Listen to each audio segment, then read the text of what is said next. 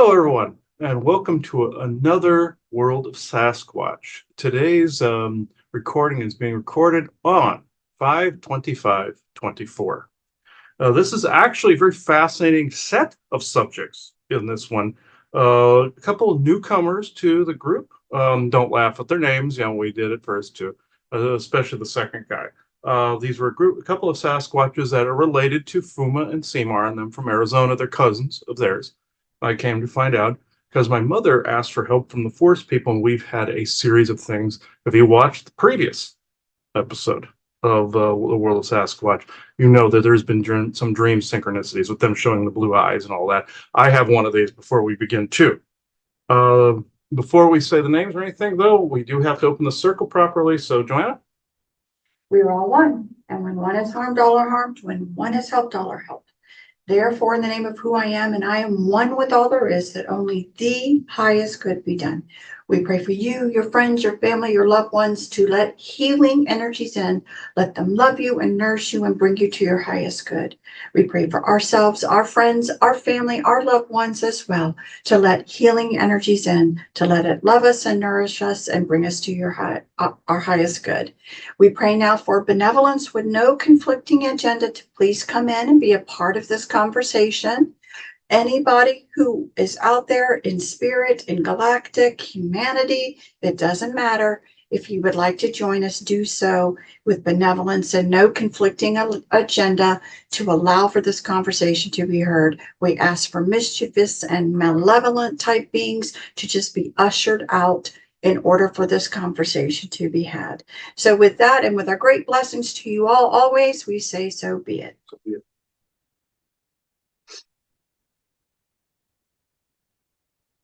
Okay, now open this circle to true benevolence with no conflicting agendas of this moment in time.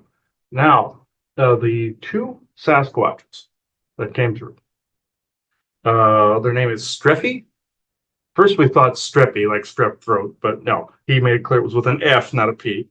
And Twiggy is the name of the other one. And people giggle when I say that. He said it started out, he had a different name. And like with Native Americans, some of them earned nicknames. A lot of them, like in Native American lore, you had one in Illinois by the name of Lalawithica. That one he was called that. He was called the Broken Rattle because he was always drunk. Later on, he had a walk-in situation, became the prophet of some of the tribes of Illinois in that period. And the Tecumseh time frame, that was his brother.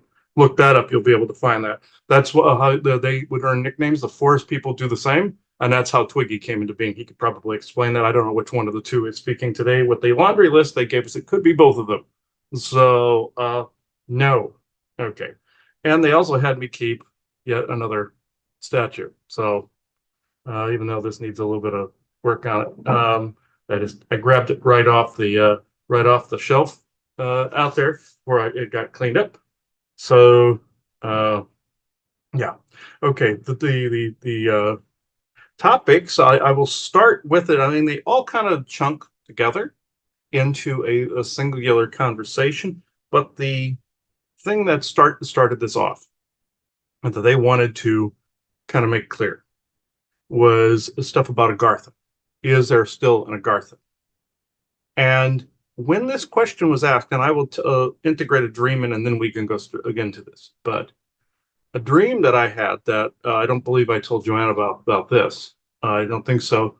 Where I was in this wooded area, and it's like how my mother's was with Broston, with the blue-eyed Sasquatch grabbing her from the road with a bike rider going by.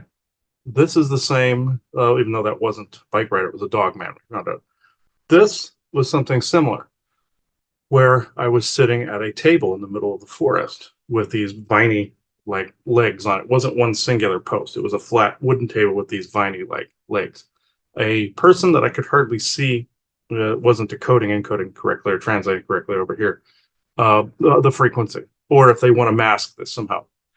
You could definitely tell I was looking at a Sasquatch across because I see the blue eyes like this, bright blue eyes. The rest of it was mistranslating.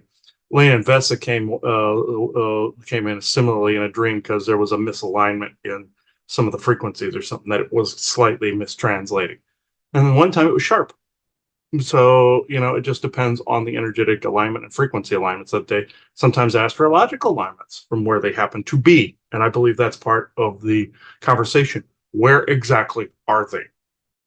So, uh, and is what people are channeling just military or past echoes, meaning echoes of ancient times? Because you can literally connect to any point in history because everything is happening everywhere all at once. There is time. That's a misnomer saying there isn't. But what is the nature of it at that point? It's all happening at the same time, like the multiverse, like you see in Loki with the multiple timelines. You're constantly jumping timelines. Yes, this uh, this uh, this has to do with some of the descent lineages, all of these things. So this is actually a very, very interesting conversation because we've done a lot of reports on the factions of Agartha.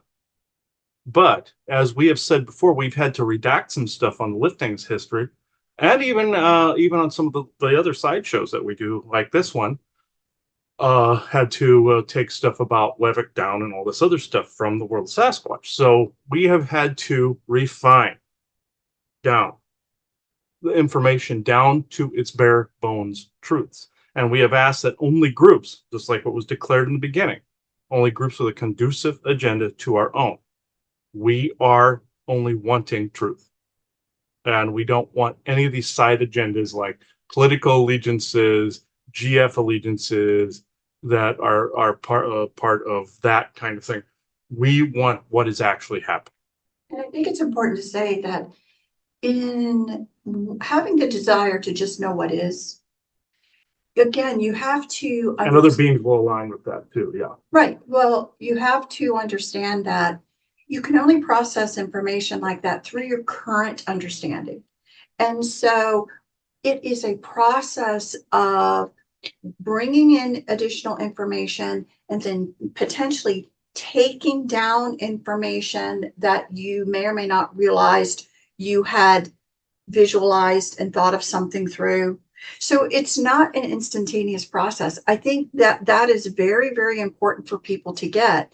It is this layering approach of bringing in the possibility of new information, discerning it, do I accept it or not, and then letting go potentially of older information. So I think one of the things, because our desire is to know really what's out there, that we don't have a problem taking down information that we feel no longer represents our current present moment information. And we'll rebrand the stuff that is.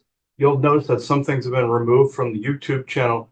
Then some things will be put back up in its newest light. Things that still serve the now moment are being put back up. But the process of how you get there is pretty much the same. You wish your head would explode if you just took in all of this information. So it is a process of layering, of undoing, of sweeping out old, bringing in new. First of all, discerning what you're going to be willing to accept as a reality or not a reality. And again, this is no different than everyone, people listening here or everyone out there going to all of these channels that are available for them to listen to. You have to discern. You have to discern, what do you feel feels right to you, what isn't right to you, what am I going to keep, what am I going to let go. And we're no different in that area, except to say we're not willing to hold on to information that we currently now do not believe is the most accurate. And again, what we talk about today, there could be more layers of information to come on that, where we grow and blossom from that piece of information. So we're not willing to, I don't know any other way to say this, and I hope people understand, this is not about, we're not willing to do this kind of ego trip where we must maintain a certain way. We're not, because our attitude towards this is, we would like to know what's really going on. We understand the process of how that occurs. We understand that we may have certain belief systems and certain understandings that slowly have to be allowed to go to open up to allow to more information. And I think the more people that are willing to just adapt more of an attitude like that, you really then, first of all, open yourself to more information, but then you allow yourself without any shame, blame, guilt, or whatever you want to put on yourself to hold on to something. Because a lot of times what's happening now is that people feel they have to hold on to something, and they're holding on to something that in the end does not serve them at all. And in the end may allow something to co-create with your energies rather than you actually be able to control and co-create for what you want. Yes, in other words, meat puppet. So you don't want to be a meat puppet, folks. And I've said this in times past. So much so, actually, on other shows on mainstream news, I've heard people using this term now. Like when I slipped on the old GIC and said "tit baby" one time, the rest of the hosts started using it. It kind of just spreads. So And again, we've no. said it over and over again. The truth is the truth until a new truth comes along. There is nothing that is more situated than change. And so change is a part of your life. New truths are going to come in, and you need to allow yourself the grace that you're growing and learning. That's what this is all about. Not that you are at some finality of knowledge, because Yes. it's not true. And this is also leading up to a lifting episode about Agartha and about some people's family that we know that were involved in it. So this is all seeming to be coming together. All shows that we've done, from GIC to Conspiracy Sector to this one to lifting, all seem to be interlocking and synchronizing towards this common being anchored towards this a new truth till a new truth comes along, type of scenario. And I hate to go long way roundabout around from the ass end of it, where there's a bunch of mistruths and misnomers, to what is. That bugs the holy and frustrates the holy hell out of me, but it's a process. But it's an acknowledgement of where everyone is currently at in their thoughts. Mm-hmm. Now, why they got there and how what information did they receive in order to think that current thought? Again, you have to tease that out. Where did it come from? Was it somebody else's agenda who wanted you to think that? I mean, so, there's lots of layers to this. Just be gracious with yourself and understand that this is more of the actual truth of how the learning process happens. Yes. Okay. So I think which one wants to talk? Is it Streffy or Twiggy? Let's see, or both. Streffy. Okay. It's interesting. Now we have the three stooges of statues here. This guy, which I'm surprised there are not more air bubbles in that one. This guy, Broston, wanted to use him, and of course, this one. So I have their edifice outside, but they wanted me to keep the four types though that represented their colors. That's three of them. They have a reddish one, a black one, and a blonde looking one.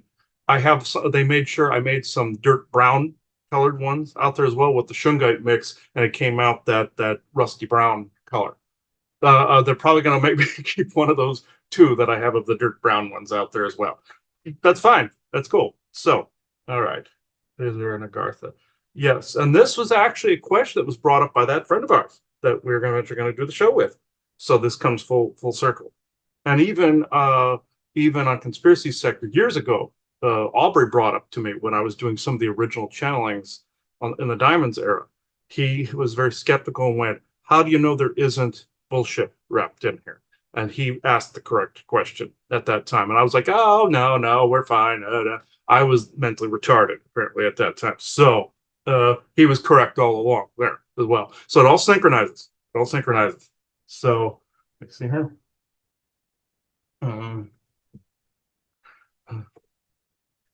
All right. All right. It's Streffy.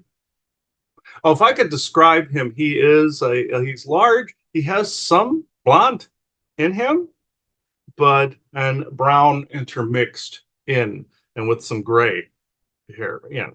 So and some black, hence why you have that.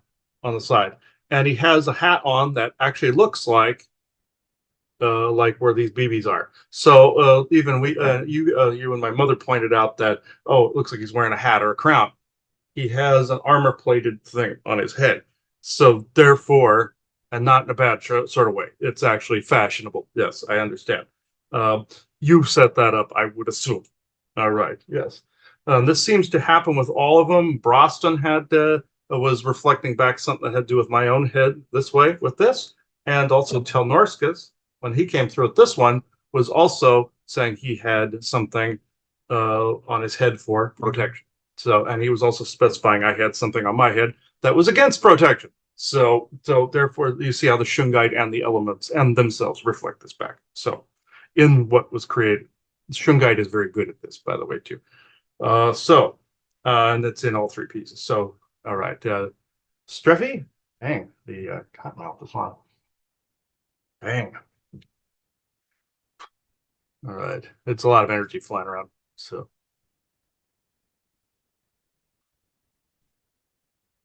Ooh.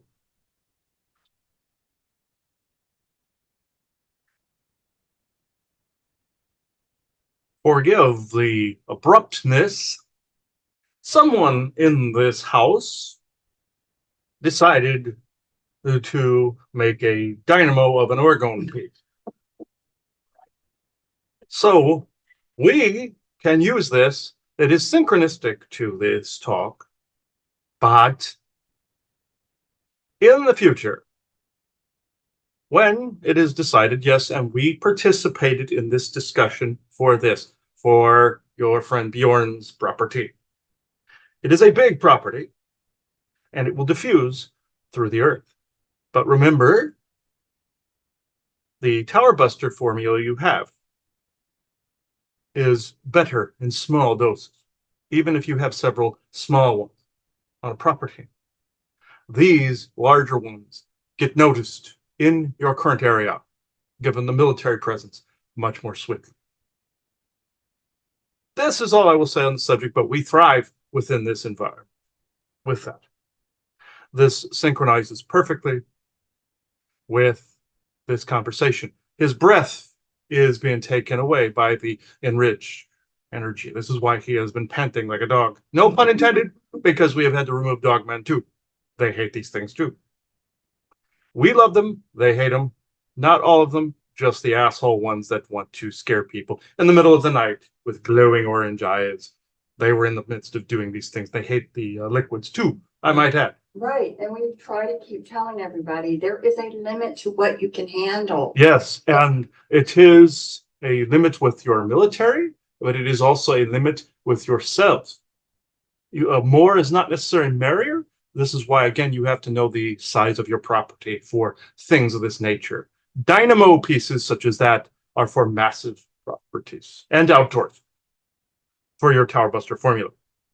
So I wanted to say this because it is enriching the channel, but at the same time, it has its double-edged sword. Now, to the topic at hand. The pieces, again, act as communicators. That one definitely, no matter what stuff you put in it.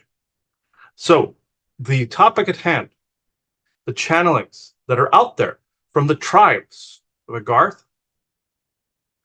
you are dealing with an ancient world that has not looked the same since the times of Atlantis. It has not looked the same since the earth was also ravaged by the Orions. It has not looked the same since that empire crumbled. There has not been a cohesive government in many centuries. Poseidon runs his Mer Kingdom, yes, in your Atlantic, which right out here from Virginia Beach, obviously, because he put his face and logo feces all over everything. I kid, he's actually cool. I'm just saying, one of the only ones of that bunch I might add. The others tend to be a little weird. So we're picky about, at least my grouping's picky about which names are mentioned. But I will only mention a syllable of a person's name. You used to know him as Abe, but this is why we were spooked when you said the entirety of the name, even though he has died. His family still lingers.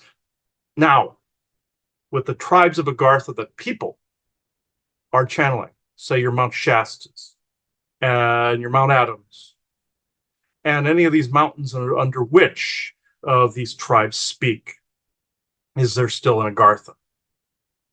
I have to say no to this, because Agartha dictated you have Asgard, Midgard, and Agartha. It was one of the shining lights of the ancient world. Yes, were people brought down there in the times of the Great Flood by people down below. Yes, you're dealing with some of the descendants of those, and you're also dealing with our people. You're dealing with, unfortunately, reptilian forces and descendant cat lineages. But is there a cohesive, wonderful inner earth community that is cohesive and they dance around the maypole in a gay fashion? No. Well, yes, Isaac, I guess in a gay fashion when it comes to you, yes. But in this way, yes, that shut you up. Okay. You get to explain something later, but just okay. Now, with some of these descendant lineages, you see this depicted in your show Grimm, where you have all these people that are actually in hiding, that don't actually get along with one another, and they don't actually coexist until you have the character of Nick Burkhart Grimm that brings some of them together against Reapers, which would be your Orions, you see, Grim Reapers. They were depicting that history, and they're human meat puppets that beat up the character Monroe, trick him into a corner to try to scare him. That's actually true, how they act with their meat puppet people. In this, the the Tower of Babel story actually comes from Atlantis, when all the languages of the world were separated, and this was a disharmonious explosive, not only with nuclear explosion, but with the AI that came therein, and Antarctica with your AI community that Isaac mentioned within the pyramid there. And then you can look at that for further information. But this is a topic that is also being interfered with. Give me a moment. These people scattered to the four winds, some huddled around the poles, except for the South Pole. That would be one of Enlil's territory. That's why the Nazis occupied this. The areas under all the mountains of the world, they went below, and the Olympians went above. This also characterizes the Titan Olympian war between Crum's people and that of Enlil's, which is the Olympian pantheon. The people that scattered to the four winds after the destruction of Atlantis, even though there is part of it in the Introverse, we won't get into that. We're going with what you know of in Midgard history. This then scattered, including Poseidon, out into more of the abyss, the Apassu, or the depths of the ocean. This then gave rise to multiple factions and descendant lineages like they show in Grimm, where these are just descendant lineages of people that had ties in ancient history, like you see the character of Nick Burkhart looking into it. This is 100% accurate how they depicted it. However, even with the different depictions, they did not depict my people correctly, though.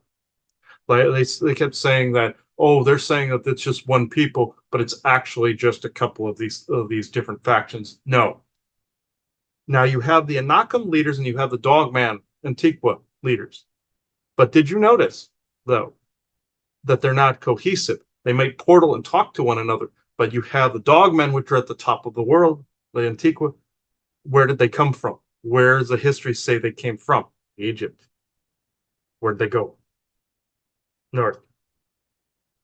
Where do my people migrate through? Different causeways underground and different areas of the above earth as well. Now, one could say all of Agartha now exists on the surface. And this is why I came to you to begin with. You wanted lies being surpassed by truth. This is the truth. What people are channeling What people are channeling are echoes of the ancient times, yes, but then you have your military, which are taking full advantage of people's desire to get the truth. They're occupying the spaces like what he said with his friend Aubrey on Conspiracy Sector, the Dulce Base incident, where Ebens and Lancaneers / tall whites were occupying those spaces.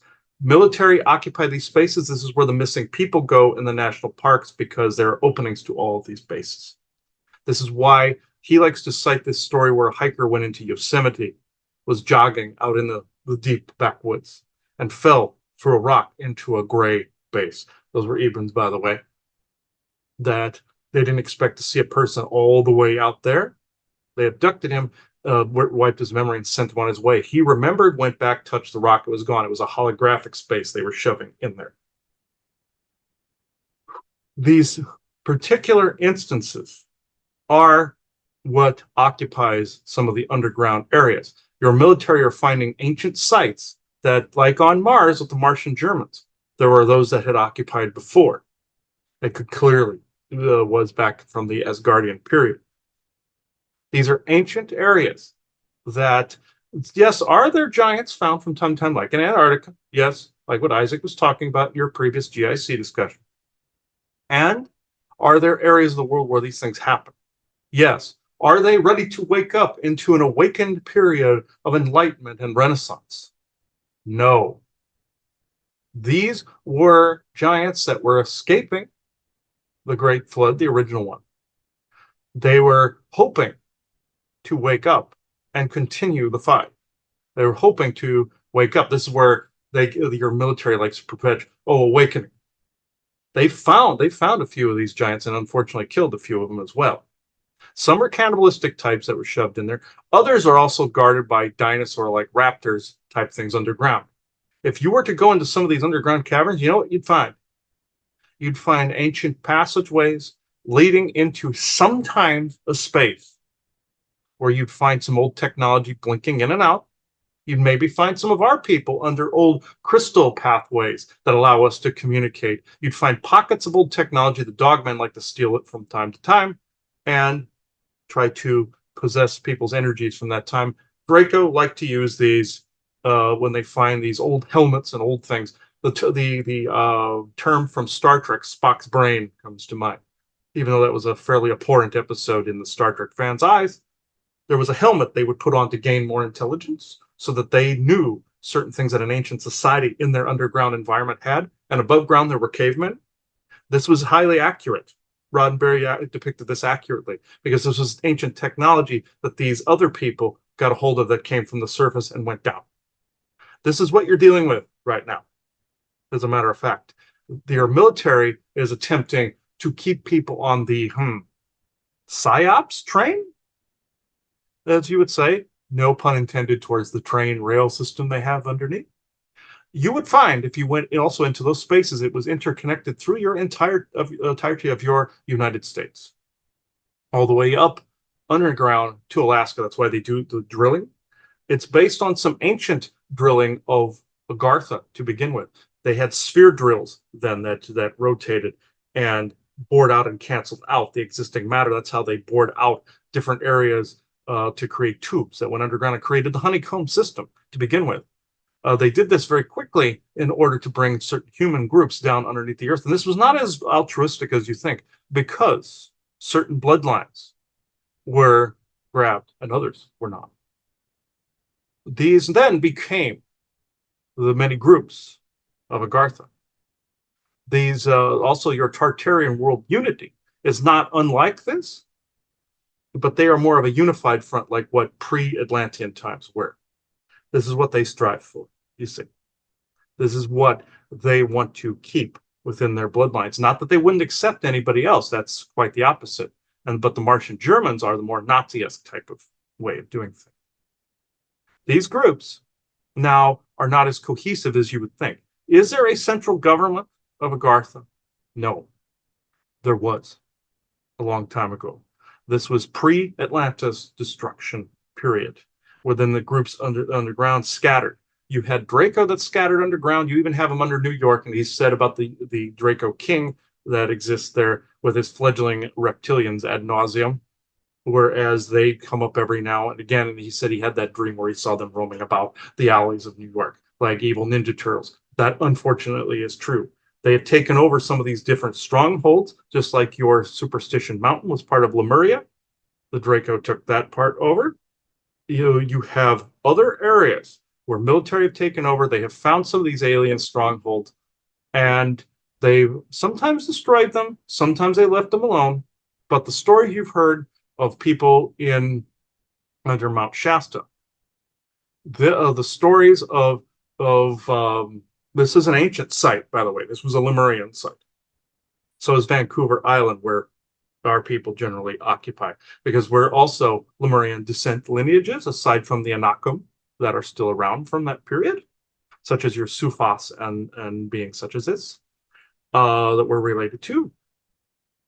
These were ancient sites. These are the stories of people, either they're communicating with us or they're communicating with some of these experimental groups. So people that go to Mount Shasta, they're dealing with descendant lineages of dark elves, which are Syrians, us, or the butt boys of these Syrians that were generally created called the Yeti. These are hair-covered reptilians that are gross. They have some of our DNA. They have some bit of Draco DNA, a bit of dragon, and maybe a bit of monkey in there. And what they do is they guard that area. And so they've attributed us to guarding sacred sites. That was part of the ancient past. Sufats would attest to this. They guard informational node configurations from ancient Lemurian times. And also, just like in your Sedona underneath, there's a red pyramid that has the information there. It was all underwater at one point. He saw a synchronicity of somebody on Instagram that showed they are attributing it to the ancient Egyptian pantheon. It was part of Lemuria. Part of it was underwater, that some of the Mer used it as their water kingdom, and it was a spaceport that would accommodate all people in millions of years ago, before the sea burned. And now, henceforth, you have the desert. Essentially, Enlil's one of them responsible, just like he was responsible for turning Egypt to green glass like Krypton. Now, the what is the current state of affairs? You must ask. Again, military is finding these fossil records, finding like what you saw in your Y files with the under Mount Ararat, where the people were escaping Neanderthals. That was true. Also, another genetically turbulent period, let's say. No, we are not Neanderthals, by the way. Like he said, we are unfortunately related to those cannibalistic, disgusting things. Now, I can't attribute to all of them, but most of them. People in these circles getting these channelings, wanting to go to Mount Shasta. Unfortunately, those people are abducted by military, experimented on, and sent on their way with new programming to perpetuate the New Age movements of when people wanted to escape to Agartha and escape their lives up here. I must say to you now, almost the full entirety of the descent lineages of Agartha is on the surface of the earth. It's been integrated, like you see in the show Grimm. They're all working jobs. Aliens are doing that too. Your Lizzies and your Ebens of running around Sandy and New Mexico, and them are like your Resident Alien program, are all working regular jobs and living lives. The people of Earth, it's the same thing. So any of these descent lineages, you're looking at them in the mirror. Just like on the show Grimm, you're seeing them doing their jobs. They're sticking to their own people. They know about certain things, but they're all divided because that was the point of the Tower of Babel. Or they called it the Crystal Tower of Atlantis, but then it was AI oriented, but your whole Nimrod story came from that time frame. Whereas he was trying to talk to the gods, that is when the people of Atlantis got enthralled with artificial intelligence. From that, of the echoes across time from the Orions that got them to build their own homegrown AI. Just like you have hybrid technology that exists now in your military, where they have just back engineered, what some of your insiders say. I believe it was your that said that it's not hybrid tech. It is essentially learning from and increasing or upgrading your own. This is what's going on. That's what happened on Atlantis. It was their homegrown version of AI. This is where people get the transhumanistic thoughts from. This is what created the Tower of Babel's corruption. And Nimrod wanted to talk to the gods. They wanted to talk to the gods. You are gods. Why would you need to talk to anybody that needed a tower higher than anybody's ever seen in their life? That's why the term Nimrod is synonymous with stupid or stupidity. You're a Nimrod. That's how that happened. Was the guy's name Nimrod? It was close. We'll just say he was an idiot. He was one of the last kings, or not necessarily king, but a governorship of some of the scientific sects of Atlantis. Poseidon was the actual king at the time, and still remains as such. So anytime you've heard of a Mer kingdom changing, just like in Arizona, when you heard that there was a Lyran queen that became the queen of Agartha, where Isaac wouldn't quit doing the meow meow meow mix crap. Then this is a lie. He was trying to warn you about this. When you heard there was a female queen of uh, of Atlantis, this was actually incorrect. Poseidon has always been in charge of that area. So somebody was trying to get you to link to a military sect, use a female face as a kind interchange. When you were on the coast back in 22, when you communicated with those Mer people, they were attempting to reintroduce yourselves to the real Mer kingdom at the time. This is why on the EVPs you were hearing Poseidon on there rambling because you mixed himself up with his brother at the time. The military tried interchanging and tried to get you on the false timeline of events. Now, they use real history because they have studied this ad nauseum, but they eat, sleep, and breathe it. But it does not mean that they aren't mimicking or learned mimicry in that area via microphone, via V2K, where he always likes to say they use a set of presets on a cell phone or a pad, where they control the behaviors. They also communicate certain channelings in that way. You could have a neighbor up the street from you that is doing these things. Like I said, some live in the houses. Some aliens live in the houses. Like you have Venusians saying, oh, they are your neighbors. Duh. So are a lot of others. And there are far more of them than you think. You have your negative type races, which are some of the tall whites and such, doing the same. You have Elaine and Vesta's people doing the same. It's not a new trick. It's nobody is showing up. Nobody is going to invade. None of these things. Already here. And they have been here for thousands and thousands and tens of thousands of years, if not hundreds of thousands. You've just forgotten some of the history, just like in your movie 65, where people came from the outside and they showed the history had been forgotten and saying you evolved here. Wrong. I know I went on a while, but we'll go into questions.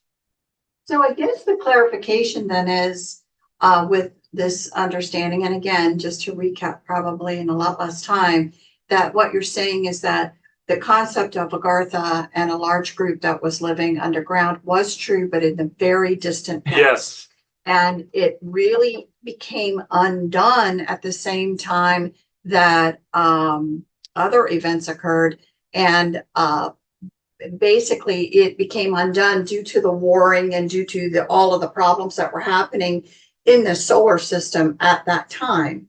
That sounds correct, right? Mm. So, and again, it's very easy to connect with something and you think everything is current present moment with us, and it's not. If you're a channel, it's very easy to connect with all kinds of different things. So understanding that these concepts were real, they were in our basically, again, things and societies and the multitude of different species that came down into this earth that tried to get along, had warring, had invasion of AI that's still present, and kind of made a muck of it all, isn't necessarily that hard to believe at all for me, because I always had, questions about, when they talked about Agartha, my mind was like, there were interesting places that potentially were under the earth that were very large openings, very large areas.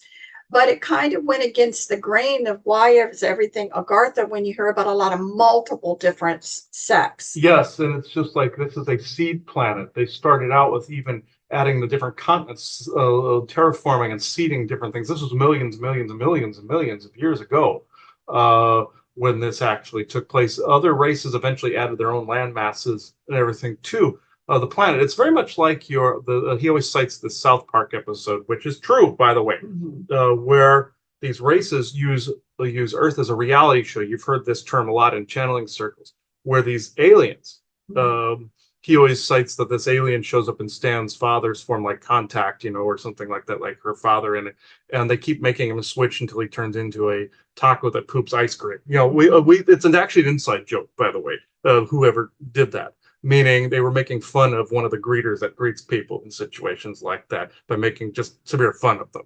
But it's more of an inside joke that some people were erratic like that and made people switch repeatedly, so they added it into the show. But saying this greeter actually says it's actually impossible to have multiple races evolve on the same planet, except in very rare situations. It's usually one race, one planet. This is why the GF restrictions would not work on Earth, because there's too many different governments and too many different people here. They said they in that episode they said many races from long ago came to Earth to coexist, and this is why there's wars and fighting. This is also why people have different health issues, because they didn't come from this atmosphere. It's like some came from Mars as well, and you have their circadian rhythms aligning more with Mars still, even in their descendant lineages. This is exactly what happened that they depicted in that episode. So either those two are channeling it, or somebody gave them the information, or they know already. I'm not going to speculate as to which. Trey Parker, Matt Stone, they brought through real information. And it doesn't surprise me at all. I think most people can look at, let's just say, the big pyramids of Egypt and different things, and they're starting to show the archaeology now of how much older these things are than anyone can imagine. And again, very people coming upon them who would want to appear maybe more grandiose than what they were, so they would just adopt them as their own creations and build onto them. I could certainly see, the taking over of places from the warring times long ago, where others would find their way into there, maybe take over some of the areas, call it their own. Yes, I think that's exactly what happened. Yeah, I can see that happening, and I definitely see it happening now, as well, with everybody's interest in Antarctica. It's interesting because I would think there should be a little bit of fighting going on over who's going to take over what. It may be, It still happens. I can't believe that they're all just getting along under there because somebody wants to be top dog. Yes. So anyway, I guess what I'm saying is that, this is long time history replaying itself over. And again, the question is why? And what comes to my mind when I think why is there so much effort to have people thinking of, again, these past? Well, because it makes a good distraction. So what you actually have is people that are incarnating on this earth that may have been around during those times in the past. Yes. They're connecting to their own selves in the past. Yes. So if they can get you to concentrate more and believe things still are in a way from a past, what you're doing is they are able to connect to some type of internal truth that you had, that past was real. Yes. And a perfect example of this is in your Mad Max Fury Road, where Charlize Theron's character is actually trying to find a lush green homeland that she remembers as a child.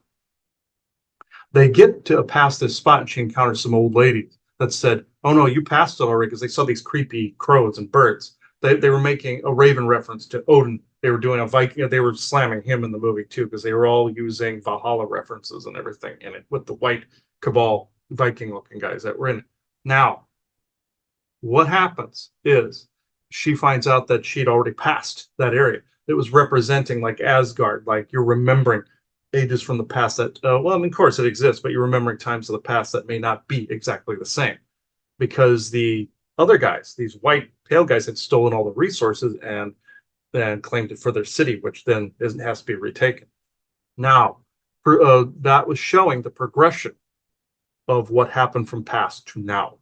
You have your Kabbalist types that have claimed, and military types that have claimed all the resources. They even show the money laundering. And you even have an account in it that's basically saying you have used this resource, you've used this resource.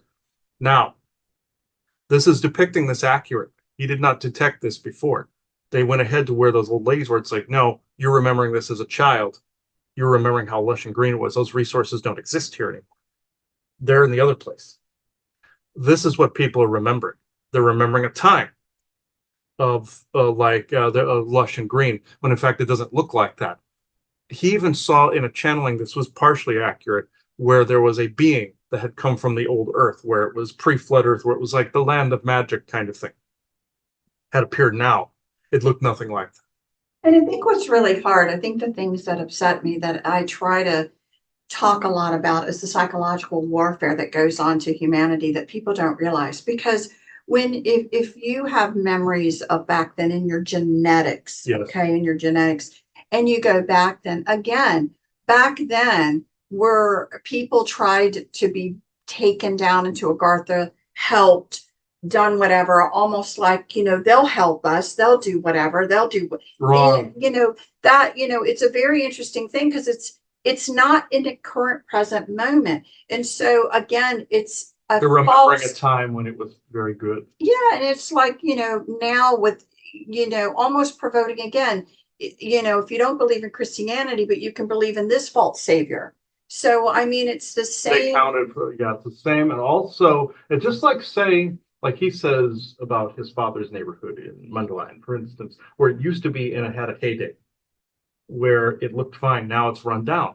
Or people say about a neighborhood, neighborhoods like say in the time where they remember where it was all, oh, there was stores here and you could go look at this and go look at that. Think of that when something was in its heyday. Or like they show in your movie Cars, for instance, where they had Radiator Springs, where they said it was in its heyday, where he says, I like to, Lightning says, I like to see this in its heyday. You have to bring that back. You have to remake that. Even if you're taking something from then that is good and not mirroring all the garbage that happened thereafter, and you're basically saying this is good, and you're bringing something back that belongs, very, very good. Or like you say, go to the end and bring it here. It's essentially you're bringing that frequency, just like the people of that distant future told him, bring that here. You're aligning with that timeline, the proper one. It's the same here, where this is what people keep doing this. They become nostalgic. They remember something that was and is not now. Even though everything happens all at once, aside from that, this is what's going on with the ancient period. Even when he channeled Tolkien, Tolkien had gotten his information from a self of his as an elf, Gildor, where that person still exists within the Introverse. Now, in the times of the elves and the Fomorian wizards and the humans that came between in Ireland, what took place was those elves, some of them had escaped to Tir Nog, or the other world of the living, the Introverse. People are remembering also connecting to the other self of theirs as well. In the interim, one would consider that a time travel if you went to some of these areas. Now, the Introverse, you can go to different time intervals, like Elena Vesta's world of Nouveau Earth. It's only slightly off. Some are very far off. You would swear you were time traveling if you did this in some areas, and also you would swear you were coming and going from here to there. It just depends on the alignment of the spheres. Just like you have in your Witcher, the conjunction of the spheres. That was an actual event that took place of the dimensional barriers dropping quickly. They always say the veil dropping. You don't want that. You do not want that. It's exactly as depicted in your Witcher, where all these things bled from all these other areas into a chaotic period. This happened post-Atlantis, by the way, or roughly within. It also happened before, when Asgard was destroyed as well. The Orions tried to align these things on different meridians so that they could cause as much chaos as possible. This is why your cabal does things on certain times of year to get the most chaos possible, because they want you to remember the chaos and not you would say, the holiness of the period. Right. And again, there's nothing. Commercialism too. Yeah, but there's nothing wrong with looking back and again, some of what was going on prior to the warring, where they were trying again to have commonality, to have, everyone just kind of get along in this grand experiment of these different cultures, that there's nothing wrong with even bringing that thought forward to be able to move forward in. And I think that desire is amongst a lot of people. And I think that's the goal, to bring that kind of forward in that way. I have to, and it's not on Carissa's list, and the list that you guys did, but it's in my mind because I think it's what a lot of people think about. So a lot of information that people have been out there that they talk about Agartha, you can't ignore Admiral Byrd and Admiral Byrd's experience. So, because if you talk about anyone that perpetuated the existence of a people and a group, it was going to be the Admiral Byrd's story. So my curiosity then is what actually happened to Admiral Byrd? He did communicate with beings that were more in alignment with who conquered Antarctica. Who do you think allowed the Nazis to occupy? These would be descendants of some of the more negative Atlantean groups. I'm not saying everybody, but when he says he encountered the master, what did you think this was for?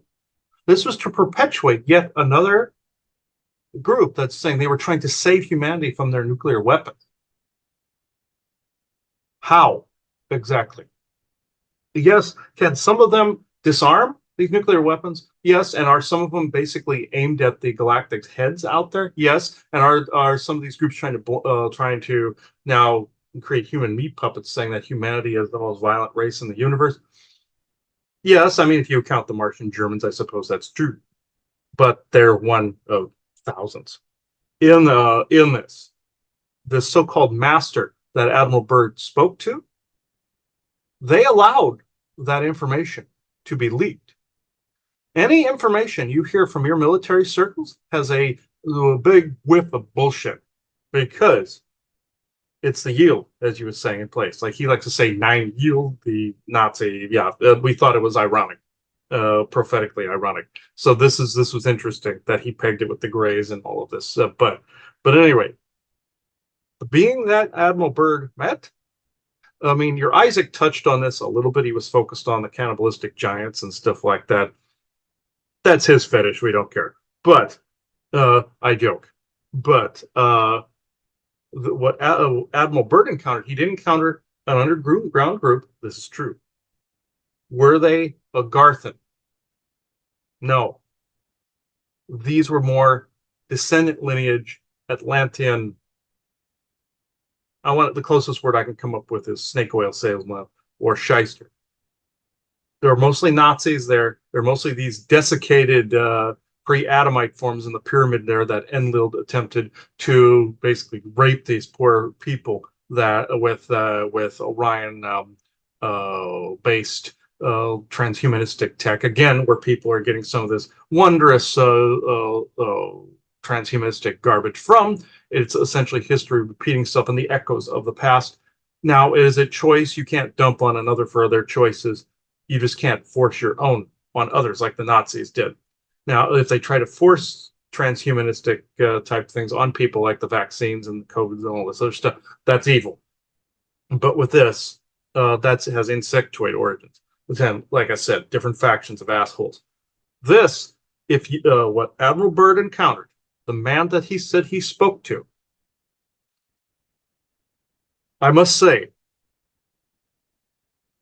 I hesitate because we do not wish blowback upon you, but this has to do with the new Schwaben landers of Antarctica, your Operation High Jump, and also the mysticism surrounding the whole of Antarctica. It should be the anus of the planet because this was exactly the pit that some of these different groups are transmitting from, like a big satellite dish. And your friend can come on, and her grandfather can speak to this at some point because this person was there to witness some of the things that took place because of the new Schwabenlanders. But the how can I put this? The master, as it were, was there? Is there like Orion and Syrian descent lineages that are there? Yes, just like you have Orions now and blonde-haired idiots now that are transmitting things about how great the Pleiadian groups are and such. And it's all these dipshits. And I must say, this spreads over to this. I bridge this. They say they are Pleiadian.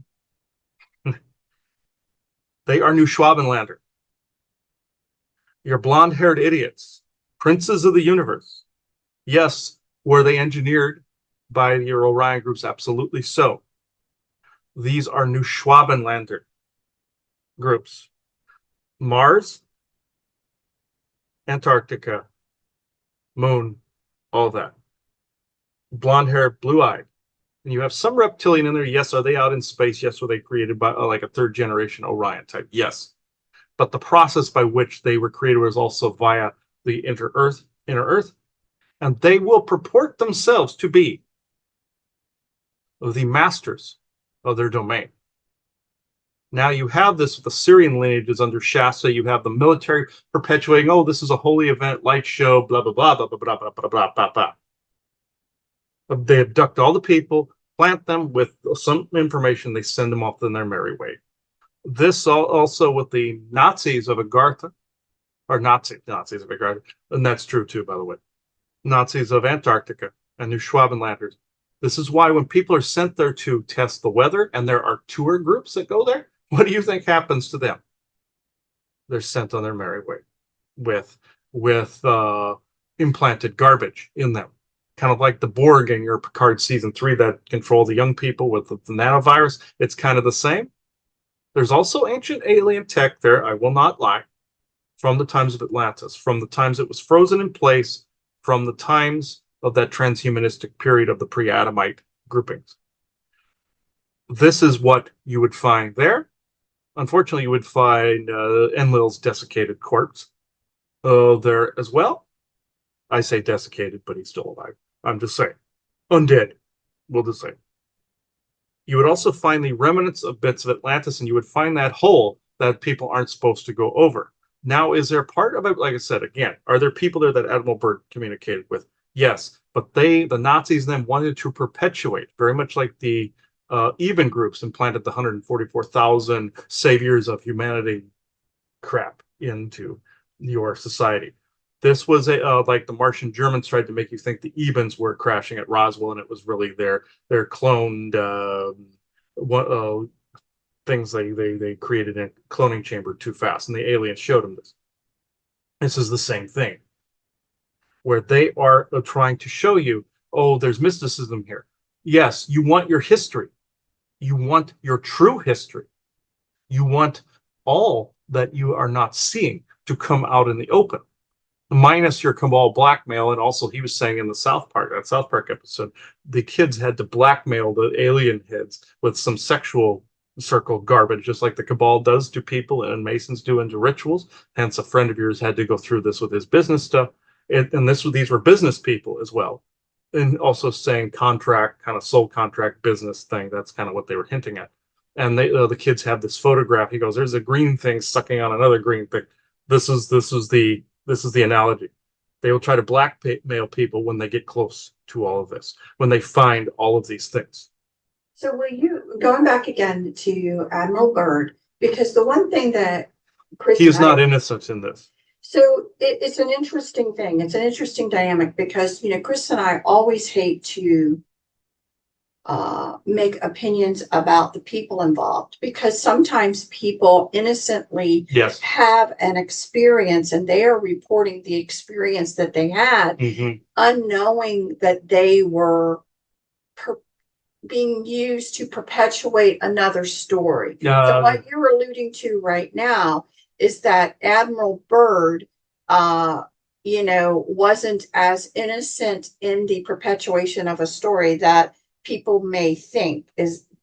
What do you think about that? He was good at the core, but he also had people around him to protect.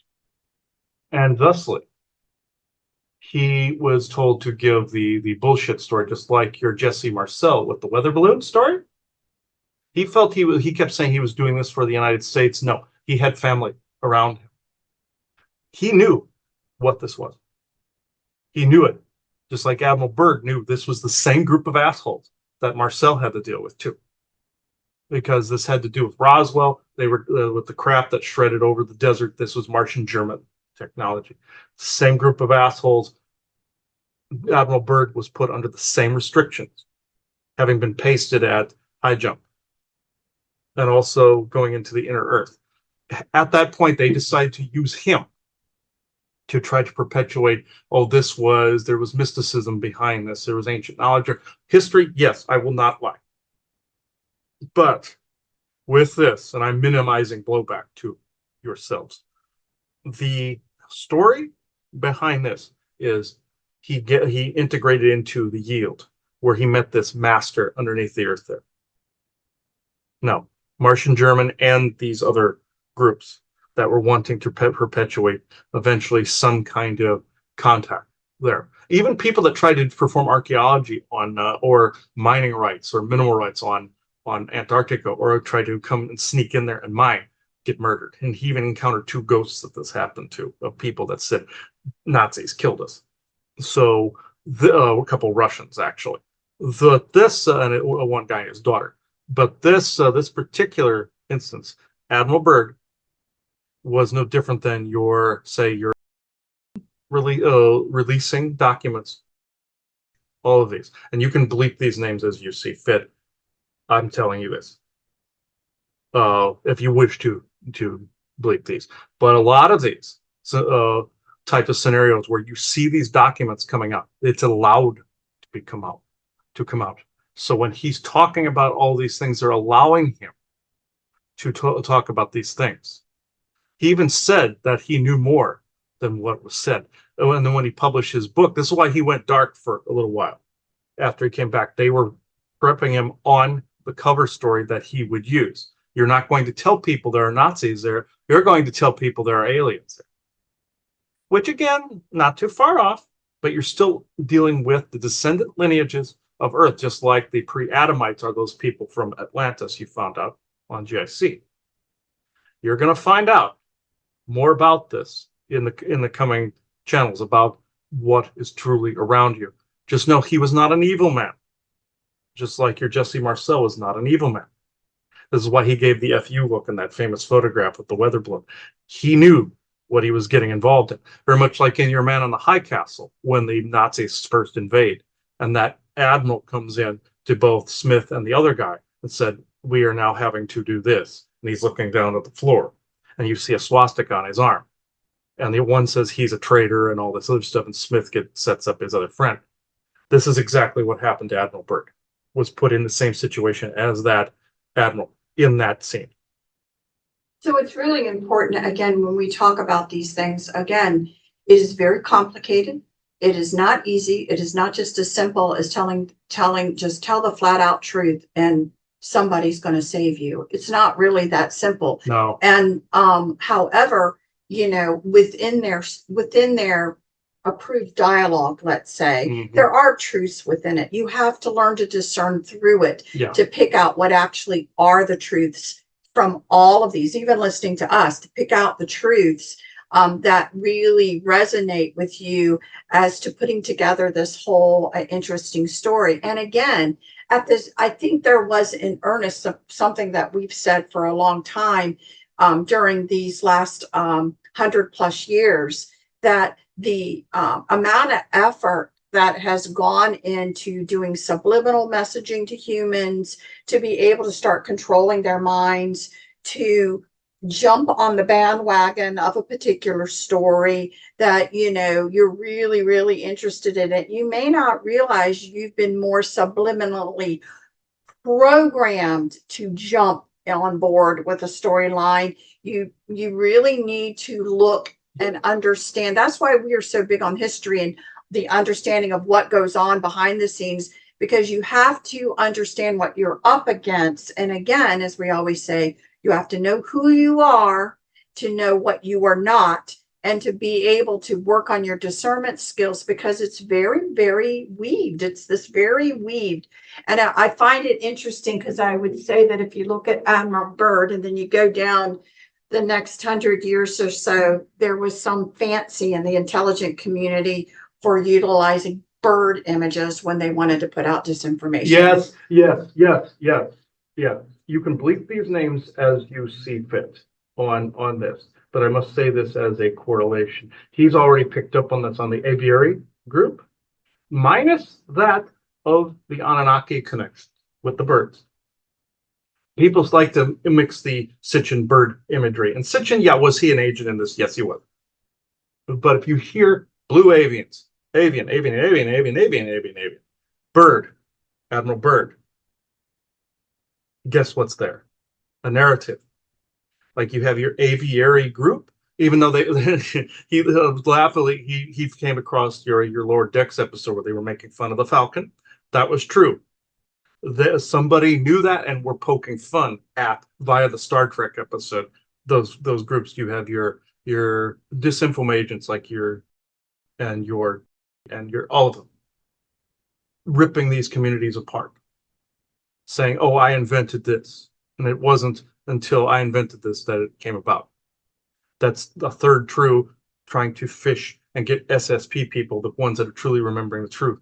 Another one ripping the UFO community apart, and so far and so forth. Info agents putting disinformation out there even to this day. Bird. You look for bird. Look for any form of a bird. You will find a trail of bullshit following it. Any form of a bird, anywhere. Not real birds, no. Nature, no. Do not get me on that. The irony of flying around, dropping a lot of poop all over the place. Yes, the real birds are all looking at me now saying, wait, so no, not you guys. I'm saying the false birds. Yeah. And I'm discounting that of the Anunnaki scenarios, even though your government time travel factions did go back in time and plant plaques with a temporal signature that would align with now, you would carbon date it as then. Could they have done that with the bird Anunnaki material? Yes, but they did not do it. There were some that actually looked like that. A faction of them that actually did look like that. There were people that looked like that. Again, echoes of the past that they are abusing. Like in your Honor Among Thieves movie, your Dungeons and Dragons Honor Among Thieves, where you saw the bird guy as one of the judges sitting at the table in the beginning, that Jonathan or whatever they called himself. That actually happened that way. And you see this in video games. Like there was this Storm Eagle character in one of your Mega X movies or games, and then you saw a hero in one of the Golden Axe games that was like a bird. That's true. There were bird people. In your Star Trek Enterprise, they showed that the birds were dead, meaning it was a symbol. Like on Xindi, you haven't seen this season yet, where you see the avian species is dead, meaning there aren't any more of them left. They are extinct. They are using those poor people as a shoe-in for their disinformation. That was also a shoe-in in the show, that some of the history had a yield in it, and some of the history had disinformation that they were actually trying to peg Sitchin, which again, was also a disinfo agent, but he brought forth some of the material about Nibiru and trying to shove Asgardian stuff in there. He had some truth in there and some fiction in there. But the bird people were true of that time, where you see them with their hanging ornaments on their little Christmas tree there, the genetics tree.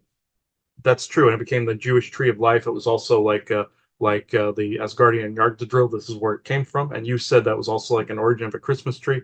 This is true.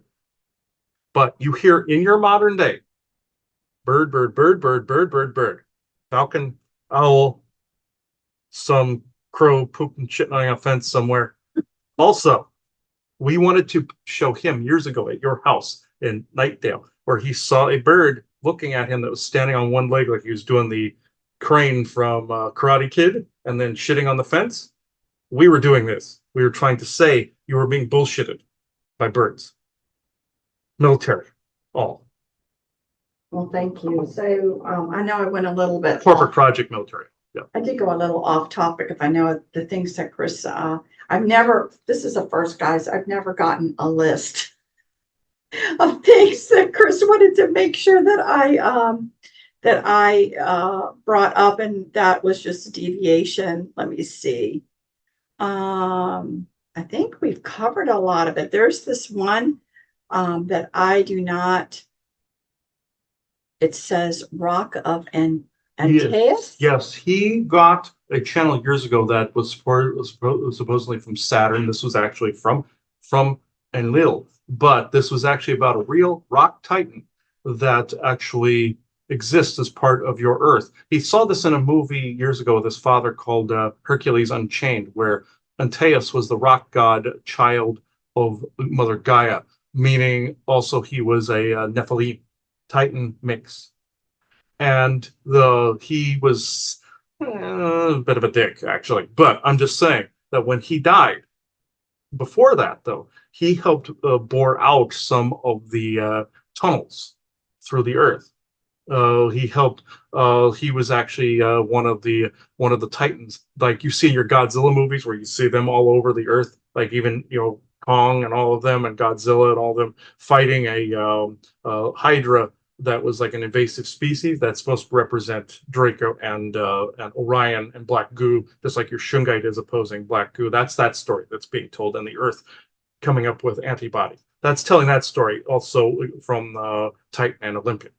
This is why he saw dragons on Olympus for a little while. Off track though, little bit. The Antaeus is actually referring to the Titan Nephilim mix that he's long since died, but he is a rock formation now in Greece, which they depict him in Hercules Unchained, where Hercules throws him into water to weaken him, like Superman and Kryptonite. Like basically saying he was getting his grounding from the earth. This is actually true, where he, like I said, he would bore like a mole. He has become a particular formation. He only had one eye, by the way, and he was on Malta as well with the Builder Giants. He was actually their leader. The reason I bring this up, he is not like Talos of Crete, where like a robot, or Njord of Vanaheim. No, he was actual flesh and blood, and when he died, he became one of the mountain formations in Greece. Not necessarily. How can I put it? Was it part of the Mount Olympus mountain formation? Yes, the one they actually dubbed as Olympus. This is actually part of Antaeus, the Rock of Antaeus. Just like your Atlas Mountains are the remnants of Atlas himself, holding up the sky, you see? Rock Antaeus is when he decayed, he became part of that formation that got mixed with other rocks. And Zeus / Enlil thought it was ironic to use his remains to perch atop. Just like a lot of them wanted to look down on humanity. A lot of groups will use mountains, military use mountains. That's what was being referenced with the Rock of Antaeus. Okay, so the next one, again, not something I'm familiar with because Chris does a lot of stuff without me present. Are the NAS beings fake? Yes, 110%. Back when you were at your father and Becky's place in Carrollton, there was a myrrh species that came to his mother that called themselves the Nas. And they basically tried to convert your energies into a silver energy core, which is not completely false, by the way. There are people with silver energy cores and golden and all this other stuff that actually work. It's not associated with the golden children, indigo, and all this other stuff, like the purple, silver, gold. No, the other thing was a bullshit thing on the part of the Ebens, like you said in your 144,000 conversation, and the rainbow children. Look what happened with the rainbow children now in modern day. Look what's happening with the rainbow symbol now. There is your disinformation right there. Saying the rainbow children would save society. What is that in your society now? You see. So I will go back to Nas, though. They came to him, looked like these silver-colored mer people, fish-like people, and these were military through and through. Think of what is close by your area. He saw a sign when you guys came back here that said Nas Oceanic. Is essentially Oceanus. Oceanus was also a real being that was basically Odin's father, grandfather, I believe, a Titan form. Not necessarily a grandfather per se, but he was a Titan form.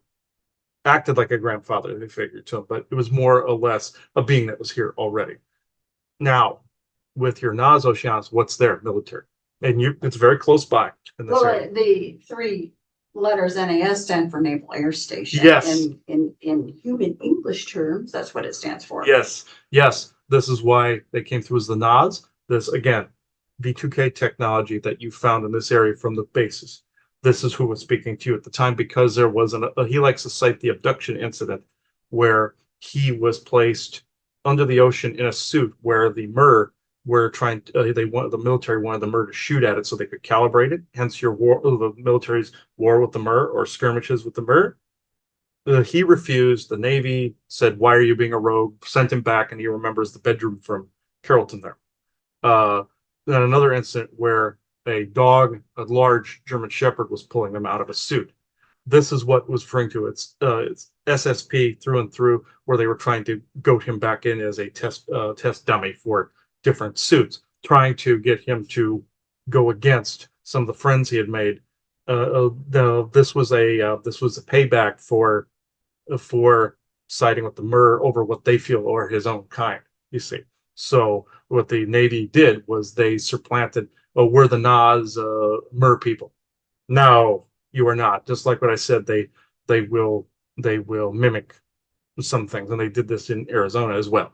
A lot worse there, but I'm just saying this is what was going on with the NAS. So Okay.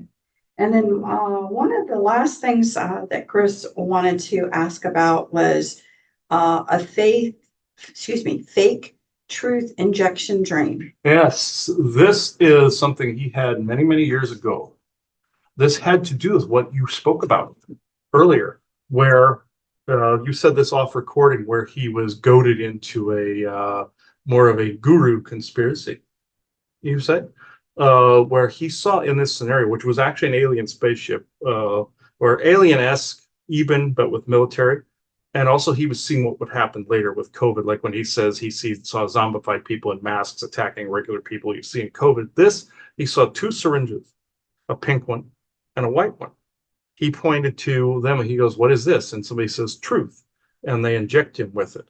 This was actually military and aliens at the time. He saw even his own father in the scenario yelling at this person. This was not his father. This was not necessarily a portion of him or any of this was just some people that were around him at the time that disagreed with what was going on. What happened at Sarah, he saw it like kind of like a bank teller kind of scenario where you had the wall with the little windows and everything. This is how some of the sick bay was set up, where you would get equipment on another side, kind of like a quartermaster would give you equipment. This was military, where it injected him, and therefore it rewrote him enough to be able to do some channelings of their choosing. He's outgrown this. This goes along with the Agartha thing, because it was some things were aligning with that other agenda, like with Agartha, where people had channeled Agartha. It's this exact same subject. This is why we wanted to have him bring it up. But then now that you guys have outgrown this, you are now starting to see what was past, what is now. This is what this aligns with. So, I don't really spend a lot of time, especially in conversations like this, talking about some of the things that I have personally had come back as, let's just say, memories, because they're not pleasant. I guess none of them are. No, I guess for me, I get a little jealous when people talk about other things.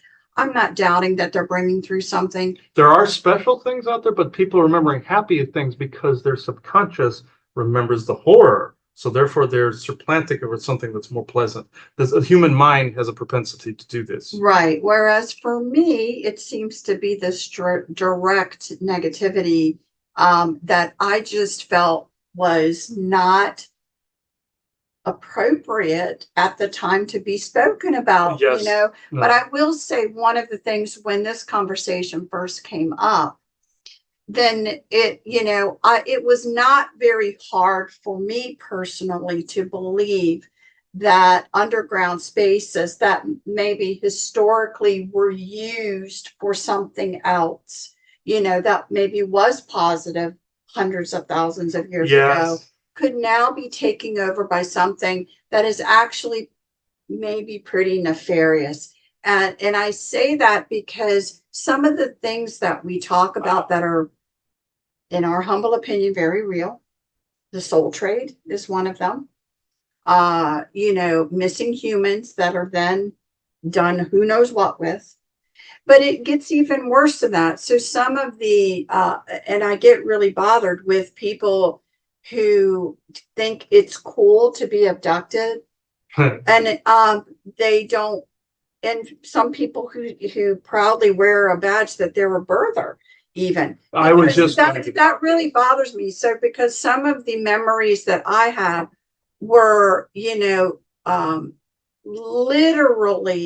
literally being in a cage, like using the not new fencing, but the regular old chain link fencing, where you were literally in a small cube that you can't even completely stand up in, just to let you know.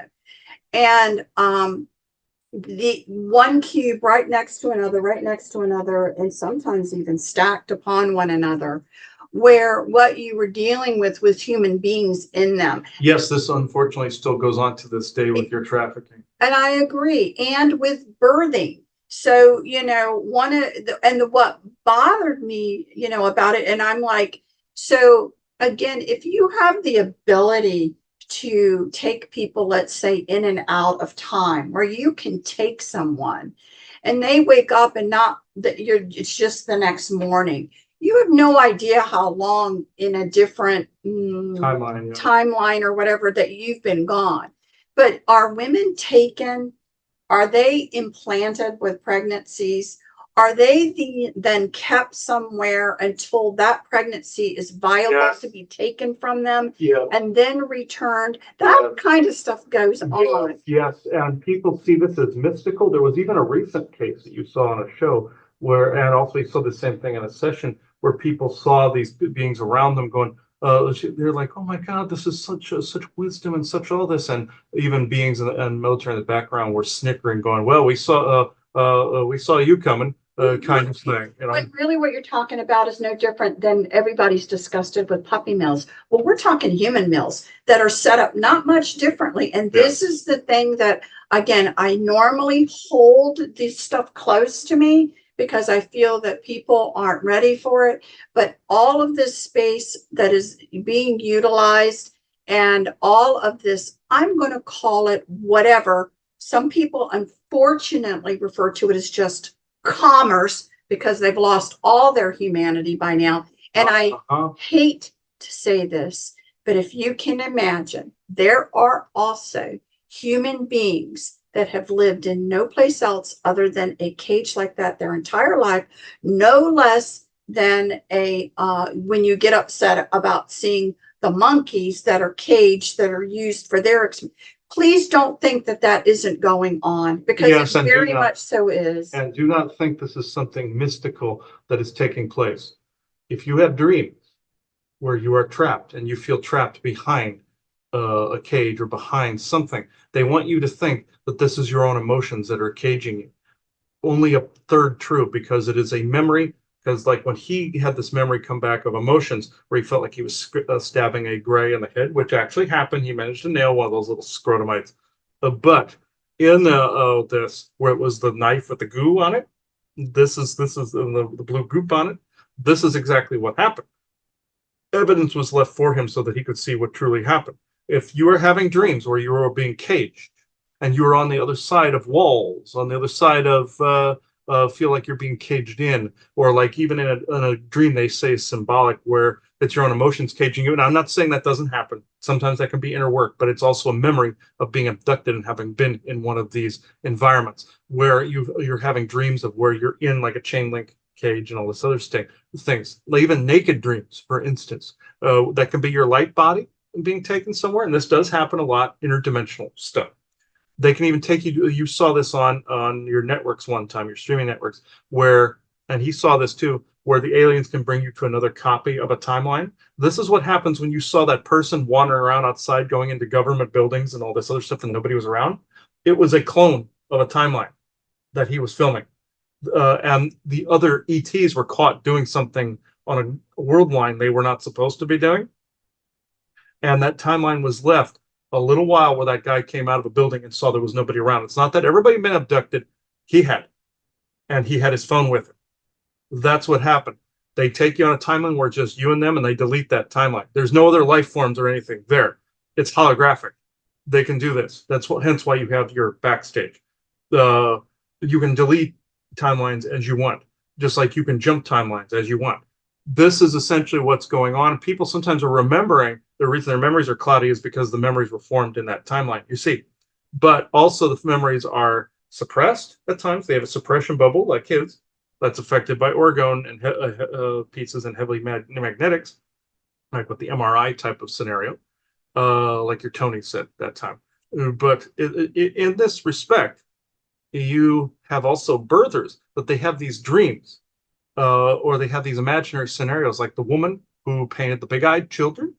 There's actually two artists that did this. She was seeing these children with these large eyes going with a tear in their eye. His mother is the same with this. This is exactly what's going on with that. It's a latent memory. That didn't happen in another timeline there in those two scenarios or three scenarios, but the memory was suppressed and it was coming out from the subconscious in artwork in those things. Now, another angle of this is something like from ancient times where these beings would abduct women in antiquity and birth the different beings, and some of them looked like hideous creatures. They were trying to get the formula right in some areas of the direction they were wanting to go. You'd see long-headed people sitting on spaceships doing this. And and also this had to do with some of the clothes that they wore. Also had to do with what you saw in Atlantis, your church, your suppression of women in Muslim cultures, your genocide of particular ethnic groups in Africa. All of these things have to do with hedge betting, have to do with dice rolling, have to do with like with Hercules and his 12 labors, have to do with Samson eliminating the Philistines. It's all this sick cycle that's been going on for eons now. In modern day, though, the things you have to look out for, again, the dreams where you feel confined, the dreams where you feel fenced in, the dreams where you see like maybe a neighbor like Wilson in your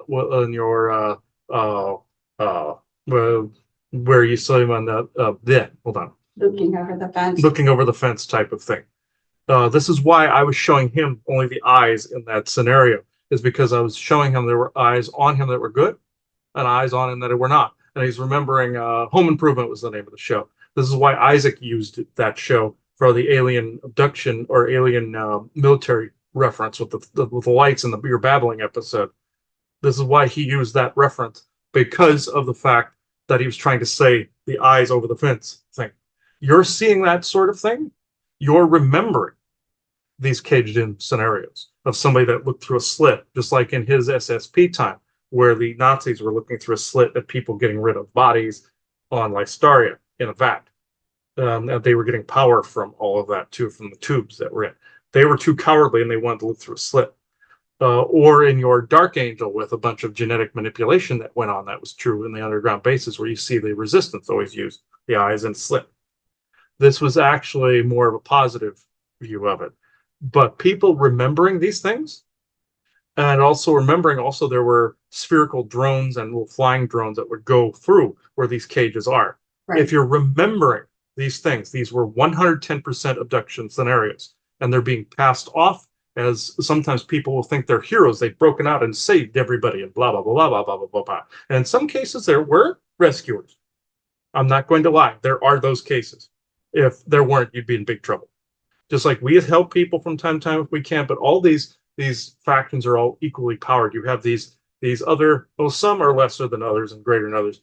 Just like Isaac showed, he was more powerful than the regular military that tried to pay you guys a visit. Also, the alien Tigetans that tried to pay you guys a visit. He was basically showing his balls were bigger, and in that case, it was true. But this does happen where even a friend of his visualizes himself kicking in the door of a church or a chapel and rescuing children. That did happen. As a soldier, this does happen. But and also fighting AI spherical type things in the Middle East, that did happen. And seeing bird people there, that part was a slight lie. That was the military doing that. But in this, like a blue avian thing, just like when he was in Nebraska, his mother saw these blue avian guys over him in the bed. That was military slash agents at the time.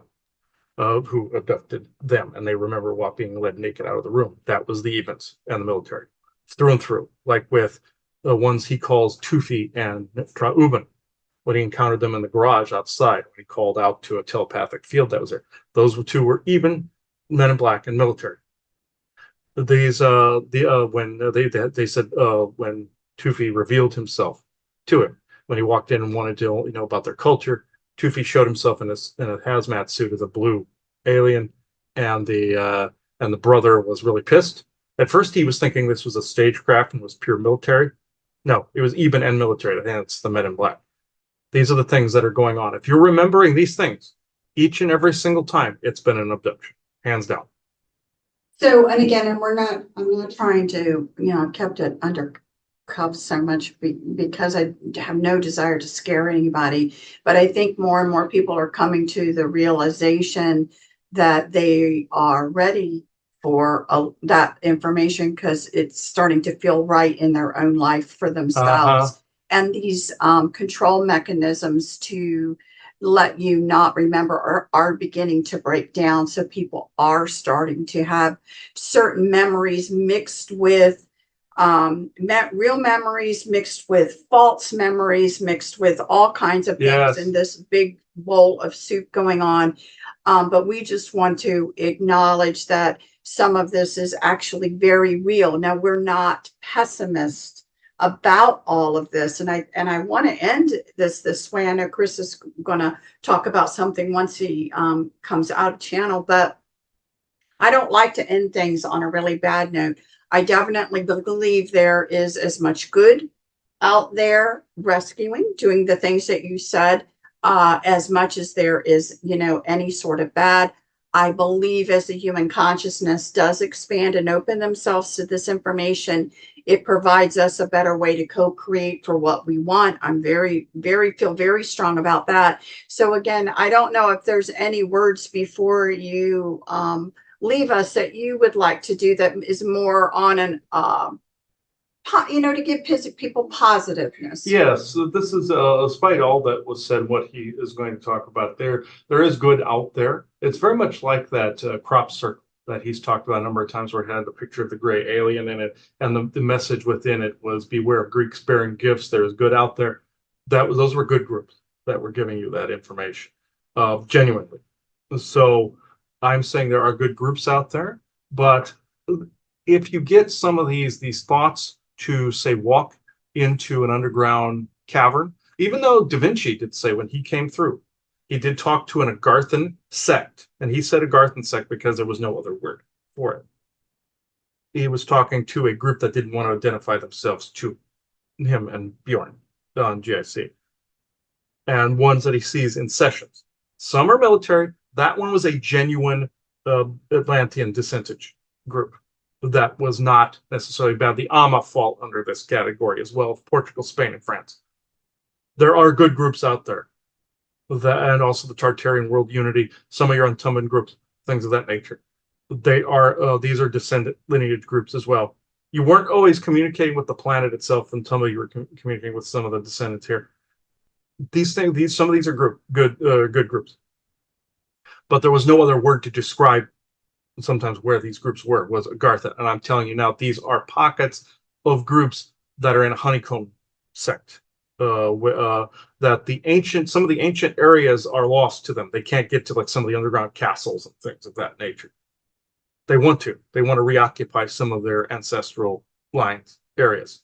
But then you have the military that's also fighting to get to it with their drills. That's why in Arizona, when somebody was communicating to him out in Arizona, out in the deep deserts, she heard a drill underneath. That's still going on. But at any rate, just like with Dolce when finding the aliens underneath, what him and Aubrey spoke about. But there are good groups out there, but do not always depend on coming across these groups. Make sure to, as we have said, with calm. Find the calm amidst the storm, of calm amidst all of the mishaps that are taking place, from your full moon to your aurora borealis to your solar eclipse. Any of these stories that come across and that we've talked about, and some of that was psionic dampening, like your solstice time with the human resonance readout, all these things. Amidst all these tricks that are out there, know thyself, know thy environment, know thy own heart, mind, soul, all of these things. You know yourself, you know your outer world well enough not to fall for some of this bullshit. You know that there is good out there. Don't throw out the baby with the bathwater, no matter how tempting it is to do so. So this is where I will leave you. Thank you.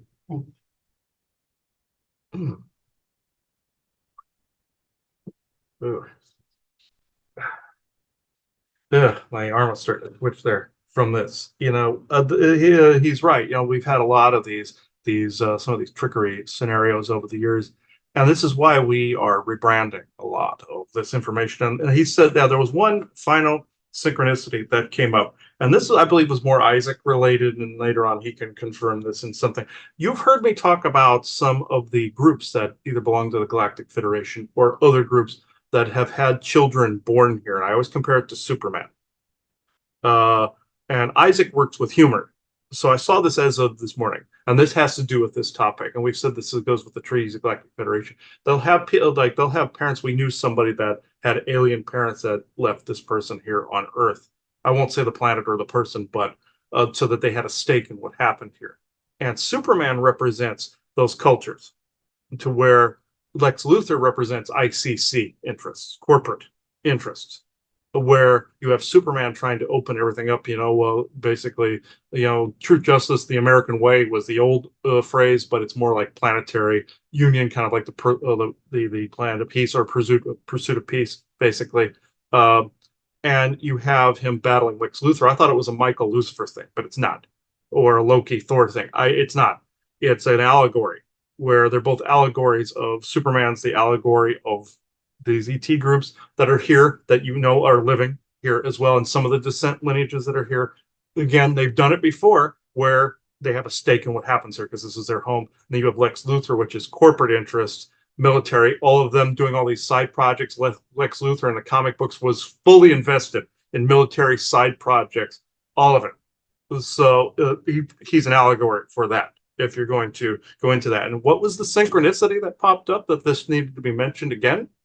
Was this is more of a synchronicity between me and Aubrey. I'll give a slight backstory. It won't take long. Him and I, with a group of people in one of our paranormal outings, were playing Cards Against Humanity. I cannot remember what his question was, but my response was a card that said Skeletor. That was had the name Skeletor on it, and that had Aubrey just roaring. Isaac has now run with this particular thing, even if I don't remember what the original question was. There is an artist or a voice actor that we came across, also named Isaac, on Instagram. Isaac, believe, I can't remember the last name, but I'll put a link below because we have to cite sources. But this is, he does these Skeletor voiceovers based on the memes that you see spreading, like saying some stupid fact, and until we meet again, you see He-Man on there as well. Well, this morning, one came up about Superman, basically saying technically he's an illegal immigrant that came here undocumented kind of crap, and that's what the humor was. The synchronicity was Isaac has been using this where you go, remember this fact, just like the voice actor does.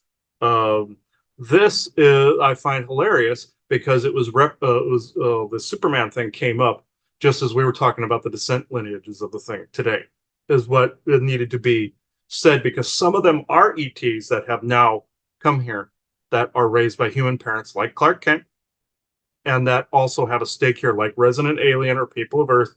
That is actually happening even now. And we've known people to actually be this, that are technically human, but they're also ET, just like you see in Man of Steel, where he tells that general, which ends up being the Martian Manhunter in the Justice League movie. He tells Martian Manhunter that he goes, I've been here for 34 years, raised by human parents. That basically, that's a declaration of an allegory again of all of these different groups. And I find that very, very interesting, that I wanted to end off on that because you're dealing with that as well. I wish I could remember the last name of that, Isaac, but it was spelled with an AK instead of an AAC. It was the Scandinavian version versus the Middle Eastern version, but I just found it funny that Isaac pointed out an Isaac. So as the synchronicity, that's why that was added in, because it pertained to the topic. So I find that very, very, very, very interesting. And people are probably wondering why we're doing this as a World of Sasquatch episode. I will clarify, because when they speak, we gave them their own carved out section of the World of Sasquatch. It's not just about their people, and this also includes galactic history. You might be asking, isn't this also GIC oriented? Yes, on all counts, but it's them that are speaking, so we're putting this on their own channel. So of the World of Sasquatch, and they will more than likely come in. I do want to say, are you Pleiadian descent lineage or not? Yes. Okay, that's still from that star system. Okay, if anything changes in that area, please elaborate on the next show. Oh, you've told me how it is in that area. I just wanted to clarify that before we close the circle. Okay, this has been a really good show, and I notice it's been going on a while. I can see the time now. So sorry about the length of some of these, like with the GICs, the liftings, and these, but we just let it go to where it organically finds its end. So do you have anything else to add, Joanna? No, hope everyone found it interesting. Okay, I now officially close this circle within true benevolence and no conflicting agendas as of this moment in time. Thank you, everybody, for looking at the World of Sasquatch Rumble, tuning into our GIC website. GIC.show is the shorter URL, and the lifting as always. So bye-bye, everybody. I do want to add to that, though, with the master conversation for Admiral Byrd. I also, had blue avians and stuff show up, and blonde-haired idiot, I'm not going to say his name, would, and also the others, like the Brat, the Witch, all of them, I would call them the Masters. See, I was tricked into the same thing at first. And Joanna and I said off recording that it was like our things with Egypt we were writing from the fall to the lifting, resurrection, crucifixion, all these other things. We were getting tricked into that. I always felt like I had to stop. Like, that wasn't pertinent. I had to stop. My intuition said stop. We said this off recording a little bit ago, that it was a trickery surrounding that, going into other things that I won't mention here. It's more personal stuff that she doesn't want mentioned, but then trickery into going into a certain route where, again, avians were around me at the bed, and also evens that abducted Laverne and my mother and me and military to go into that particular route. The fantasy behind Egypt, then it really was actually more or less stuff that's surrounding now, like the scar on her neck and her head. We were told that was because Draco got her as Hathor in that time frame. No, this was from a previous existence where I was brainwashed with the Nazi party. Ended up shooting her, going through body transfer after going through 50s and 60s up to 1980. We found out she was born in 62, I was 80, that adds up to 8s. That's our numbers. So, yes, this is, but the whole point is there was brainwashing. I called these beings the Masters, just like the disinformation that Admiral Byrd was given, and Jesse Marcel was given, all these other things. You see, along with the aviary group, all these things. This was military through and through.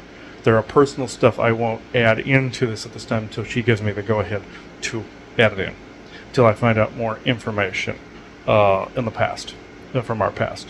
It has to do with mine too, but it's interlocked with hers. I've logged it. You'll see an edit in this. You saw that jump cut. I mistakenly said something that was not relevant. Well, it's relevant, but it's not relevant to the conversation. But this has to be more of a broad topic. Until we go into talking about some SSP stuff, we have to learn a little bit more first. So there's some stuff I need more clarification on before I go into that. So you'll hear some names being bleeped in that show. There's a reason for that. So you'll tell probably by my mouth movement, but that's about it. And that's where we have to go. Some people have accused us of becoming more PC. We're trying not to get blowback, that's true, but that's not cowardly, as some people thought. It is actually, we didn't want our YouTube and Rumble accounts canceled, but at the same time, it caused etheric blowback, but also at the same time, it gets us further to get the information out as we move along, and we're finding more tact in this area. Bulldozer, yes. but also bridge building. So I'm the bulldozer, she's a bridge builder, and we just combined both of these concepts. Conan the Barbarian also meets the bridge builder, basically. One burning the bridge down in battle, and the other one rebuilding it. So there you go. So it is 1:20 p.m. Eastern Standard Time, Saturday, May 25th, 2024. Thank you. Oh, when they were mentioning the Oceanic sign, well, we were in Washington filming World of Sasquatch when Chuck came through, and that's Chelnorscus. He's basically, they were getting it from the name Pilchuck, which is the mountain, saying that's where they were also. And they were also warning of military stuff in that area, which is true. You have Mount Shasta, that's on the border of Washington and Oregon, and Mount Adams, that's there, and also the Elven group that I channeled from there that was supposed to be good. I probably have to ditch that GIC episode as well. What we said with Mount Shasta and everything was true, like with Moses and everything was true. But they also was saying, I went further down, and I saw a sign that said White Chuck, where a boat was. That was a docking area for the river and lake system. So that was by Pilchuck. So they were basically warning the military, but that went through that waterway. They were also, some beings will look at signs and use that for their acronyms and names. So that's where he was getting that from. And Isaac would call him Chucky all the time, just as a joke. So at first I thought he meant, oh, this was a bad guy like Chucky, like possession of like a doll type of thing, which can happen. No, he was just making fun of him. So you got to know what's a synchronistic joke and a joke. Synchronicity as a joke and a joke. So he was just making fun of him. So yeah, I wanted to add that in because the way they use signs, like with the Nas, that was the military doing that, but they were using something that was real. They got to display something that's true. They were basically saying where they were broadcasting from was the naval station there at NAS, Oceanic. So that's what I wanted to bring up too. It is 1:26 p.m. Eastern Standard Time, Saturday, May 25th, 2024. Thank you. Okay, one last thing. Mount Adams, that's what's linked to East Ranch, where they get all the ET contact and the Ascension contact and all this other stuff and that whole thing. But there's this Elven group, the Elven group of Mount Adams, where they talked about the takeover of Telos City with the Shasta effect. I'd be willing to bet that that's incorrect information now, where they blurred in from another timeline. I'm thinking that information where they Mandela affected in from the copy holographic timeline. I would be willing to bet that Syrian group's always been there, Mount Adams and Mount Shasta, and the surrounding mountains like Mount St. Helens. That Syrian group was the one that blew up that mountain with a toplet bomb. They took away the matter underneath, it slid under, the bomb canceled it out, and it blew up. That old man died on the mountain there, that whole story with him, that it wouldn't leave. Richard Dreyfuss's character was also based on a real guy that was there, that was in the movie. 1980, I believe, is when it blew up, sometime in April. Ironically, probably around my original birth date it was supposed to be. But anyway, anyhow, the Iseti, I was trying to get in good with them, and obviously something going on. They also, with the witch, is that one they worship there, also known as Isis, ancient Egypt, all that other stuff, the fairy tale of Egypt, all that. They show her as this white-headed being, like a tall white. I'm thinking they're getting a tall white or one of her versions, just like a version of me and Joanna in another universe that Abe showed us, showing Orion versions of ourselves holding hands with white heads. So I'm thinking that's there. But the point I'm trying to make is, I believe that Shasta effect was a lie, and it happened a long time ago. The takeover of a Lemurian stronghold, which was originally Telos City and under Mount Shasta, I feel was taken over a long time ago by dark elves and Lemurian descent lineage aristocratic types, which they tried to take over the Lemurian people. They rioted. They got booted out to the Marquesas, and they went to Easter Island, where the statues were made of Syrian types with elongated skull. There's some that have elongated skulls too. And the bird cult that exists there, bird cult, was actually an angel-like form. Some of them are angel-like forms too. that actually tricked the Rapa Nui people a long time ago. We saw some on Easter Island yesterday where the statues were marking where fresh water was that they could drink from the ocean, and that started to disappear after a while. Therefore, the people died off. But there's the bird cult to put in consideration. I saw in a session one time somebody had me remote view that, and I saw a castle in a different dimension with an angel guy there with a bird face, and I had to get rid of him. So there's a bit of misinformation, but there's also the Anunnaki connection to consider as well, and the other generation of the angel-like forms, angel lizard bird forms that the Orions genetically composited together. I even saw in a different timeline that the witch showed me quite a while ago, these weird hips these beings had with a bird face that were also on Mars. So it was a different timeline, but also somebody was perpetuating the bird misinformation as well. So that's where I will leave it. I believe the Shasta thing happened a long time ago. So it is, and it's always been taken over. And I said it would be as if it had always happened. I believe there was temporal war going on, but at the same time it happened in the times of Atlantis, I believe. But the same thing with Lemuria falling at that time. I believe it was post their war, and they took over Telos City, which was originally a Lemurian stronghold. They've been using it as a spiritual center ever since. People are just remembering how it was in the pre-war times of Lemuria and Atlantis. But also there was a fracture point of Atlantis as it fractured out, because there was a group we didn't ask about called the Parents, and they were reptilian forms that when the temporal explosions of Atlantis and the nuclear bomb dropped, they became these immortal figures like Highlander, cutting the head off. There can be only one type, Prince of the Universe. They're not real. They aren't linked to the other guys that are like Draco. You cut the head off. The quickening is actually the nanocore and the souls being set free. Kind of like the soul thieves in Babylon 5 with the orbs when Delin broke them open, or Highlander and the quickening. And all the soul shards that would leak out therein whenever you break open a soul trap. Or a soul arc of some kind goes whoosh. So there you are. And also the fragments of the people that would get into all the immortals. Like Duncan MacLeod runs into a guy named not Kolchak. Yeah. He's an Aztec friend of his that takes on too much negative energy, turns, he cuts the head off the guy and takes on the dark energy and has to go into a water fountain to balance it out. Underground in Agartha, ancient area that Mythos brings him to. It's a healing spring. So there's some synchronicities there. So I will leave this here before I keep going on and on and on. It is 1:34 p.m. Eastern Standard Time.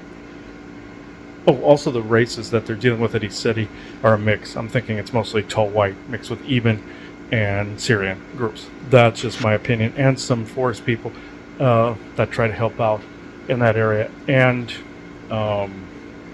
other Archontic groups. There's also this giant spider-like thing that's over Mount Shasta, this AI thing that collects people's DNA that Moses and I found as well. So it's in the episode me and him did on the different galactic groups as well.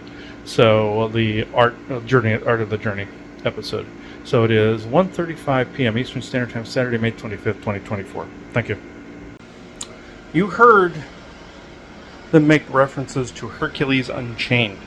This was also a personal reference. It was the bigger reference with the Rock of Antaeus, where he beats the shit out of Antaeus, the rock god, in the very, very beginning of the movie. Hercules does. He's traveling with his wife, and this rock titan is harassing him. And big Nephilim-looking guy, as big as they could get, a big Italian guy for the time. And he throws him into water and then basically asks him if he yields, and he says yes. Goes along, gets separated from his wife. This is like telling me and Joanna's story in a nutshell with the SSP.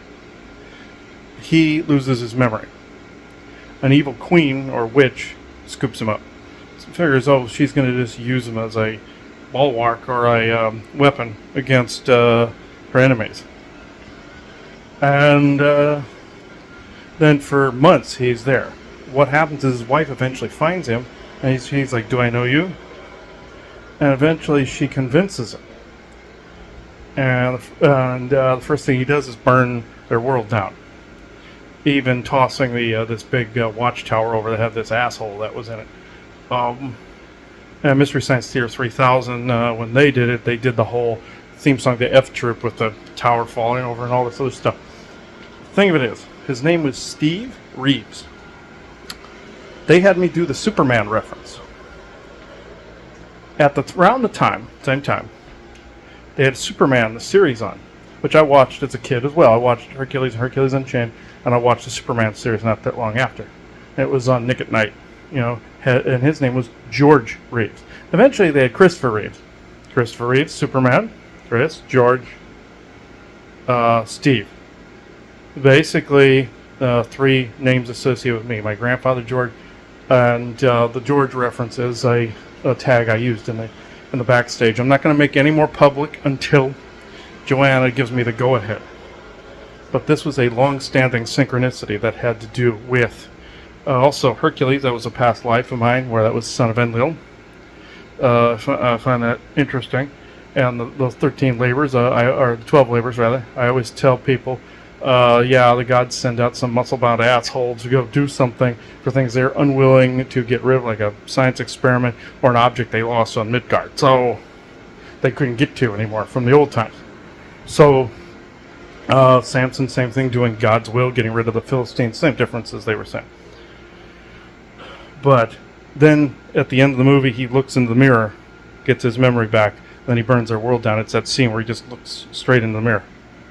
I'm reminded of that Michael Jackson song, Man in the Mirror. We had a channel with Michael Jackson too. I will put that up separate on the YouTube. Great session with him. Better than I thought that would go. But it was knowing that I had to look in the mirror at a lot of the past. I will only make the other files on the George synchronicity public if Joanna gives me the go-ahead. This also has to do with what she was saying about the cages and about the underground stuff and everything, about how the Force people were saying soldiers would rescue kids. There were times where, I was doing things to help out. And and if people think that it was all rosy and they go on these hero quests and everything, like Hercules, wrong. Wrong. You can't always label everything SSP either. You maybe just be plain old alien abducted too. And if you're getting these like quests from guides to go on a mighty quest to do something for them, think what I call the Hercules initiative. Again, some muscle-bound asshole going on a quest to kill a creature, like a knight going after a dragon, or something that the gods or hedge-bending ETs wanted gone, or some object they wanted to retrieve discreetly, and have their hero kill anybody that got in the way. Like with Hercules, he was more of a demigod. There were the gods, demigods, and heroes. That's where the word came from. Heroes would be more the human meat puppet in that way. But we've attributed a good meaning to it, which is fine. And demigod would be more like Hercules, Perseus, and that. But and then of course you have the gods. So I may touch. Bjorn may touch more on this on GOC. In fact, I know that we will. But at the same time, you have. Where am I going with this? Yeah, it was Christopher Reeves, Superman. George Reeves, Superman. Steve Reeves, Hercules. Super Soldier, Superman, Super Soldier. Even though the allegorical meaning that I said, the allegory I said before, is absolutely 100% true, but so is the other. So is the literal for like Geralt of Rivia, which is a super soldier, Kaer Morhen being the base, things of that nature. The mutagens being the eugenics alterations, the genetic alterations, and the abilities they're going therein, and they were magical sets of abilities that the genome then produced: fire, force, all that other stuff. So, the eyes changing, super strength, super vision, all that other stuff. That's also where some of that came from. So, yeah, that was more of a personal thing, retrieval of memories. And again, I will, when I know more about my own personal side of it, I will be more than happy to talk about it. It's Joanna's part I'm haranguing up on because she told me to halt on anything that was related to her. And I'm inclined to agree. So, this is about me at this point. She talked about it much more than I thought that she would. And the forest people knew that I would kind of man my way and piece together the stuff at the end. And this has to do with a long-standing synchronicity. Any of my friends hearing this, you're going to know it automatically. The secret to that part is at the end of the movie. The secret to the Rock of Antaeus is in the historical things in the beginning of the movie. I may have Joanna watch it. It's kind of cheesy. There's a cheese factor in there. It's an English dub, a couple set of movies. You can or cannot watch. You don't have to really watch the first one. I would to get the story in there. It's just basically the Jacobson and the Argonauts mythology and the Golden Fleece. There's Jason and the Argonauts. The other one, which is really good, they have a different actor playing Hercules. They were originally going to have Steve Reeves, but he died. So they were going to connect it, but they didn't at that point. And that is the movie where the line, the gods are best served by those who want their help least. Even though it was Zeus in that sang it / Enlil, the line, that particular line and that particular phrase still holds. That's where I'm at right now. I believed that earlier on, but now I believe it more. So I'm going to leave that here. Oh, one crucial thing I almost forgot this one. Also, there was some insiders. I will have bleeped the name. I'll bleep it here. It was that brought forth the different Agarthan factions that had the amulets. He had said the Unshar and all that other nonsense, which isn't happening. One of the biggest guilt trips in history. Oh, humanity wasn't evolving quick enough, so they had to go into these time preservation chambers. Most passive-aggressive guilt trip I have ever heard in my life. So, that said, each faction, he even said when we went down there they were eating only raw vegetables and all this, and I believe it was supposed to be Abe's grandson, I believe it was. But I'll bleep that out too because he's still in business. But I'm doing this as part of the identification magic and everything as I say it. This is why I do it. This is what people wonder why I say it anyways. This is why. It's basically targeting it in the etheric and grounding that as I'm saying it. So, has coins of his own face like a Roman emperor and everything. Basically saying they only ate raw vegetables, went along, and that was Syrian. That there are Syrian descent lineages, as we were saying, that do deceive people. And they will make you think they're passed on loved ones, even though there are some avatars and kind of Syrian elves out there that are part of the soul family. You don't know what allegiance that particular avatar has. They might be that oversoul might be showing you something that you don't want to see, but need to. That may be a kind of a, I don't want to say contract, but that could be an agreement between the two oversouls at that point in time. But at any rate, the ones with the amulets, I see the amulets all the time. You had the Hassan to Hassan, the people of peace.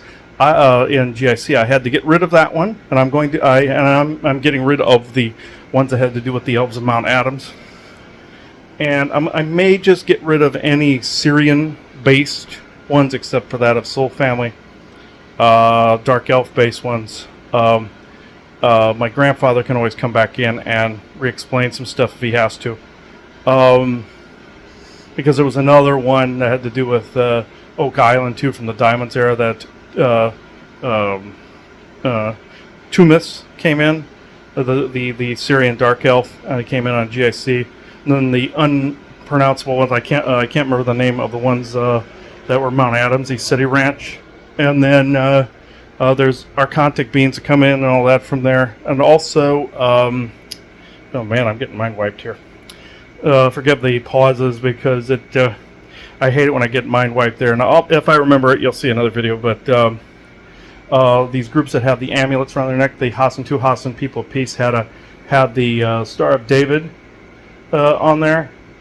But these are groups that are in these different pockets. I'm deleting any material that had to do with any of these different groups because I even saw this in a session of mine. Also, Hourglass once, too. I ran into this reptilian group that had the Hourglass amulet, too, and that was part of the good material as well. No, good. I mean,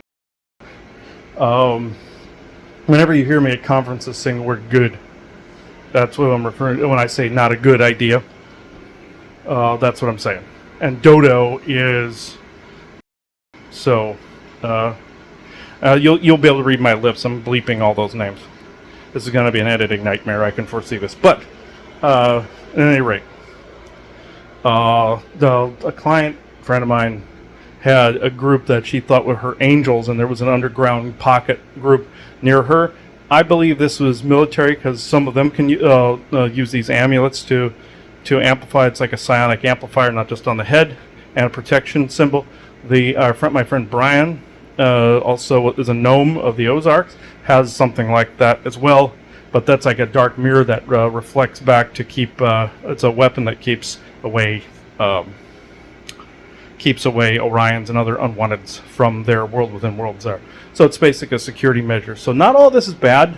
I'm just saying that I've seen a ton of these different little pockets pop up recently. There's some in the Alps, Swedish Alps, and there's Swiss Alps, excuse me, and the Peruvian mountains there. See, I'm starting to get all fucked up, so I'm going to have to cut it, but I'm being told cut it. I'm even out there here with a powerful tower buster, and I'm getting a little garbled. You can, this big ass thing that's over there that I'm making for Bjorn, if something's cutting through that, then it's fairly strong. So I'll wait here a second after I'm done with this recording before I go back in the house. But I'm not going to sell those big ones to the general public. They're too powerful. The only time I would ever make a custom order like that is if you would have to promise me you'd have to keep it outside and in a distant part away from the house. Then I would consider making you one. That is the only time, and they're not going to cost. They're not going to be cheap.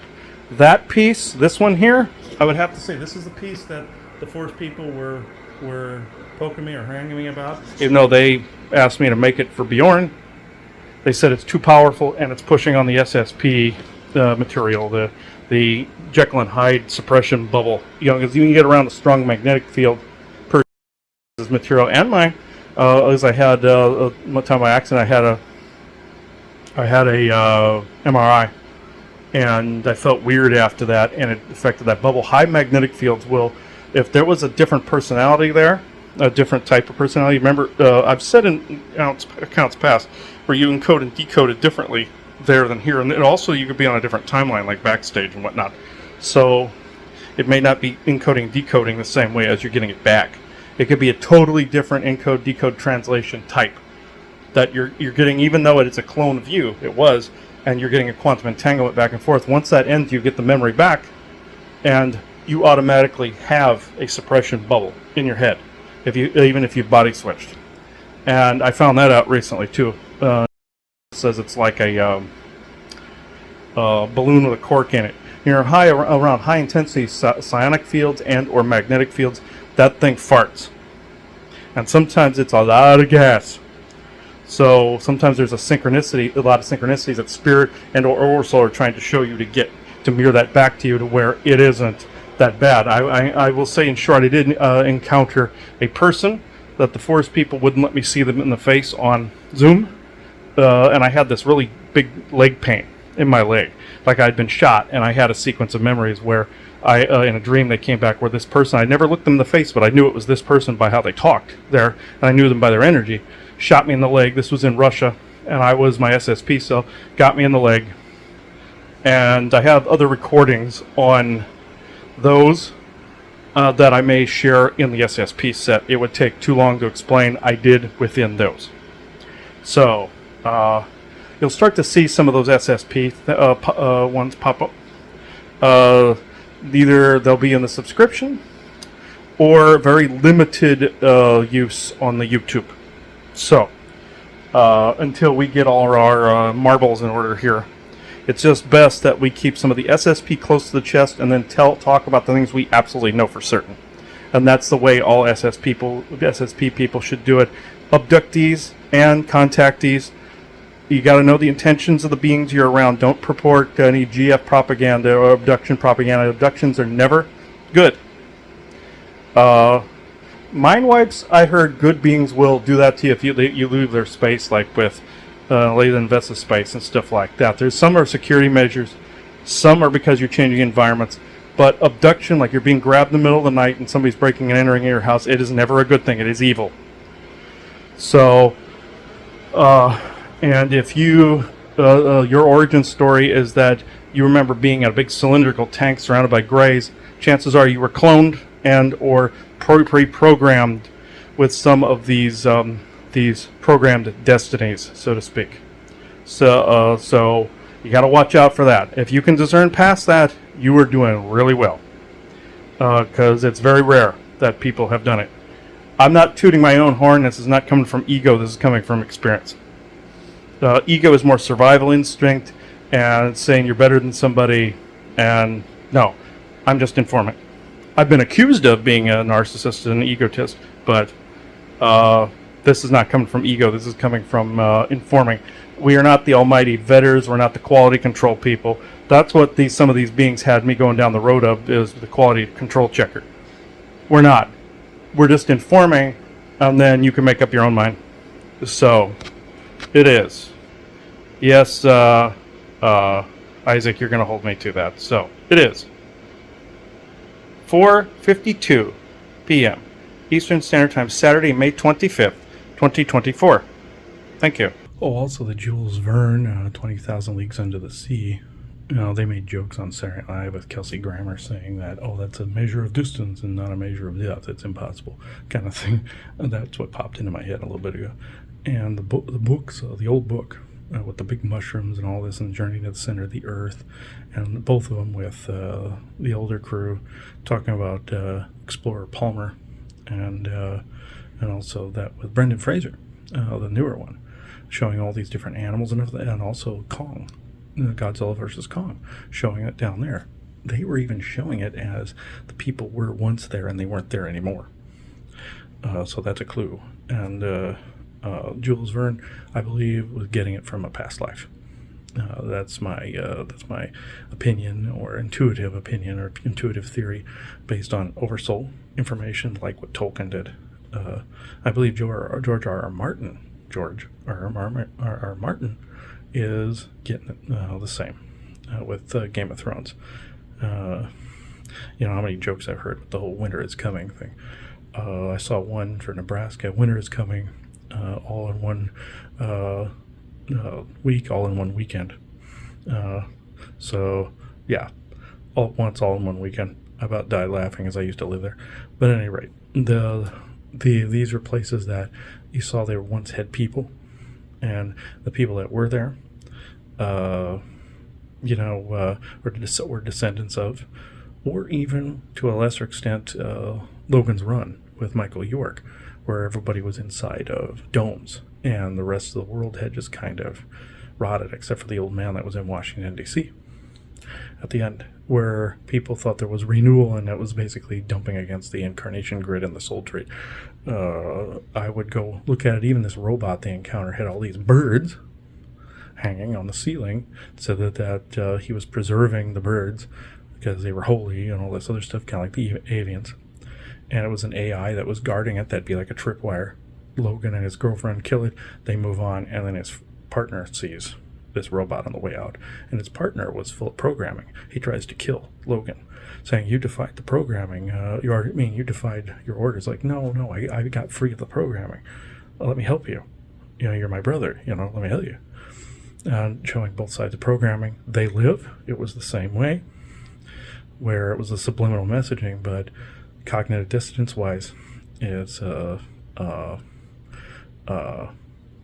the character that was in that wouldn't Keith David's character versus Roddy Piper's character.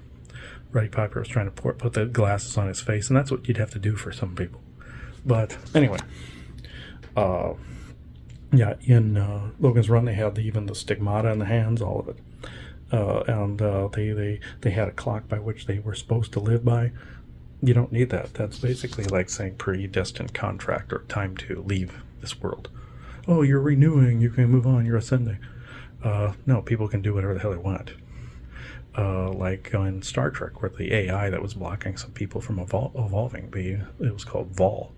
And They would offer it food and everything, and then they were stagnant. Spock said, "Oh, you're violating the Prime Directive." He goes, "No, that's for an evolving culture.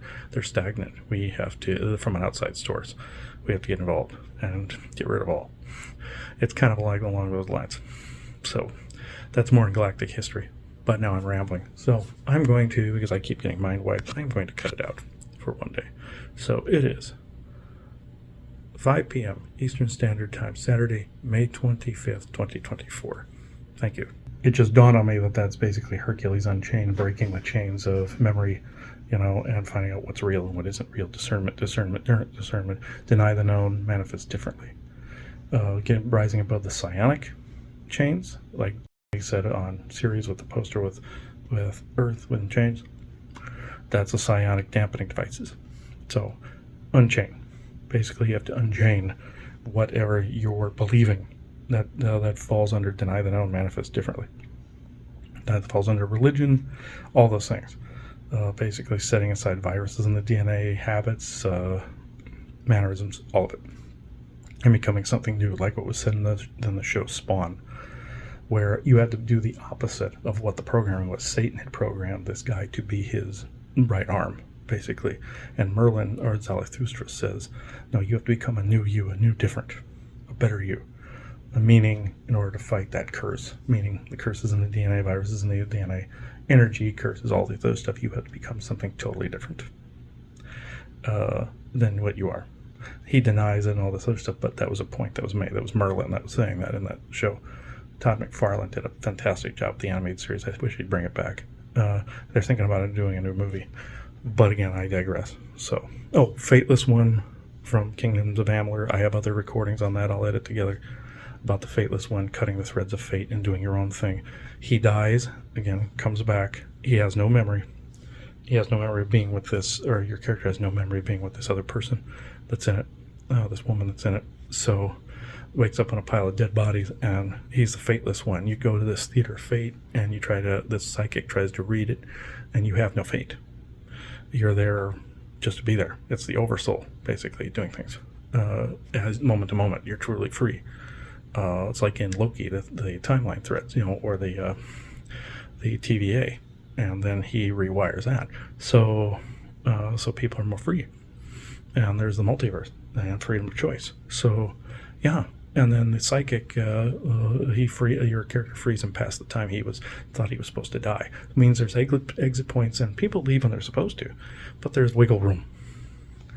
Just like this character, you don't see him die past a certain time. It doesn't mean that he wouldn't a few weeks later or something like that. Like Edgar Cayce saw some people that didn't have auras that were in an elevator. He backed up, and they fell to their death in the elevator. Usually it's from a few moments to 2 weeks if you don't see the aura. But in the game sequence, yeah, it could be another rotation or time interval, and that person would leave, given what the oversoul would want at that point. So they always say God is bringing you home, kind of thing. It's oversoul. He's saying, okay, this is done. So it is. You do have wiggle room. And Brian even said in a channel one time, you're done with your mission when you leave. So, and you don't always get all of it done, like Jeffrey Hunter said. But again, there's other avatars that can pick up the slack too. And Bjorn and I found that out, where there was a homeless version of him and a good version of him and him, that if one couldn't accomplish what the other did, it follows the rules of multiverse. The multiverse, where it doesn't happen here, it happens there. Everything everywhere all at once. Infinite diversity and infinite combinations, it still followed the same rules, which I found fascinating as you're jumping timelines. So it is a 33 and a 34. Yeah, a 34. So yeah, I gotta cool it. It is 5:04 p.m. Eastern Standard Time. Well, that's a 9 completion, and then 2:05 is 7. Okay, it is 5:04. I get the hint, guys. It is 5:04 p.m. Eastern Standard Time, Saturday, May 25th, 2024. Thank you. I forgot the most crucial part of the George synchronicity. It was Hollywoodland with Ben Affleck. It was about George Reeves. My stuff out in California, in the SSP, is out there on the West Coast. That's going to be all in the book. It would take too long to explain. I'm going to try to redouble my efforts to go back to that. Maybe make it online, publish somewhere on the website. Sell it that way. had bad luck with publishers in the past and royalties and whatnot. So I'll see at the convention who's using what publisher, but it had to do with out there too. There's a 7, 4, 3, 4, 3, and a 4, 4. Here we go again. Okay, I gotta stop. So it is 5:13 p.m. Eastern Standard Time, Saturday, May 25th, 2024. Thank you. One more validation on Facebook. Somebody posted an astrology session, even though I'm not into a conjunction of this and conjunction of that. They were talking about, dealing with things from the past. If not, you might get some false things from guides, or talking about some false things that you got from guides before. That was a synchronicity regardless of the rest of the information. So I'm not going to say who it is or anything like that. I'm just saying I spotted it. So maybe if you look at my Facebook history, you'll find what I looked at, hit like or heart on. But no, Isaac, I didn't say hard on. I said heart on. God. All right. God, you just wanted me to say that on a recording. God damn it. Okay. Yeah. Shush. All right. Let's see. Beavis and Butthead right here, and South Park all rolled into one. So it is. That's our life. So it is 5:17 p.m. Eastern Standard Time, Saturday, May 25th, 2024. Thank you. One last thing. Looking at the old Galactic Interstellar Council after shows, sort of some I have to ditch, some I keep. And some are from other beings that lived in the mountains, like Agartha being the Atlantean familiar, things of that nature. Those conversations you heard, some of those are from legitimate beings. So I know to keep Jaeger, he called himself, kind. He looked like a chameleon. It was fine. He wanted to make sure people knew that not all reptilians were bad. Keeping things like that. But I'm literally getting rid of every single conversation that did not serve. Or with the lifting conversations, we are tweaking those to be more conducive with the new information. So you're going to see that more and more. So I'm good now. It is 5:19 p.m. Eastern Standard Time, Saturday, May 25th, 2024. Thank you. Another synchronicity popped up. The episode I was talking about, the Elves of Mount Adams, for the after show. It's number 8. Also, Adams, Adama of Shasta, Adama of Telecity. That's obviously, it's linked in with the, oh my God, the AI foundation that's out there. Oh my God, I can't remember it now. I'm trying to, it's on the Princes of the Universe episode, Ashtar Command. That's who that's associated with. Adama of Shasta, or Adama of Telecity. That's all involved in this shit. Don't buy into it. Same thing with Ashtar Command. So it's number 8. So I even a recording I did for the lifting, I just somehow forgot like this to put it in to the episode on self-farming that we did a while back. So it'd be interesting to actually, I'm going to see now what number that was. Okay, here, let's see now. It's episode 99.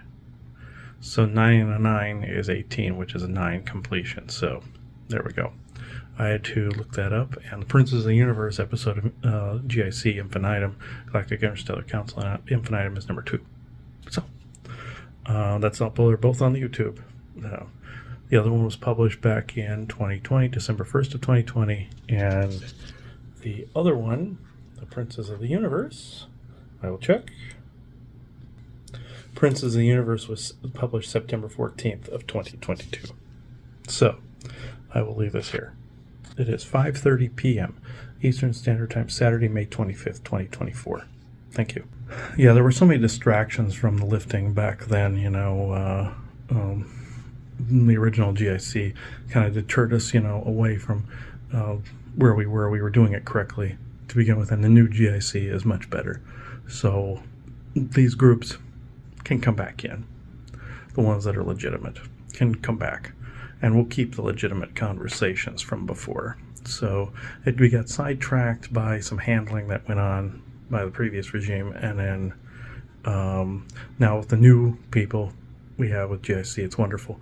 The lifting, we're going to go back to the old style, doing Q&As, the whole bit. But we're also putting all the Sasquatch conversations here on the World of Sasquatch. We have the World of Dogman Conspiracy Sector that Aubrey and I use, and then the Lifting and GIC Rumbles. These are all Rumble accounts, I'm saying. So,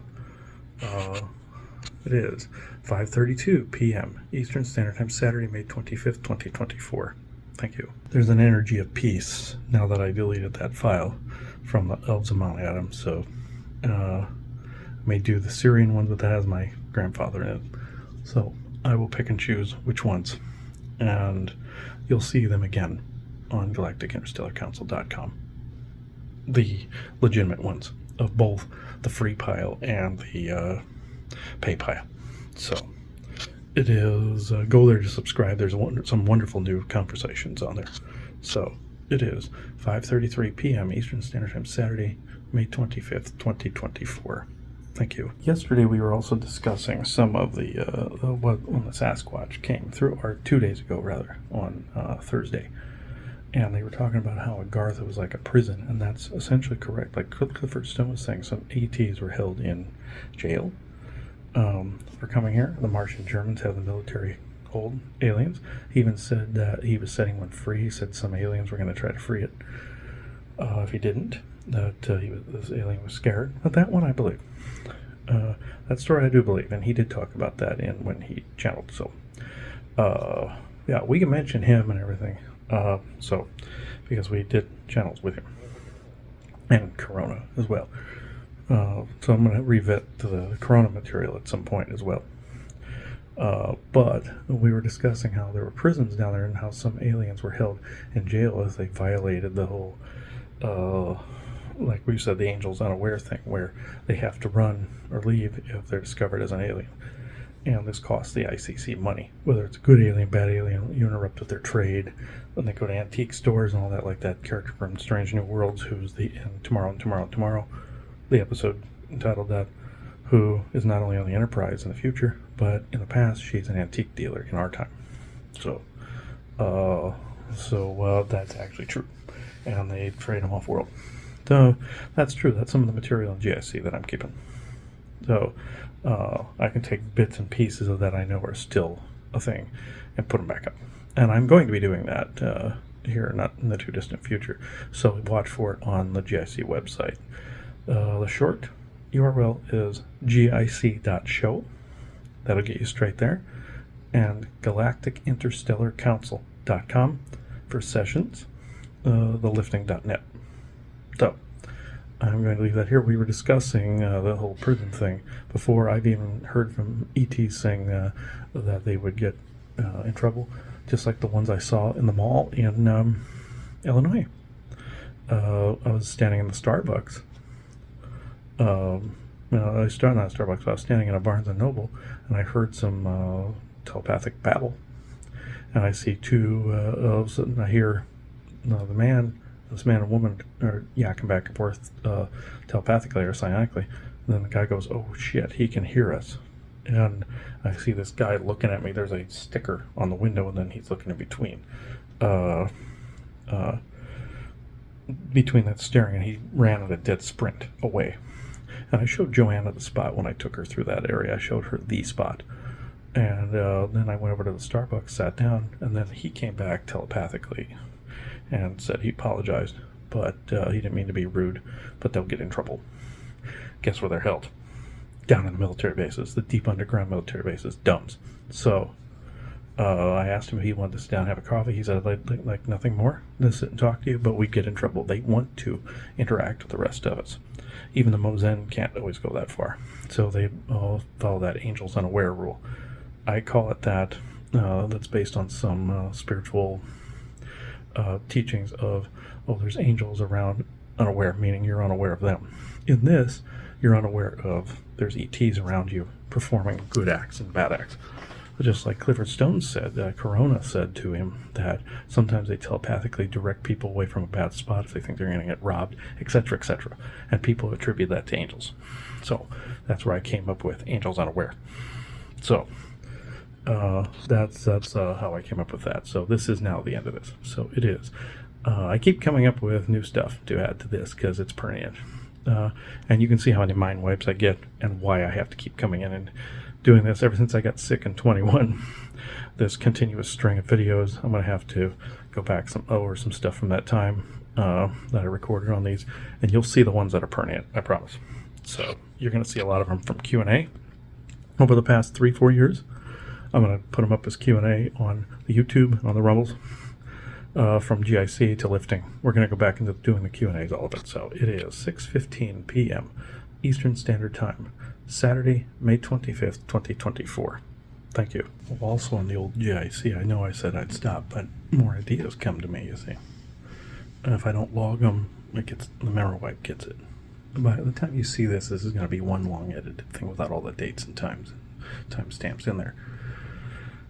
Old GIC alumni would always bring up, oh, wouldn't it be neat if you had a coffee table book of the Agarthan tribes and sect? Well, now I know that they were just placating, the beings were placating or lying about there being enough material to do that. There's wonders to behold. If anybody went down there, they would see these vast open spaces, and it'd be honeycomb, but they would be, there'd be like one of us trying to scale Everest or bigger, so to get into the inner earth, the hollow earth. But as some insiders have said, insider Randy Kramer said, that it's just bad identification, basically bad identification. It's of course it would look like it was a big underground world. It's the introverse people are thinking of as the world within worlds, is the dimensional spaces. That's what the Vikings get. Asgard, Midgard, Agartha, but you have like the worlds within worlds, the nesting doll, or the conjunction of the spheres, or the line of the spheres. So that's where they're getting some of that from, is dimensional spaces. This is Midgard guarding the middle ground. Agartha, I might have to come up with a different word for it, but inner earth, honeycomb earth, hollow earth, but of course they have another sun down there. But at least as far as I know, they do. But it's, again, this is all old. This is also based on some of the dreams I had, where there was this creepy dream where there was this big conflict up here, and there was this I had this dream, it was on lifting before, whereas these two children had the FBI show up at their house, and they're like, we're sorry, your kids were linked to Islamic fundamentalists. That had to do with a lot of the Hamas crap that's going on right now, the pro-Hamas crap that's going on right now. And then later on, there was all of a sudden this conflict where people were starting to head into the inner earth. Where were they heading? Into military bases, in the arms of military. And I even saw beings down there that were watching military build this fake Agartha. I even saw workers building this fake Agartha. There was even a reptilian that tried to attack me. Now I understand why in the dream sequence. They were trying to get me to see them not see them building the fake Agartha setting that they were trying to send people down into, basically stagecrafting, in the bases, because of the whole fake alien invasion garbage. That's not going to happen.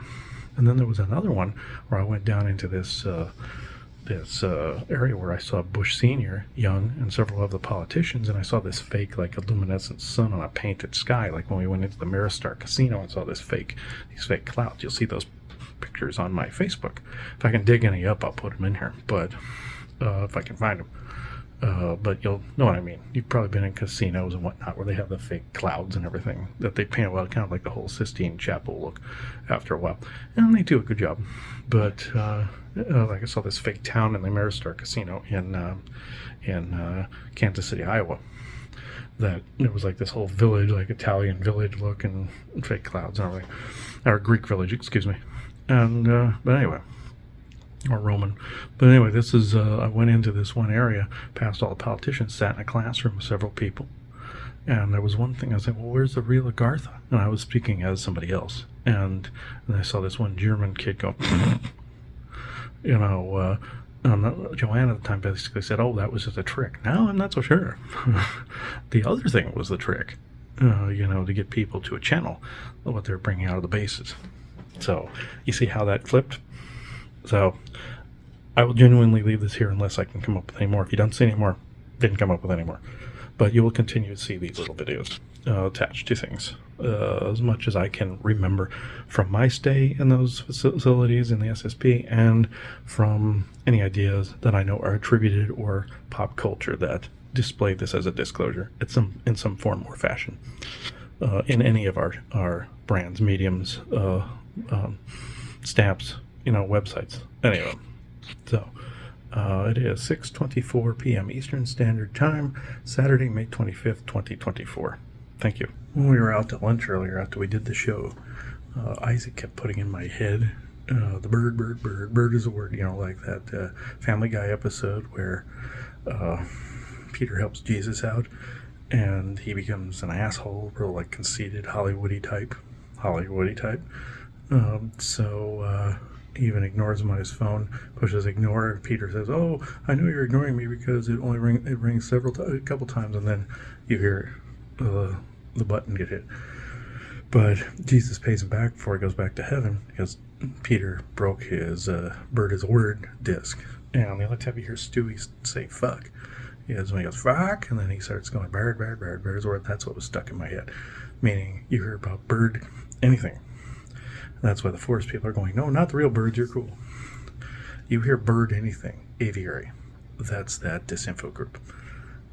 Avian, anything. With the exception of the Anunnaki and, of course, real birds. So, fake birds and bugs out there, like we said in Conspiracy Sector. So, that just dawned on me, too. So, it is 6:32 p.m. Eastern Standard Time, Saturday.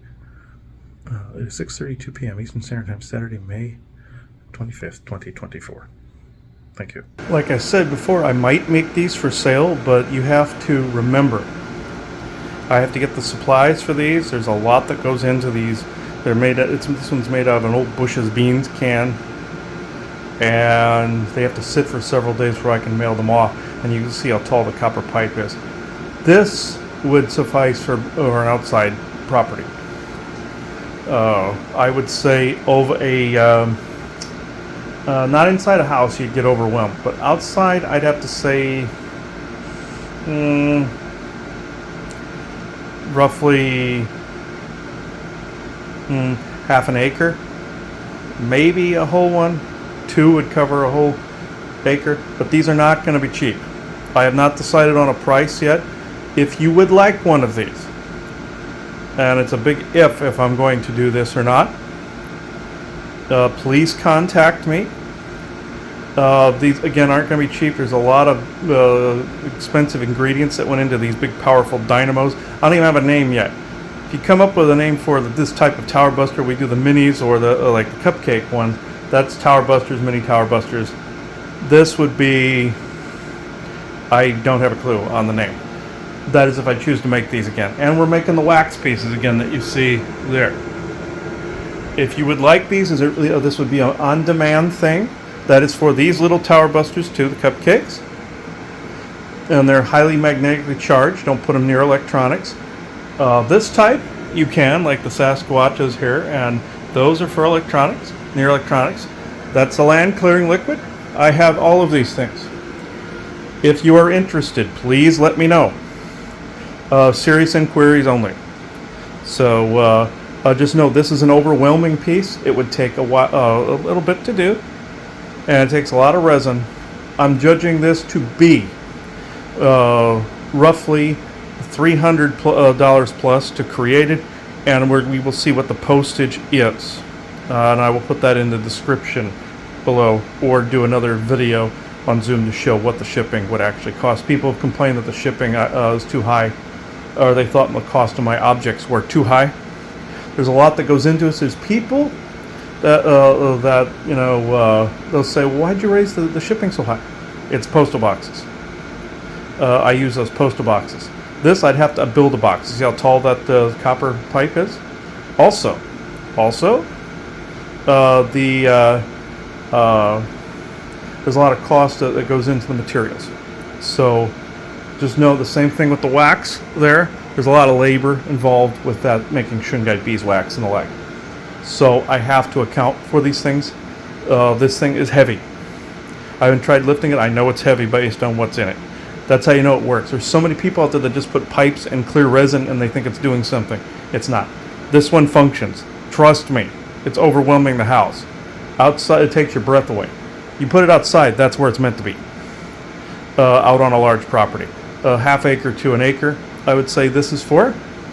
I could go bigger. We would go blind trying to make that. So this is as big as it's getting. I would say 300 to 400 on the cost of the item because it uses up a lot of supplies, and whatever the shipping is after that, I'm judging this is going to be at least 80 to 100 on shipping because it is big and it's heavy. So depending on where you live, I am more than happy to make these on demand. Serious inquiries only. No, when you order it, I'm not stopping making it, and this is when I say serious inquiries only, means I would have nowhere to send this dynamo if you back out of the sale. So please, serious inquiries only. I can't say that enough. And also payment up front for the device. That's the only way we can do this. Payment up front. You want this? I'll be more than happy to make it. May not look exactly the same. That's a Bush's Beans can. It's what we have available. So just know they may not look pretty. It works incredibly well. Pretty. Sometimes you're getting glitterite, that's fake orgone. Sometimes you're not. You're getting the quality of the stones, but it's not, some say it's blocking 5G. It's not. That is doing the job. It is also designed to block do weaponry and microwave weaponry and any sort of Havana syndrome type things. So I will leave this here. It is 7:02 p.m. Eastern Standard Time, Saturday, May 25th, 2024. Thank you. I used to make the Tower Buster pyramids, the black pyramids. This thing is stronger by far. It'll encompass a lot more energy-wise, and it takes away the chem clouds and chemtrails.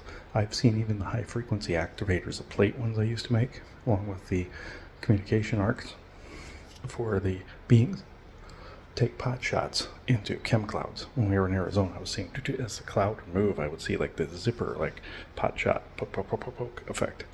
These will just clear all that out.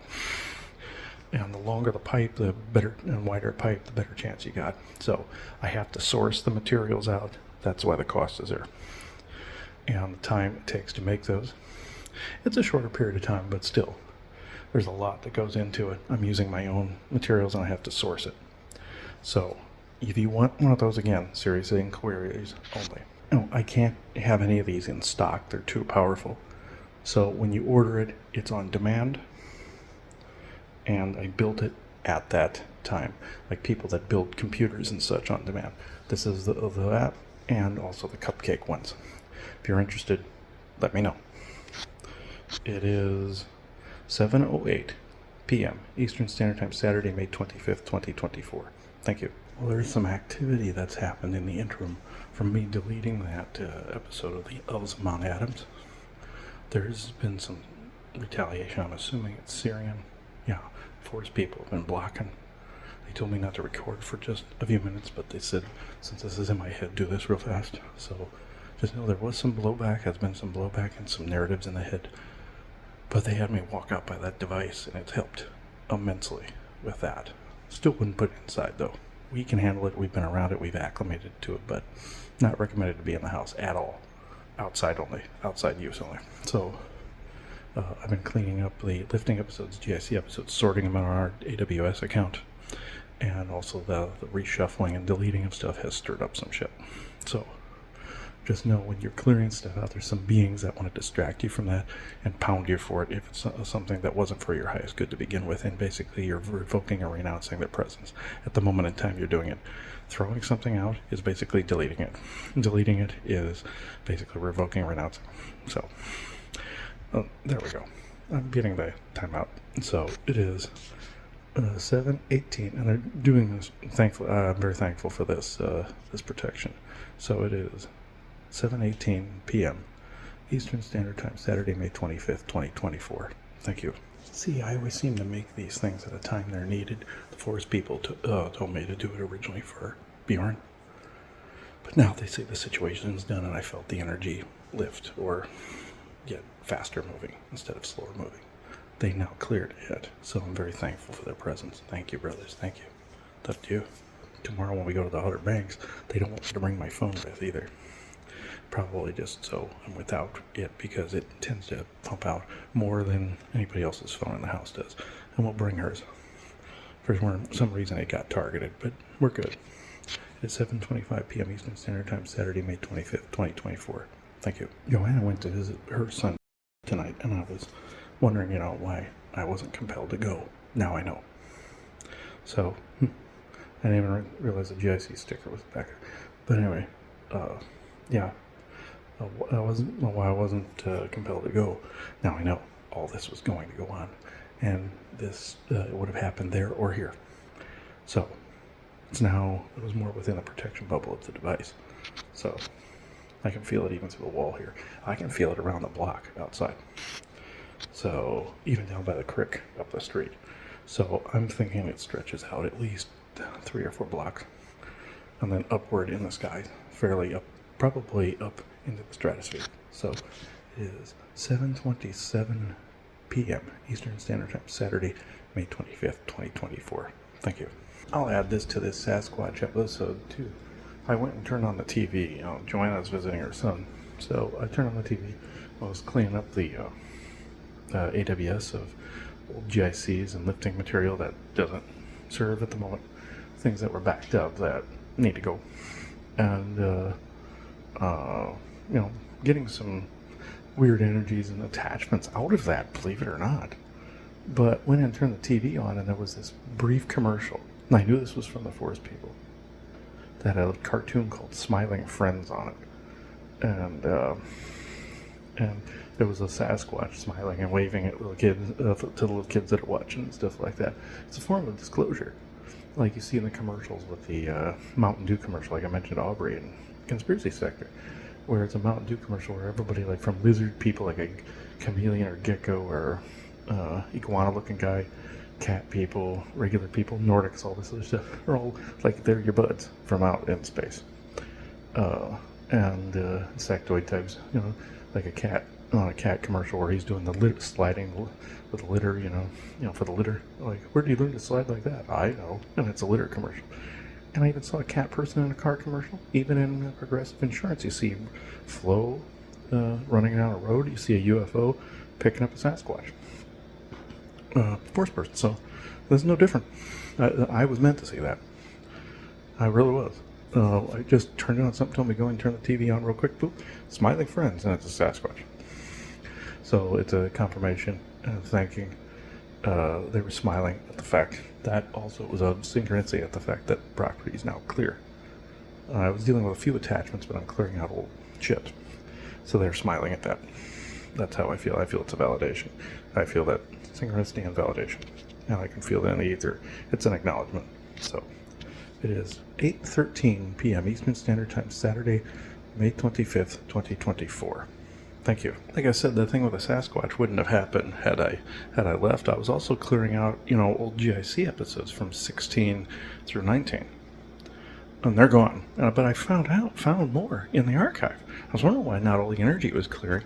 And I ditched it again. And with archiving, you run across redundant piles of shit. Basically, it's one big pile of shit, like what Jeff Goldblum said in Jurassic Park. So when you archive, it's a redundant process, and it should be, because you gotta back stuff up. But then when you ditch shit, you gotta do it multiple times too. You gotta flush those turds multiple times. So or else it clogs the energy. It's like a clogged toilet. So I'm good. So hopefully you enjoyed this Sasquatch episode, and you see the aftermath of some of the stuff that happens. I'm in the tool logging the aftermath of stuff. This is what's happened, folks. So, and if I had gone with Joanna over to his place, his father's place, this wouldn't have happened. I just was calm enough, stayed home. I didn't, I hate, we have very little time together, and I usually am like, oh, for crying out loud. But no, not now. So, we're going to the Outer Banks tomorrow. If anything happens, I'll add it to this. So, they specify don't bring the phone with, but she'll have hers.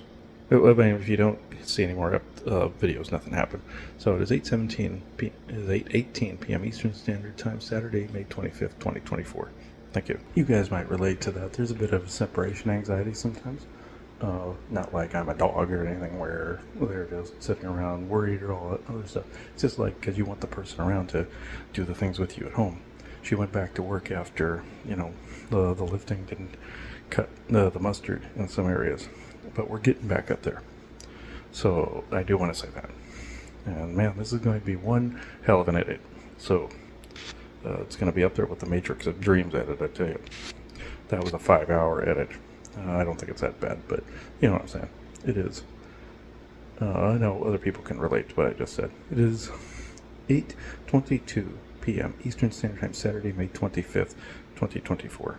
Thank you. There's even rocks being thrown at the office wall there in the office where we film, and now it's been happening consecutively up till the filmings of these shows, even the previous 3 that we did. Rocks on the walls. Experienced that when I first met Telnorskus in Nebraska. Heard rocks hitting the side of the walls when I first encountered the forest people. That in Columbus, Nebraska, when I stayed with Curtis and his girlfriend Cole. They were around. I had a dream of a forest person in a forest saying, how did he come and go from the inner earth, or Agartha, and he went, did like this, vortex. So I find that very, very interesting. Rocks are being thrown. They were on Fletcher, they were on Hartley. We heard rocks on the walls there. Here, same thing. So I find this very, very interesting that it is happening now. So validation again. So I told you I'd show you the blow-by-blow. This is what happens in the background, folks, that people generally don't see or hear about. It was suggested to me by a few friends that I do this. So I will do this. It is 8:27 p.m. Eastern Standard Time, Saturday, May 25th, 2024. Thank you. Oh, as the nights progress, there's been some entity types, that they were trying to disguise themselves as Elaine and Vessa, and I do revoke them as of this moment in time, their presence as of this moment in time. I was told it was because of the content of the show earlier for World of Sasquatch about Agartha. It's been a while since we've seen this level of harassment. There's been others and other recent ones, but of this magnitude. Well, I say this is more medium welterweight level, not heavyweight, but it still was a punch. It has been a punch. I've actually seen worse, believe it or not, and for other shows and show content. So I can only imagine what Bjorn and Aubrey and them have had them happen. So I'm going to check outside tomorrow morning for stones, because the forest people were throwing rocks at the house to try to get my attention. They usually says they like people when they do that too. That's what our friend Jerry told us when he came over. Said, oh yeah, they must really like you if they're throwing rocks. In Prescott, we saw rocks. In Lincoln, we didn't find them. They just weren't there. We just heard the sound. I'll see if it's either one here. So I will let this go for the night. It is 10:47 p.m. Eastern Standard Time, Saturday, May 25th, 2024. Thank you.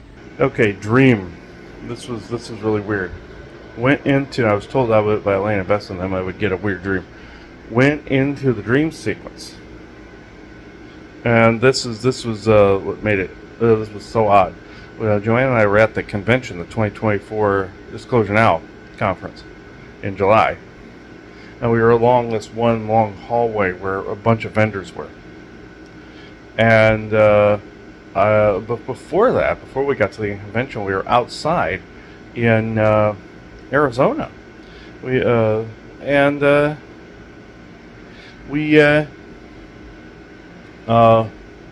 wandering around in the desert area with people in cars, and we were seeing these gigantic cats. One of them was humongous, and it was like luminescent, like holographic luminescent. I got out, and this thing turned, looked at me, and went like that. And I saw a few others. Got back in the car, and then all of a sudden we were at the conference, was in a building, saw some of these, I walked around, saw some of these luminescent little cats wandering around, and I even tried to push the door shut to one of them. And there was a human that had it on a leash. And I found out it was V2K technology, or a variation of it they were using. And I went in and met with these people in their hotel room. And I asked them all about it. I said, this would be awesome to play pranks with and everything. They're like, yeah, we do that.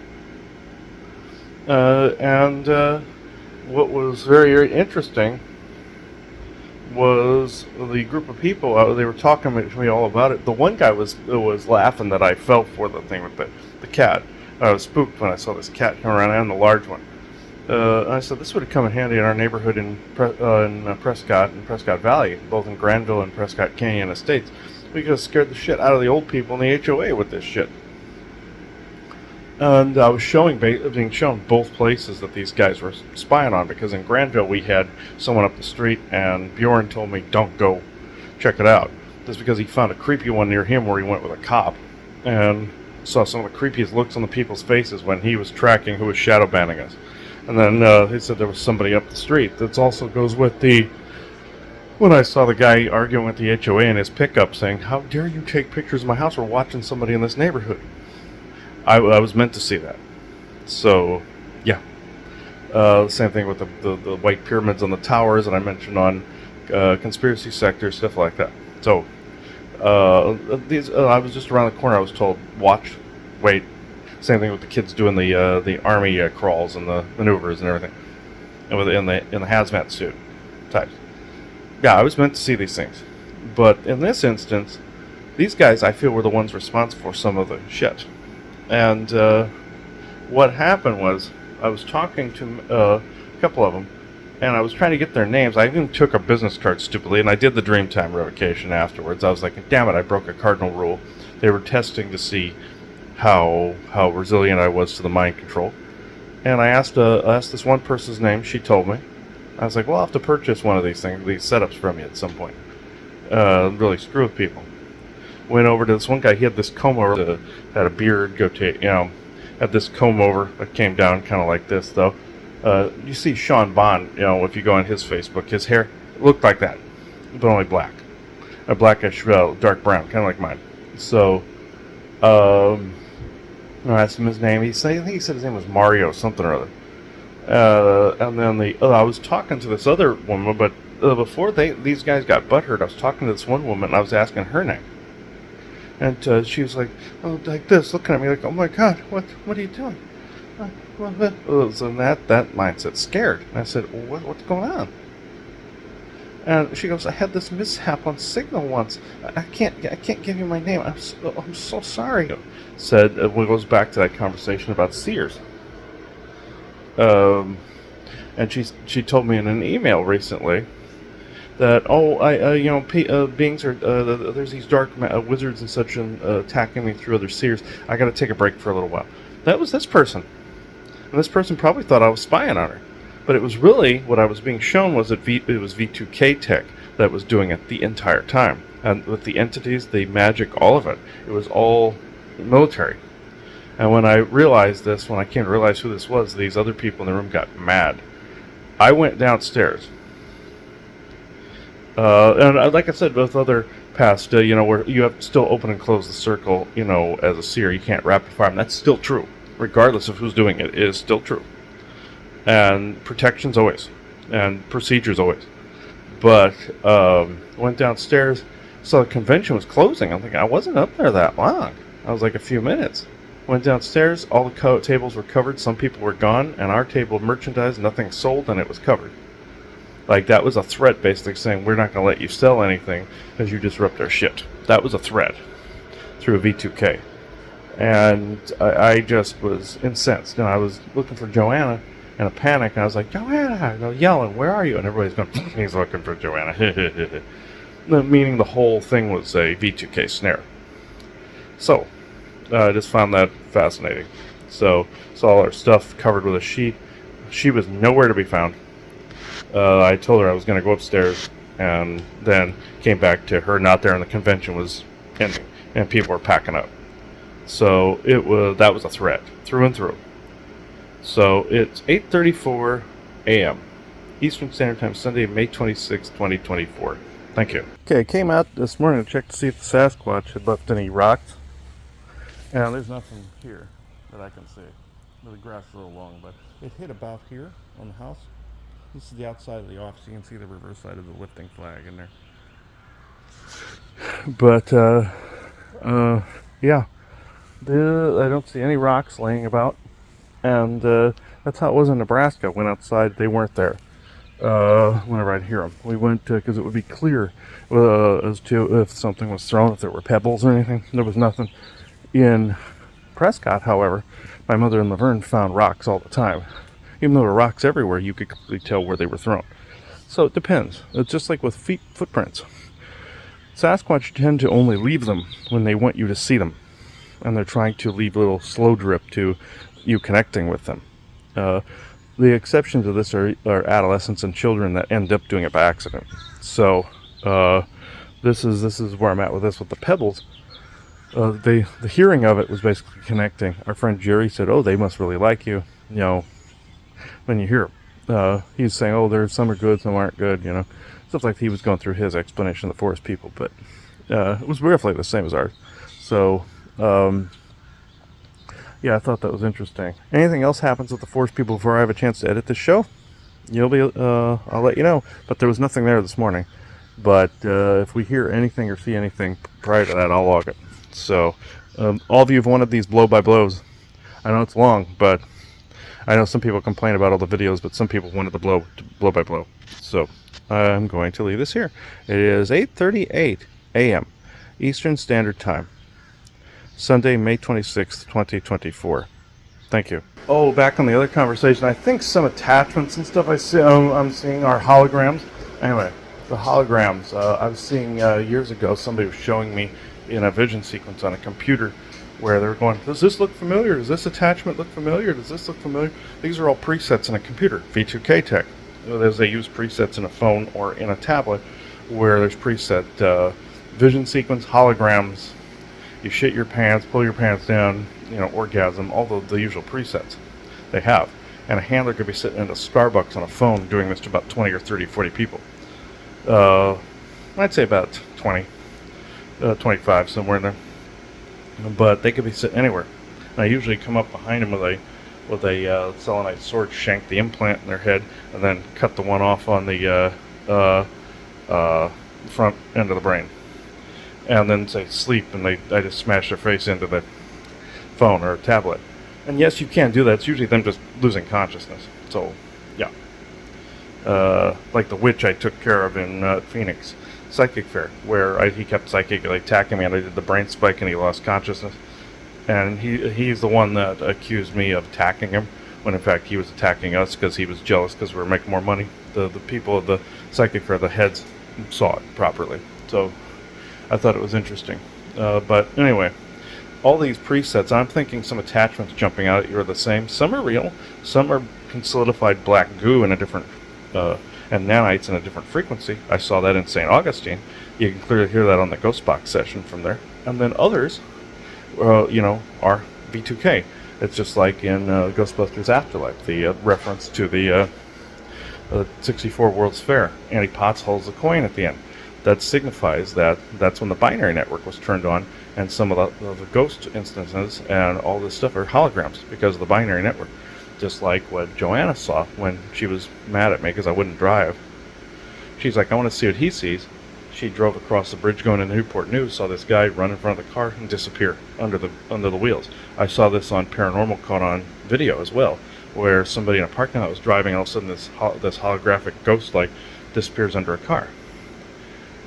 Somebody was supposed to see that. Normally it doesn't happen in a parking lot, but it will. And I've even had dreams where I've been trying to stop and then run over a person. That's all binary network. Just like the Facebook algorithm that gets in your head, like the guy that dreamt of the sex toy advertiser or the model, and then woke up and saw it on Facebook and was amazed. It's not amazing, it's rape. You gotta get that out of your head. You can't either be in awe or scared of, and that goes for UFOs too. So this is exactly what we've been running into. You see anybody, like something running in front of your car? I had that happen repeatedly. I had things in the back seat, rocking out in the back seat, or going. I even saw Thomas in the back seat going in the mirror, and I almost hit things several times. It's like that would be distracting if you constantly saw it. In Tempe, I would see a ghost car come up on me, an old car, or not a ghost car, but I thought somebody was going to T-mob me, and I moved over, and I ended up hitting somebody. It's like I was avoiding somebody. And then somebody on camera on Paranormal caught on tape was avoiding a car and then ended up hitting somebody. It's like, well, I'm so sorry. I was avoiding that other car. And the other person was like, what other car? There was nothing there. Some people can see it, some people can't. It causes chaos. The algorithm is programmed to cause chaos. And I was in one court battle after another over shit like this. This is why I don't drive. And I was even turning left one time, and nobody there. Turning left, all of a sudden this pickup is ready to ram me. I'm going, what in the hell? It will even mask things so you don't see it. Again, why I don't drive. But this is part of the binary network. This is part of the holographic system that's in place. Or, to be more accurate, psionic dampening and psionic resonators. That falls under the dampening, psionic resonation, psychic rape category. So, this is. It is 8:44 a.m. Eastern Standard Time, Sunday, May 26, 2024. Thank you. Okay. I determined, that was Bluebeam I was looking at. And of course, Bluebeam's controlled by the same set of technologies. And the guy saying his name was Mario, basically video game controlling you kind of thing. Like Super Mario Brothers, going down in the sewers. Basically saying they were down in the sewers, they were in secret areas, going down pipes, plumbing. Also, the plant beings, or those plant vampiric beings I've told people about before, and and the turtles and all these other things are part of all the, basically trying to take credit for all the intrusions by saying it's Bluebeam. Now, can they take like a ghoul's body and upload someone to it, and they could haunt a house? Yeah, I knew of in a secret space program interviewing like a ghoul. And Nils/Ludwig was saying something to this ghoul, what do you like to eat? And he bumped into me, which was one of the creepy things. But in any rate, it was somebody being trained to be a ghoul. Like, he basically told the couple in the house, which were a fake watcher couple, like Russian, like that show, the Russians, or Scarlett Johansson's character from Avengers, which would be, oh, for God's sakes, Brain, wake up.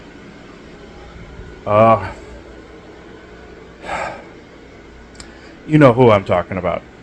Anyway, let's see, this is how they get you. I come out here and it's just like, bam, bam, bam. Well, anyway, they make you forget, and then they pop it up later in your head, so then you have to record another thing to account for it. And it's really annoying. So, anyway, Black Widow. See? They do. This is how they do it. Anyway. Yeah, I got algorithm tripwire. But anyway, this is, I even ran into something where Joanna said I was talking to somebody. I have virtually no memory of it. I was basically chewing I believed I was chewing somebody out for saying something, doing something, and partially, and I could feel it on my left in the living room. And B2K, again. And I'm not sure why it is so loud. Because I have this in the house. It should be dead silent. But only it's blasting like you have a subwoofer on. And a stereo system going. No clue why. None. So obviously this could be pressing up against something, and it's like when you're cooking like a burger or something, when you press it, or cooking something in a skillet and you're pressing and it goes sizzles harder. I'm thinking it's like that kind of effect where it's pushing, and just like people that look above the psionic dampening, then they get targeted more, and they think, oh, they're the targeted individuals, when in fact all of humanity is with the psionic dampening, just that you're popping your head above it and getting hit with a brick in the head. I'm thinking that's what's happening with this. It's hitting it, and you're hearing that junk layer that people who go into meditation hit what they call the junk layer. They start hearing, all these weird thoughts pop in my head because you're hitting the psionic resonation field or dampening field, and people call it the junk layer. They start hearing commercials. You even heard Ellen DeGeneres disclose that in her stand-up. Believe it or not, Satanic Hollywood disclosing what they're doing, basically saying, "Oh, you could be perfectly quiet, and all of a sudden, you hear." And then she went through a song about detergent. I can't remember the song, but it's from one of her stand-up, and she was disclosing that technology. So, yeah, which I find fascinating. I don't. It's evil, but you find it fascinating when you can put all the dots together, V2K dots. But in fact, they're trying to dummy you, and this is why, boom, I get slapped like that. These are the things that happen on the sidelines sometimes. And also, this other client, she. Well, I came to find out, the people that bug her out are usually anti-changers, or the ones that can't read emails. Like this one guy came in, wanted to confirm a session with me, and I was like, well, this is already, you already said you wanted the session, you've been scheduled, you pay a deposit or full amount, that type of thing. And it's like, oh, I never confirmed, I'm so sorry, last second cancels. He goes, oh no, I never did. So you never confirmed with me. And also the second email about the money that you're talking about, the price and everything's gross to me. That was gross. That was very gross. And then I said, well, we have to pay bills. Oh no, I recognize that, the good ones are more expensive. And then kept going back and forth and back and forth. That's an agent. So the people that do that shit, or have the same problem reoccurring over and over again, they might be being controlled as an anti-changer, but they may be completely innocent too. So, yeah, I'll leave that here. It is 9:10 a.m. Eastern Standard Time, Sunday, May 26, 2024. Thank you. Even while I've been trying to record, I've had people interrupt me this morning. Series of unfortunate events keep bumping into shit. Dishwasher started to fall apart. All these other little series of unfortunate events. That's usually oppression when that happens. And this is all in the wake and the aftermath of that Sasquatch episode. They said forgive some of the blowback. It's not their fault. It's these other shitheads' fault that don't want people talking to them. And yeah, I may add that dream stuff into the Sasquatch video just so it's seen. And it caused, it didn't cause, but the series of unfortunate events that came after. I said I would give the blow by blow, and this is it. And the V2K has been horribly loud. Good thing we're going out to the Outer Banks where there's none of that here today. So, if anything happens there, I'll let you know, but my God. I was going to bring the ghost box out with, but, I just may do that just to actually see and add that on. So I won't. I'm not going to. I'm never going to ask for force people with it. I will never ever do that.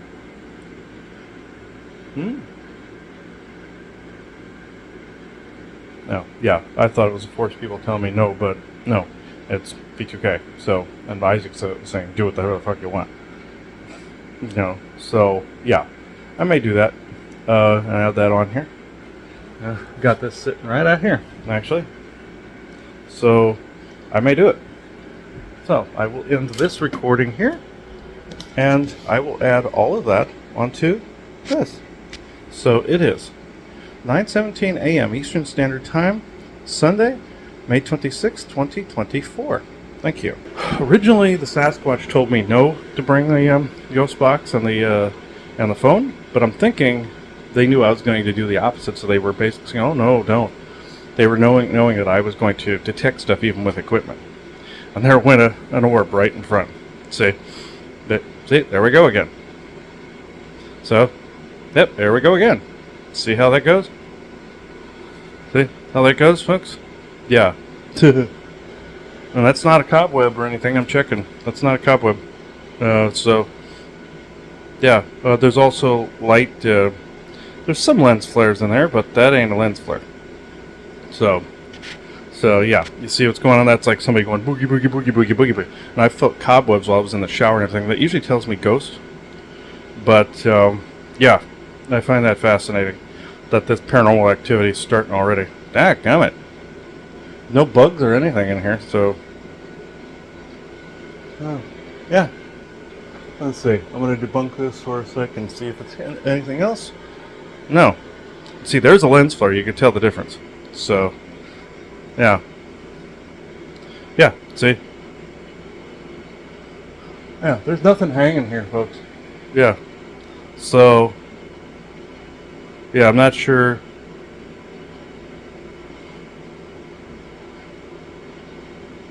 And I'm holding the ghost box under my right armpit here.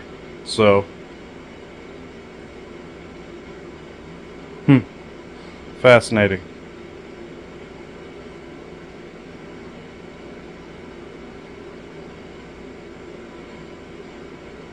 Yeah, there's nothing hanging in front of the phone. I'm looking.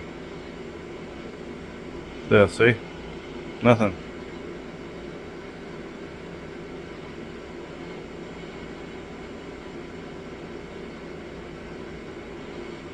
Wow. Alright. I am going to have to stop now, regardless of the paranormal activity. So whoever that is, please let me know right now who you are before we go. Boogie, boogie, boogie. Let's see, is it something on my head here? No? Okay, I think we're good. It is 9:20 a.m. Eastern Standard Time, Sunday, May 26, 2024. Thank you. Oh, I forgot to add the series of unfortunate events. My phone locked up, too, what I'm using right now to talk to you and record this. The phone locked up, and I'm still out here. That thing, I know there's cobwebs here, but that one, there's nothing. There is literally nothing hanging from the ceiling here. So, the phone locked up with this notification saying, swipe upward to get your phone out of lock mode. And it wouldn't work. It was frozen. And obviously somebody with V2K on that was fucking with the phone. So, yeah. This was after, or before, rather, than that activity. So, damn. Yeah, see, there's nothing. There's nothing. So, yeah. And it's always, and this is the area of the garage where I sometimes see things come from this corner where the plants and stuff are. Over here. And then when I'm over there by the resin, I see something screwing around over here.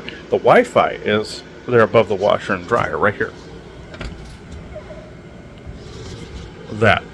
So, it's not that, but it could be something using V2K to leach into this environment. It's making it harder because of that thing. So again, if anybody wants to buy one of those from me, let me know. But you gotta pay in advance. So, see? Thing's gone. I'm even standing in the same position. I'll stand right here. Same position. Nope. Thingy gone. So, it is 9:23 a.m. Eastern Standard Time, Sunday, May 26, 2024. Thank you. Oh, also, along with some of the holographic stuff, I'm thinking some of the entities I've seen in the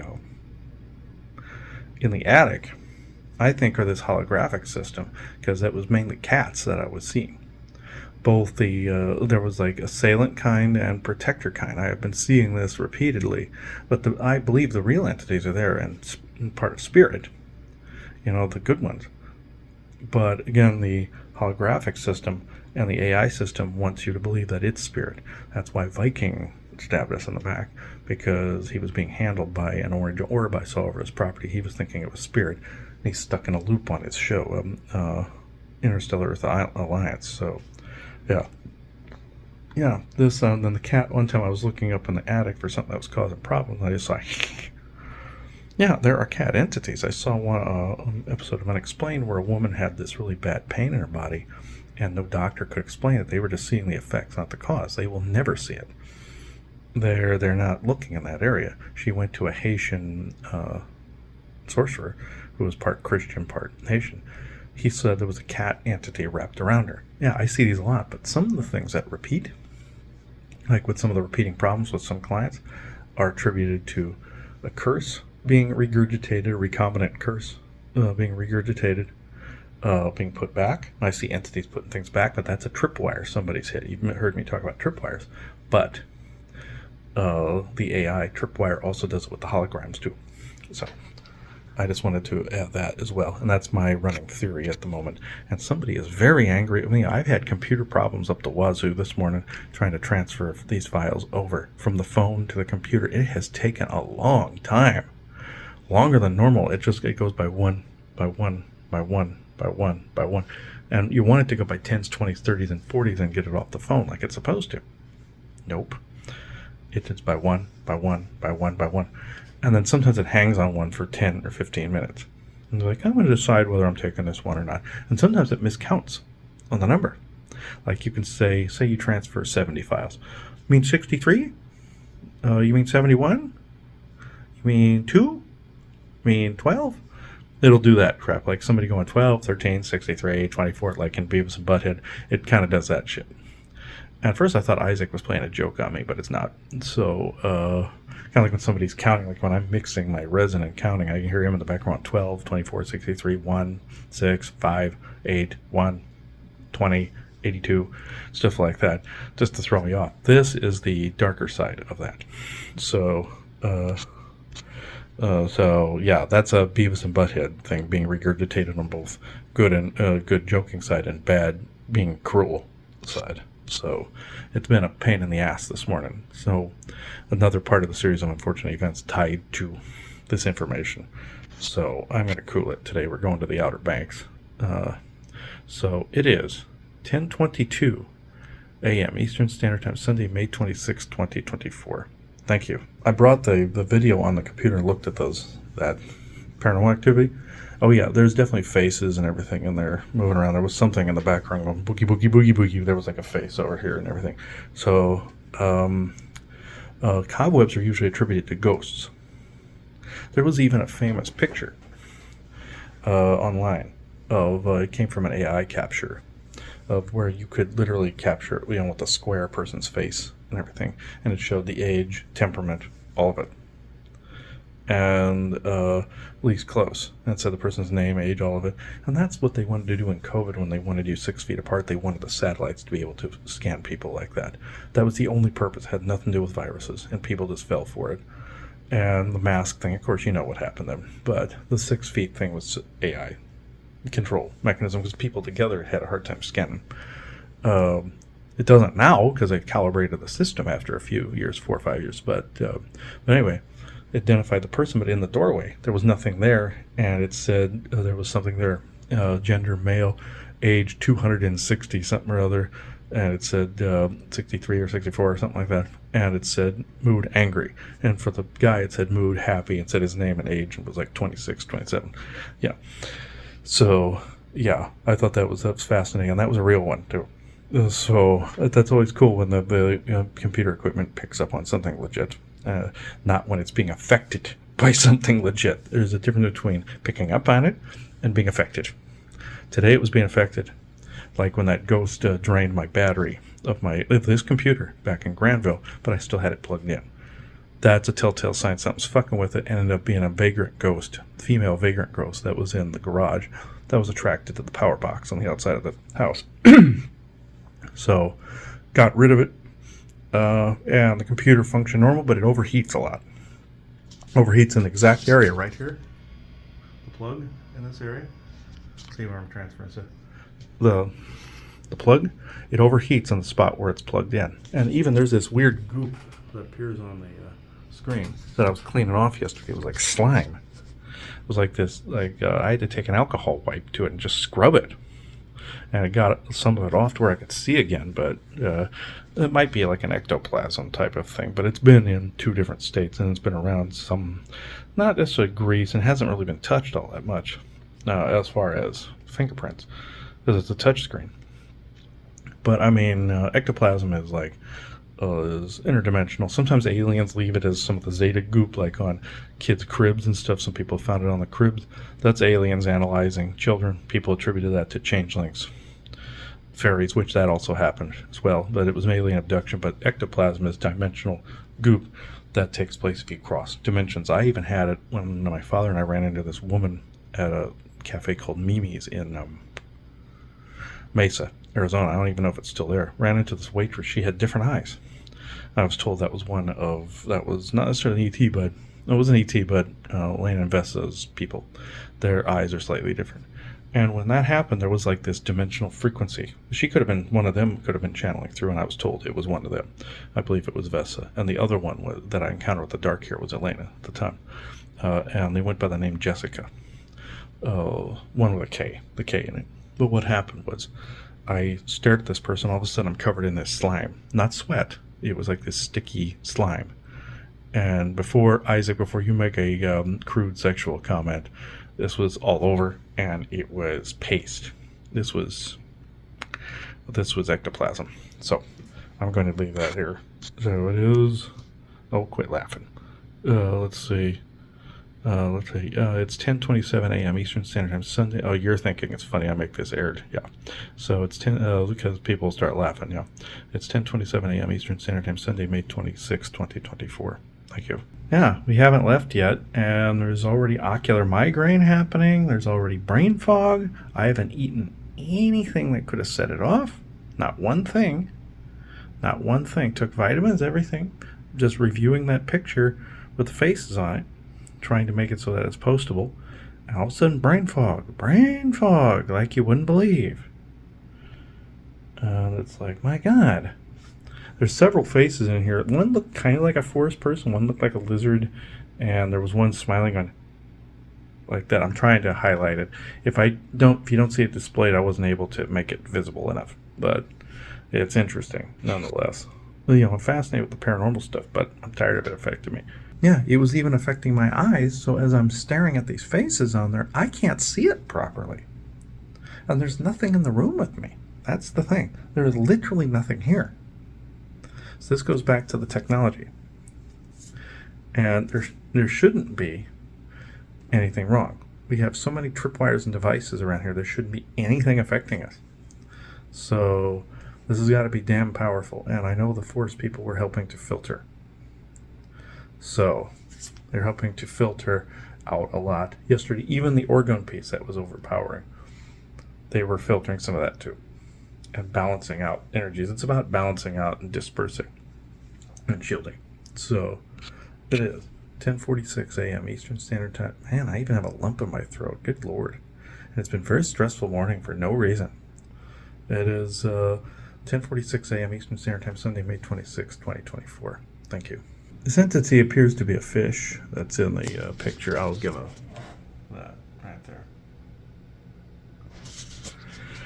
See if I can screenshot this because this is actually pretty interesting. Looks like a fish with like a big tooth in the center there. As good as I'm getting at the moment. Man, it was over my right ear. Kind of like in the Van Gogh thing with the right ear. I mean, the aliens did the thing with the right ear as well. So I found that interesting. Could this be reptilian too? Yeah, but it looks more like fish. We encountered a lizard not too long ago that was animal-like, that was like this too, but it was more like this is more like this. So, yeah. And there's also aquatic reptilian Draco as well that are a pain in the ass too. This doesn't appear to be one of them. This appears to be more fish, like with like a little weird mustache thing going on. So, yeah, there are fish bad guys, like I said, with the jellyfish attachments, which is what some of those tendrils look like. Like sometimes they will drop things on your head, but I didn't have anything on my head. So I caught one of these fish entities in Prescott Valley when we got home one time from Quartzsite. I caught one in our kitchen throwing jellyfish into the environment. So when I get home, there'd be attachments everywhere. So yeah, didn't find any. But putting something in front of your face, and that sure as hell looked like almost like a jellyfish tendril or a tentacle. And those jellyfish ships you see are these guys. They're interdimensional. They throw these things on people. They'll even grab parasites from the void, like octopi type stuff, and throw them on people. They look like goldfish and sometimes squid-like. Think Davy Jones from Pirates of the Caribbean. They sometimes look like that, like with the corrupted look. They've associated octopus with corrupted, even though octopi are highly intelligent animals. Some of these beings, I believe, created them, but they're separate, just like insectoids created mantises and other bug types. But they're separate, and some of them have become fey as well. So, in both respects. So you got to also discern whether, like with reptilians and octopi and all of them, you have to discern whether you're talking to the actual animal. You see the image in your head. When I read a guy from Venice, Florida one time, I saw an alligator in my head. It was an animal trying to communicate. This was in somebody's session too. I saw an alligator trying to communicate named Bubba, some outside of somebody's like townhouse. The octopi in the ocean have tried to communicate with me. I've swatted at them thinking they were the other thing, but they were the legitimate article. So you got to discern. These animals can communicate. We even saw a Portuguese man of war last year at this time at Sandbridge that Joanna think, oh no, they're too far north. It's because the ocean's heating in some areas. I'm not buying into the over global warming thing, but there is something going on. It's terraforming is what it's going on. The Earth will be tropical in about 100 years or so. But at least in the timeline I saw. And there was a Portuguese man of war, which I thought was reaching out to me, but this is an attack move, and it does this, because it could see me. It looked like a big blue brain gel, like hand sanitizer, or like ectoplasm reaching for me, like you'd see something out of Ghostbusters. That's what it was. But that was an attack move. Sometimes reaching is an attack, like in this photo. Sometimes not. Sometimes something's trying to get help or help you. In this case, it was an attack. So it is 10:52 a.m. Eastern Standard Time, Sunday, May 26, 2024. Thank you. Okay, here we go. This thing looks like a Muppet. You see how it's all distorted. And of course it was freeze frame inside the video itself. But you see how it has that fish-like appearance. It has the slitted eyes like some fish do. You could say aquatic reptilian, but you see that aura and fins around it and that jowl like underneath. And above there are, let's see, there are some others above here, and others here, but nothing compares to this Muppet looking one right here. Next down, that's my eye, by the way. But you see here, this guy, big Muppet face there. So I found this fascinating. So it is. Well, that's our banner. See, I have above the window. It is 11:11. Of course, the AI would intervene as a synchronicity here. It is 11:11 a.m. Eastern Standard Time, Sunday, May 26th. Well, that's an 8 too. So that's interesting. It's 11:11 a.m. Eastern Standard Time, Sunday, May 26th, 2024. Thank you. Even down here, there's like a dog man-like appearance. See right here, with the eyes here, and see if I can. Right here, eye, teeth growling, snout. So there's a fish, Muppet-looking fish, and a dog man. So I find this interesting. So of course at 22, it is 11:12 a.m. Eastern Standard Time. That's not fascinating if you get hit, but fascinating as an overall subject. It's 11:12 a.m. Eastern Standard Time, Sunday, May 26, 2024. Thank you. The dog man have been harassing us lately, as the Sasquatch was saying in the episode, because I have the liquid that has the wolf's bane. There's nasty ones. We had one, of course, with the dream time I told you in the previous episode about a dog man that had it on the property. That's why that was there. So, on the previous episode of the World of Sasquatch. Also, one could argue repeated recording does this as well. Brings in things, when you're recording paranormal activity, of course it stirs it up like the ghost box. People that record repeatedly in their home have this happen. Just like we had the owner of the house have his security system in place. Ghosts wouldn't stop messing with it, so it was drawing in activity. We weren't doing it intentionally. I would never recommend doing it intentionally in your home, ever. That's a disclaimer right there. No ghost box, no paranormal photography like with full spectrum, any of that in your home. No investigations in your home whatsoever. Do it away from your home and draw it away from your home. That's what we're bringing the ghost box with. That's a disclaimer right there. But it just happens to be happening anyway and catching it on camera and on recordings anyway. Sometimes it happens. So sometimes you're not doing it intentionally. So it is. Ooh, my shoulder's hurting here too. Yeah, something's trying to get me to quit here. So, and this time it's a positive force. So it is. Sometimes, like Elena or Vesa grabbed my hand one time to get me to snap out of something I was seeing in a session. the forest people put their hand on my mother's shoulder one time, and she felt the handprint for a couple weeks. I felt a few days with Vesa.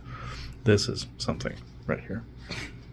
So I even felt Twiggy put his hand on my shoulder. That I thought it was an attachment, but he's more than likely telling me to stop because of the activity that's going on.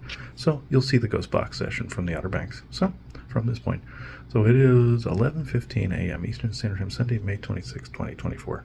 Thank you. Oh, I'm not sure why the dogmen would be angry and be able to be here around that liquid. I know why they're angry, but why they can't, why they aren't here, or I mean why they're here. So, okay, it is 11:16 a.m. Eastern Standard Time, Sunday, May 26, 2024. Thank you. Also, some paranormal investigator would see our ghost box and go, "Oh, Rika, this is why you have all the activity." No, we do it away from the house, and I painstakingly clear. So I want to put that as a disclaimer as well. So it is 11:17 a.m. Eastern Standard Time, Sunday, May 26, 2024. Thank you. I thought this was a cat at first in the picture underneath too, or they both were because of the eyes and everything, and given the dream sequence. But one's a dog man, one's a fish. I can possibly identify that now. So it is 11:19 a.m. Eastern Standard Time, Sunday, May 26, 2024. Thank you. We've all come to the conclusion that these are illusions put out by those same V2K assholes that were in the dream through and through, because the fish and the dogman figure that you saw in that corner there, over there, those two would not play nice together. And I do have a very powerful piece here, but we're also concluding that it's not potent enough to get rid of all V2K. I know it takes 5 bucket busters to fully block them. I'm never going to make one buckets like that big. I'm never going to do that. The last person that did that, she made 5 of those. The military showed up and burned her house down and destroyed them. Fire is what can destroy those. So they're like, "We found them, sir." And obviously it was destroying satellites above. So yeah, this is where we're at with this. Now, can a ghost or something make like that spooky ooh, like the Muppet like look? Like even the Lancaneers of the Tall Whites, when they came through, they had this weird because I wasn't decoding it correctly. They looked like those alien Muppets from Sesame Street that are going woogie woogie woogie. You know, it's like that.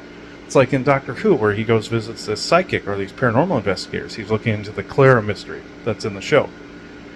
What happens is there is a ghost or haunting there at the same time, or what they think is a ghost. He scans, sees the picture of this thing, and then he goes, "This is really," and he peels back the frequency layers and shows that it's a human. It's somebody that's sitting in a pocket dimension, trapped there with another elemental being they rescue at the end, and their frequency levels apart. This person is these other two's descendant from sometime in the future. She's an astronaut that time traveled, and some time travel project way ahead in the future, like several hundred years in the future, 1,000 years in the future, 800, 900,000 years in the future. But again, also temporal frequency would have made that further apart at first too, like in Star Trek when they lose consciousness, or Giorgio's character that gets temporal aphasia, because there's a frequency, and you pluck that person out of their temporal frequency and you move them, they could get a disease or temporal aphasia because they're trying to get entangled back to where they're from. Like you see in Discovery where they get entangled to the future.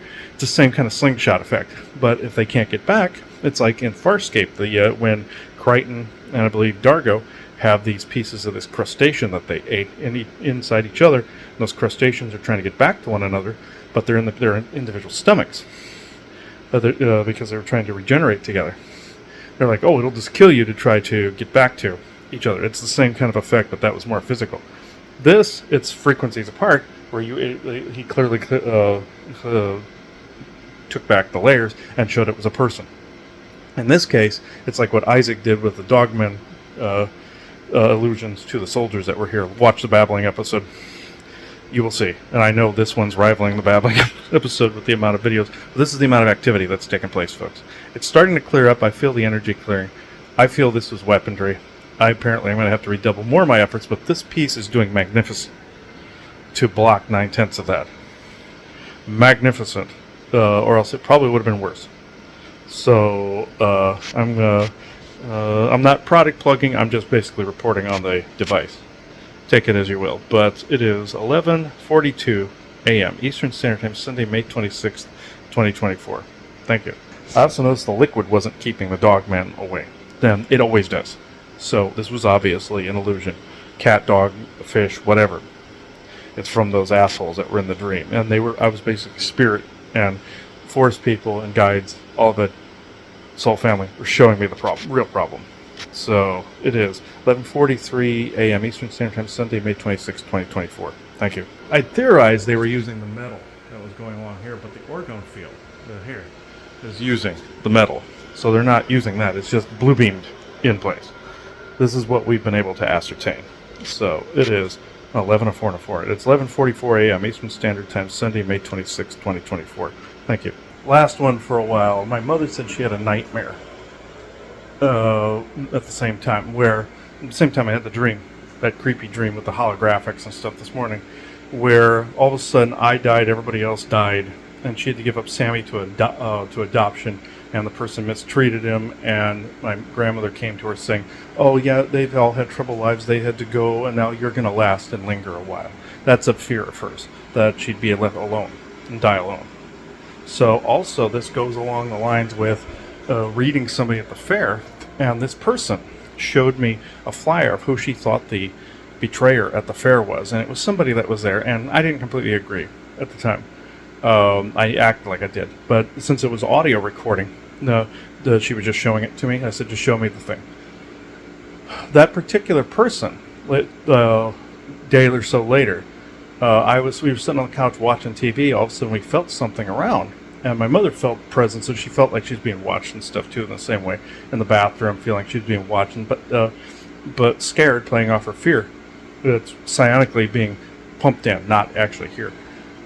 But I look up to something. Told me to look up to my left, and I'm seeing this woman from the fair looking at me, transparent. She's like, like that. I got up, did my normal thing, and got her out of there. Cut the head off, got her out of there, and found several other soldier types. And this is military, and I did, put her in a box, and I just put a net over the box, say nothing that uncreate you, then hot lava drowned you, meaning I'm closing the door. That's how I do to the spirit world too. I shove them across and do that same thing. But with this was a remote viewer. This was a spy. These fairs are full of spies, and sometimes it's not the fault of whoever puts the show on or the events on. It happens. So it's a lion's den. You gotta be leery. So it is 12:08 p.m. Eastern Standard Time, Sunday, May 26, 2024. Thank you. Okay, we're at the end of our stay here in Kill Devil Hills, the Outer Banks. So sorry, I had to get away from people and noise. So what ended up happening was, my head filled completely up after that, after I got away from the house, with cotton on the brain. Essentially, that means SSP stuff. Hands down. Feel like you have insulation around your brain cavity, or dentist cotton, as I like to call it. AI causes this, it triggers this, but tries to trigger SSP shit. So, what I did was, it was very interesting, but it was also distractingly annoying, because it took away from the trip as far as I'm concerned. I always tell my brain, do not do this. Do not have downloads. Do not have any of these things. But the subconscious seems to choose when it's best to vomit this shit up. And especially if it's in a relaxing environment, which you'd expect in a meditative state. But at the same time, what was interesting in my head, I was seeing me in a holographic environment after I'd gotten memories back, and part of me was inside a holographic environment, like a holodeck, training, like in the X-Men training room, like you'd see in the comic books or in the old animated series from '97. They're doing more of that, by the way. We haven't seen it yet, but look up it's like the X-Men training room or their situation room. It's essentially the same difference, and they do have that in SSP for training. Like the holodeck, you see them on Star Trek Next Generation, all of them using it for things of that nature, like war for this calisthenics stuff. So, at the same time, I was getting sick of the volleying back and forth with all this shit. And I showed Joanna in that scenario what I was doing and everything. And I see these spheres I was trying to catch and put into things. I was using my psionics to train like a Jedi to try to hit the spheres with just psionics, like Luke with the end of destroying the Death Star with the 3-meter hole.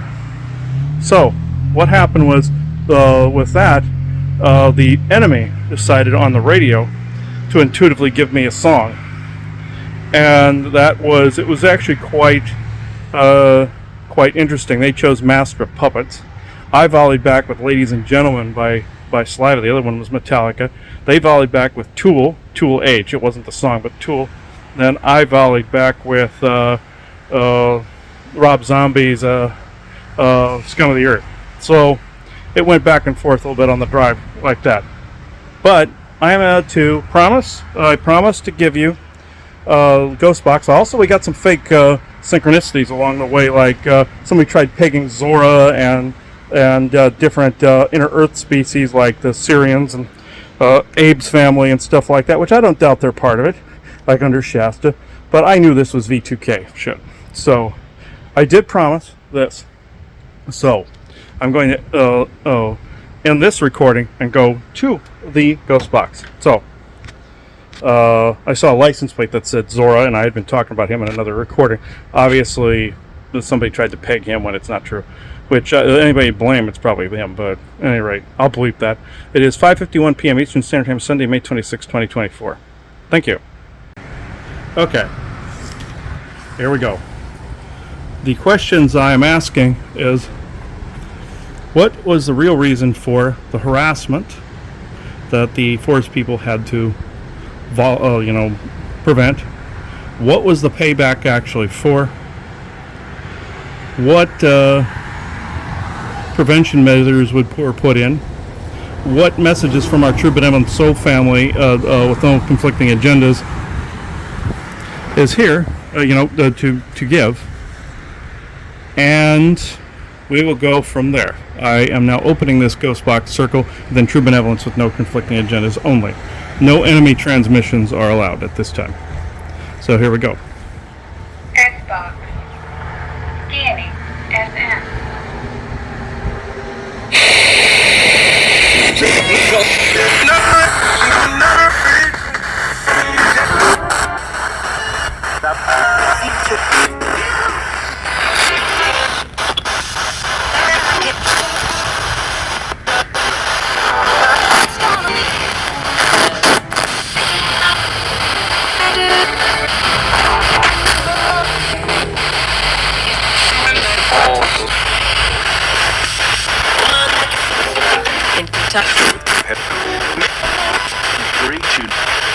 Who protects me? I heard he protects you. Who?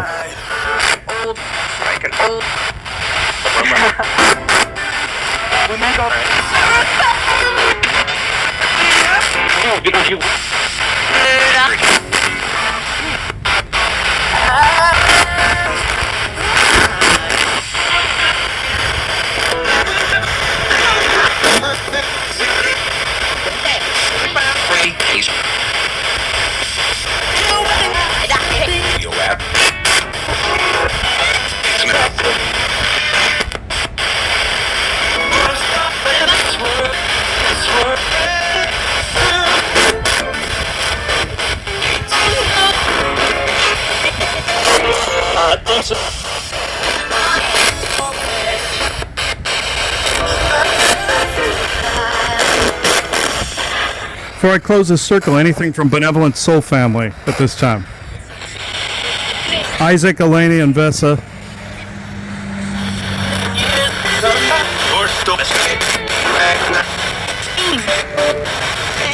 I heard you're a dumbass, but okay.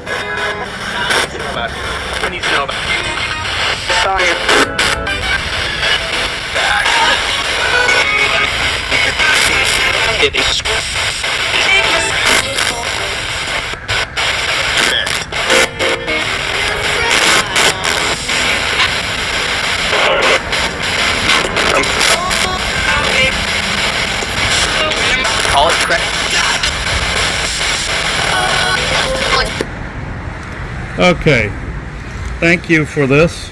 At this time, thank you for putting up with the static, for any elementals and such that were probably irked by that. I am sorry for that. So I am officially closing this Ghost Box circle. As of this moment in time, it is 5:54 p.m. Eastern Standard Time, Sunday, May 26th, 2024. Thank you. Okay, I did notice in the episode that the forest people were asked. There were some things, that were mentioned about like med beds and all that other technology, and that's been talked about ad nauseum for years. And people go, "When's this going to come out?" Never until we demand it out. This is a horrible carrot and a stick. Now I'll take the time to answer this. It's a horrible carrot and a stick. That a trick that has been played on people since the 90s. Yes, this technology exists wholeheartedly. It's in the SSP. Do we have access to it? No. When people invent some of these things, like some of the healing tech, what happens to them? They get hurt. There was a guy that built this whole building that was a big healing room. It was based on a geometric healing room. He was killed. They have healing rooms that are square or octagonal or what have you in some geometric shape. That the frequencies bounce around again and regenerate you. They even have where if somebody loses a limb, they can regrow one. They can either slide an octagonal or honeycomb-shaped ringlet on there and regrow the limb, or they wrap it with something, or they stimulate the molecular cellular solid ability in some other way, which is phantom limb syndrome, and it regrows the limb.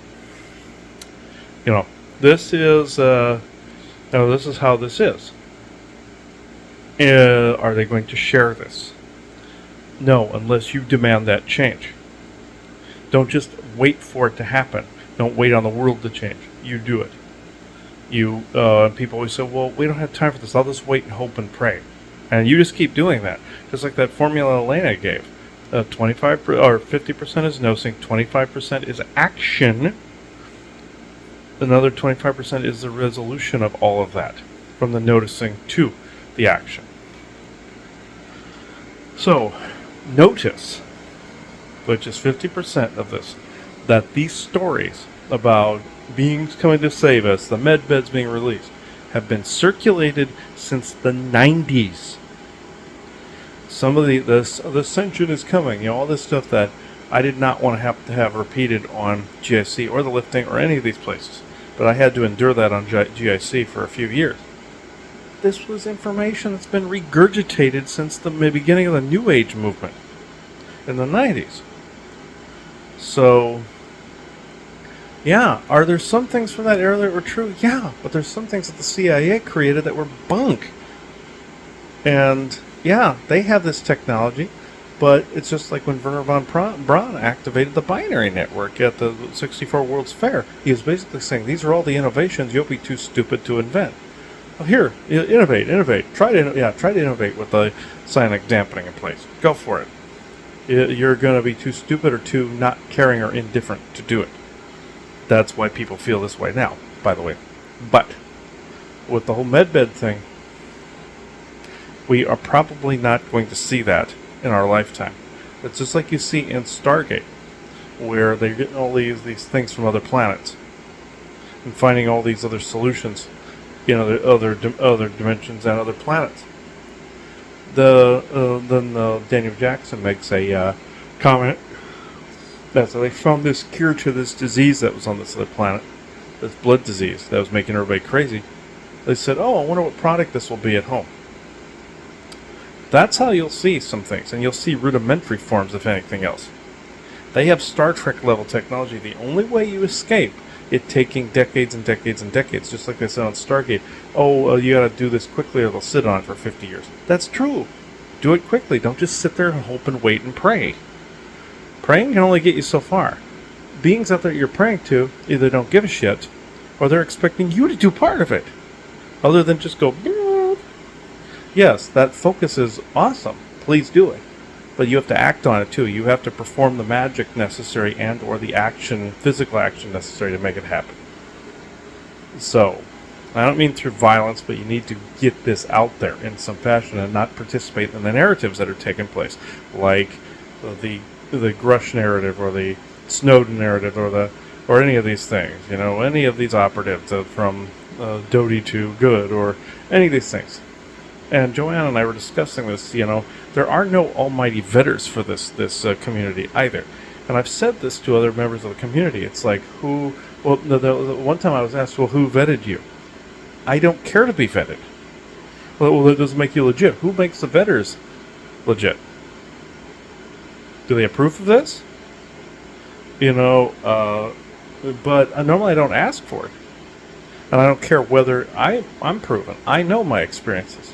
But Joanna and I could also say that some of the memories are implanted, some aren't. And I agree with her assessment on this. 110%. But I know what I know, and I experienced what I experienced. And I know we've all been fucked with in some way. And being fucked with, not only just in the SSP, seeing disinformation, but like when people were talking about the Planet X crap. They were just given a line of crap back there. I don't doubt that they had that happen, or if they were given some clandestine mission to bring about their form of disclosure. Disclosure is all information. It's not just the Almighty Galactic Federation's information and some grays are telling you to save the world. This is what happened to mathematician John Nash. He was a channeler that brought in some information, and he was declared crazy. He was mind controlled, declared crazy. Oh, now they use him in A Beautiful Mind to show that.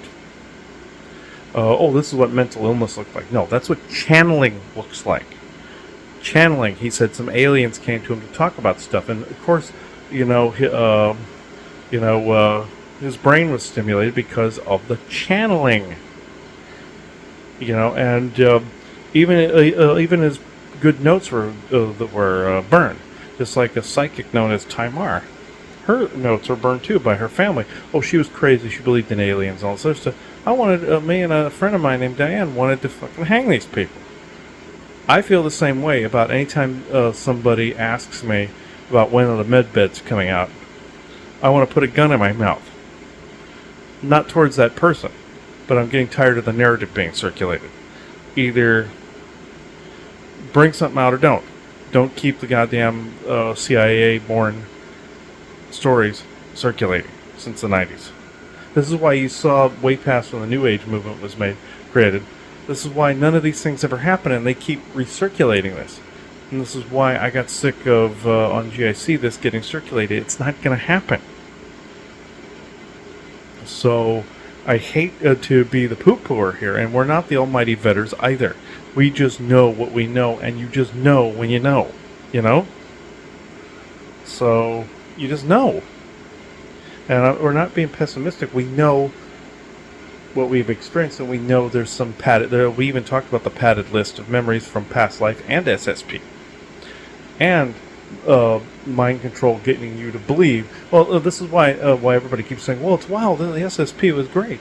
No, it was not. It was a horror show that basically Nazis raped and tortured you constantly. There's good factions out there, mind you, but I'll grant you, but that are better than others. But it doesn't mean that they're good always, because they still abducted you. They still did shit to you. And in my mind, that's bad. And I know other good groups use the memory wipe, as a security measure, and fine. And our government has a rudimentary form, and it fucks your brain up, like in Incredibles 2, when you see the dad using this memory wipe thing on that young boy, and he forgets his daughter, and his friend goes, "It's not an exact science, man." That's our version of it, and it gives you dementia and Alzheimer's after a while. Soaking in a lot of stress too, and the wrong foods and all that shit too. And I worry about that sometimes. But anyway, back to the propaganda. I will end this here. And propaganda is the right term. If you're asking still when the med beds are coming out, don't hold your breath. Because I know you're probably in pain, you're desperate for something to change. You have to change it yourself. And if that means going to a physician and being guided to somebody that's not cabal oriented, so be it. It's rare, but it exists. I'm in the process of looking for something myself. But you have to intuit your way through it. And I'm not promoting it either way. Just know that when are the med beds coming out, because I really, really need them. Yeah, we all need them. We aren't getting the Star Trek med beds yet. Quit getting hung up on the med bed carrot and a stick. and look at the real disclosure of information that is distracting from. Look at what it's been distracting from. Probably you improving yourself somewhere and not waiting on the world to change. Making it change. And somebody, I even saw on this, I even saw somebody basically saying, keep praying, it's just going to get worse, keep praying, get worse. It's only getting worse because you keep putting energy out there. It is getting worse. En masse. Stop it. Stop waiting on the world to change. Med beds are not coming. Stop hoping and praying and hoping and wishing and wanting. You gotta act on this. And I don't mean violently. I mean, you gotta act on this by at first noticing that you're being led around by an ox ring in the nose. So, I'm done. It is 10:41 p.m. It is 10:42 p.m. Eastern Standard Time, Sunday, May 26th, 2024. Thank you. I do want to point out that because of the events of today, I did have a hard time enjoying things. You know, we were walking the beach and I was just kind of all over the place. We won't be back there until after the conference. You know, so that's what you miss when you get fucked with. Unfortunately. So, and the ocean should be fixing some of this. But some of it was, some of it wasn't. It was lessened, I will say. It is 11:54 p.m. Eastern Standard Time, Sunday, May 26th, 2024. Thank you. One thing I will say, psyops that the government likes to put in, or the bad guys like to put in, that same team that was in the dream, is the lie. And I saw this synchronicity, false synchronicity, while we were out. This song called "The Big Lie" came up as part of those synchronicity sets, and on the way back. And I remember on my computer, the one that has so much trouble, with getting hit by ghosts, like the ghost that drained the battery, and when it was still plugged in, I had to get rid of the ghost in the garage in Granville. All of it. From the beginning, I could not get this computer to remain staying called thelifting. It just kept coming out to the lie all the time. The and then Li. Constantly. And it was somebody fucking with me. You gotta know when you're being fucked with, and you gotta, they tried to convince us we were sleeper operatives, and that we were doing a narrative just like we have accused others of doing. And I don't buy it.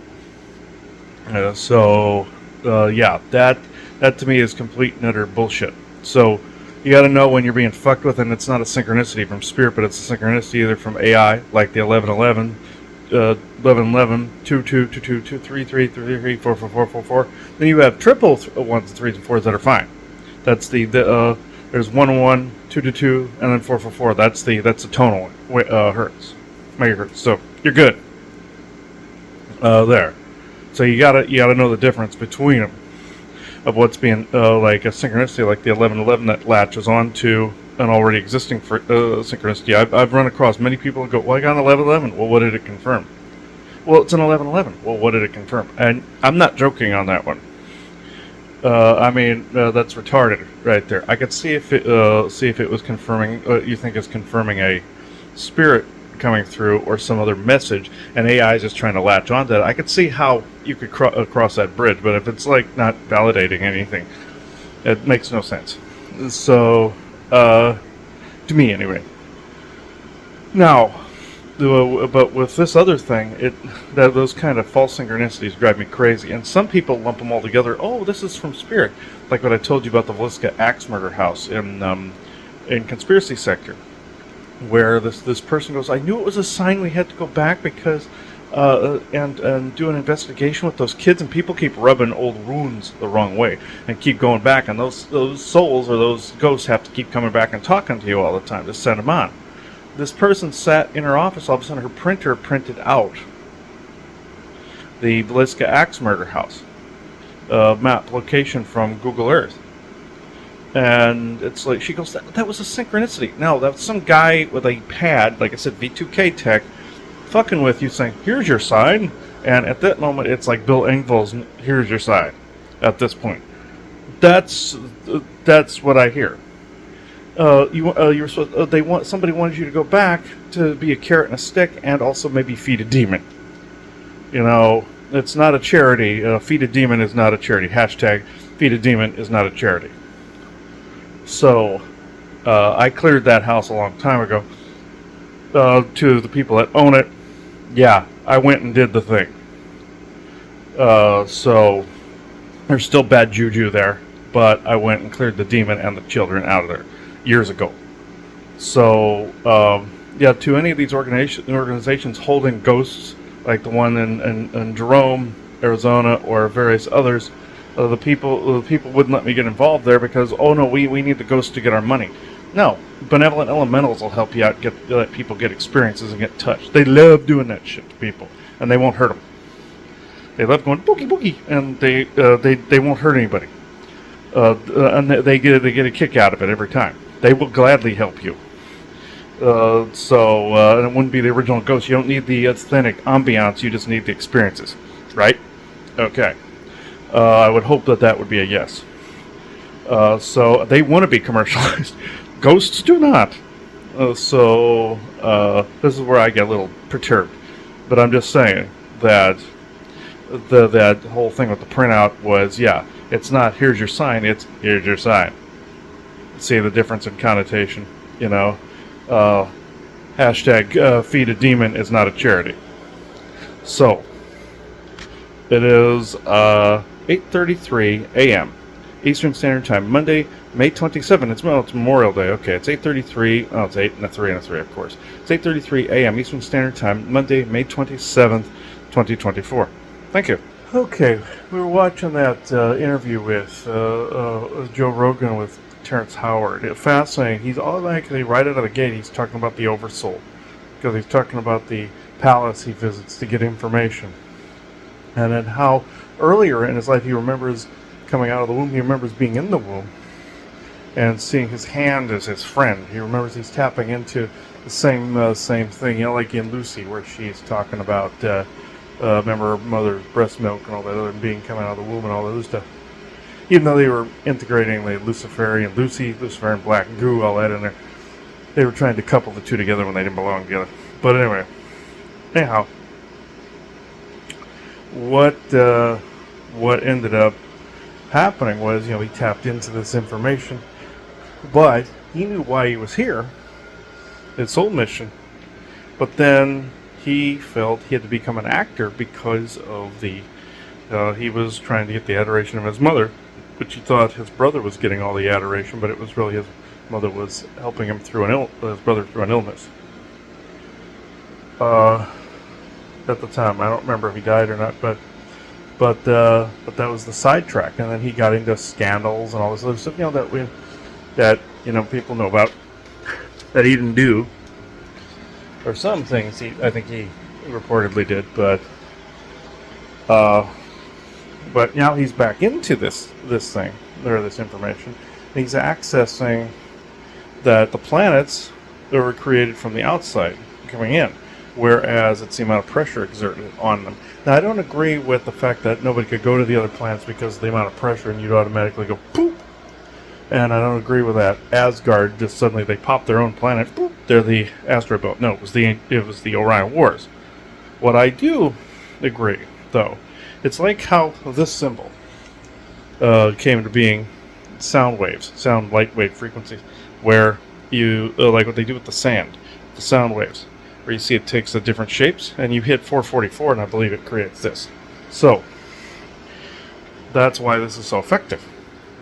This is the purging frequency. This is why the Cabal uses the MK Ultra, different programs uses the Moonlight Sonata at the 444 frequency to penetrate the programming in, or interlock the programming. Then they put the 440 frequency out there, so nobody can use the deprogramming of the 444 that they abused.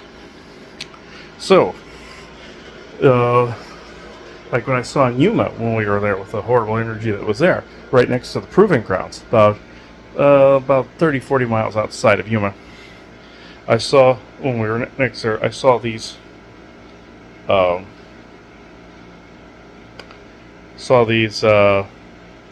reptilian faces coming up from the dirt, And it was just some of the psionic technology they were using. He was talking about the psionic dampening in his own way and technologies that were going down through the planet, down into not necessarily down into the planet, but we also were watching Y-Files previous to that, where he was talking about the satellite mind control, psionic dampening.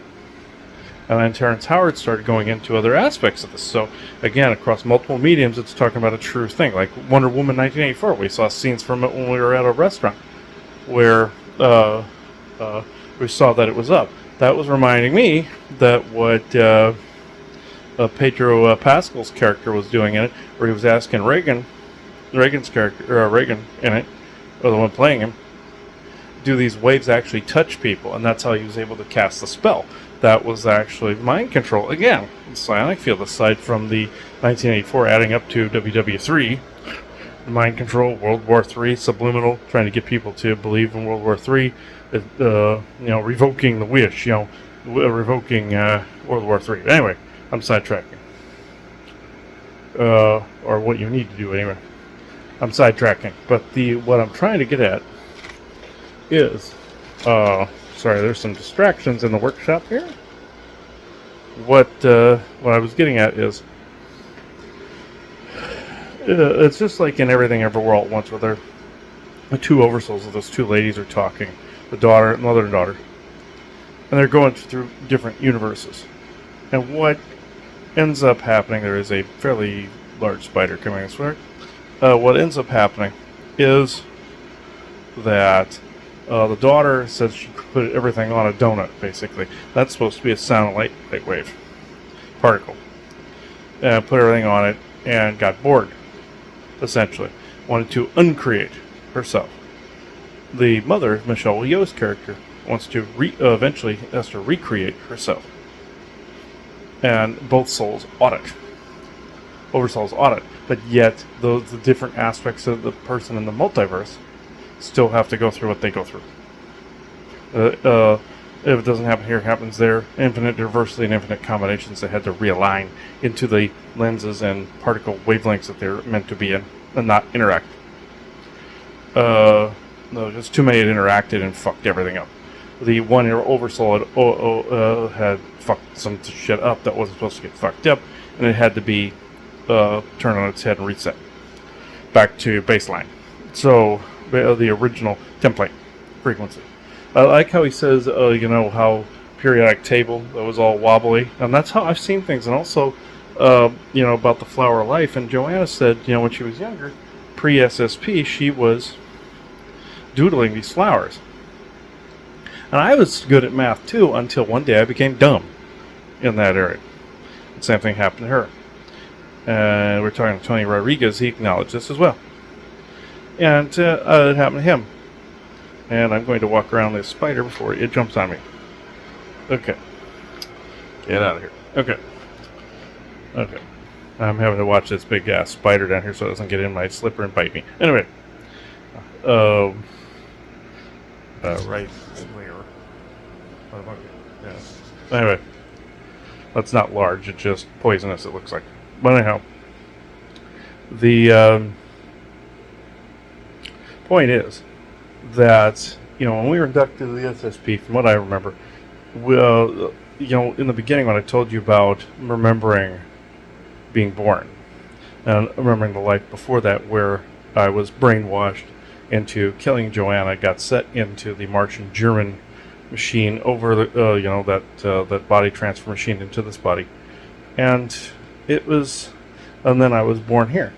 Because they were already established on Mars by that point. I had done some stuff on Earth in between, being brainwashed to kill Joanna and that point just before now. There was a lot of time there. That was the 40s before, and it was the 50s, 60s, and 70s. So I was born in 1980. Remember, we have 8s in our numbers. She has a 62, which is an 8, and I have an 80, which is an 8. So that keeps coming up all the time. Anyway. The lifetime after that's this one. So, remembering the birth, I remember coming out and knowing something was terribly wrong. Something wrong had happened. I remember when I was being transferred into that body, I was terrified. There was part of me that didn't want to do it. then there was the oversoul that knew it had to be done, even if I'd given in to a trick. And to get out of the programming, I had to go straight through it and unlock every aspect of the programming, like what I said Isaac and Thorson do. When there's abducted people around, they put a fractured, cracked version of the program in, like with the Death Star, where the scientists put a flaw in the Death Star so the rebellion could break it. That's essentially what was done to me. Joanna, I think, partially helped with it. I thought I was in control around Hitler's people. No, they were controlling me, but the oversoul was fucking with them. So they just thought they were winning. Just like when we moved from Nightdale. The Martian Germans were ecstatic. They thought they'd won. Yeah, they think they'd stagnate us. No, just like I noticed in the video. He was having trouble with his phone and his computer. Same way I do. Completely. In the same fashion. Things would freeze up. Things would be operating on their own. Because this happens all the time.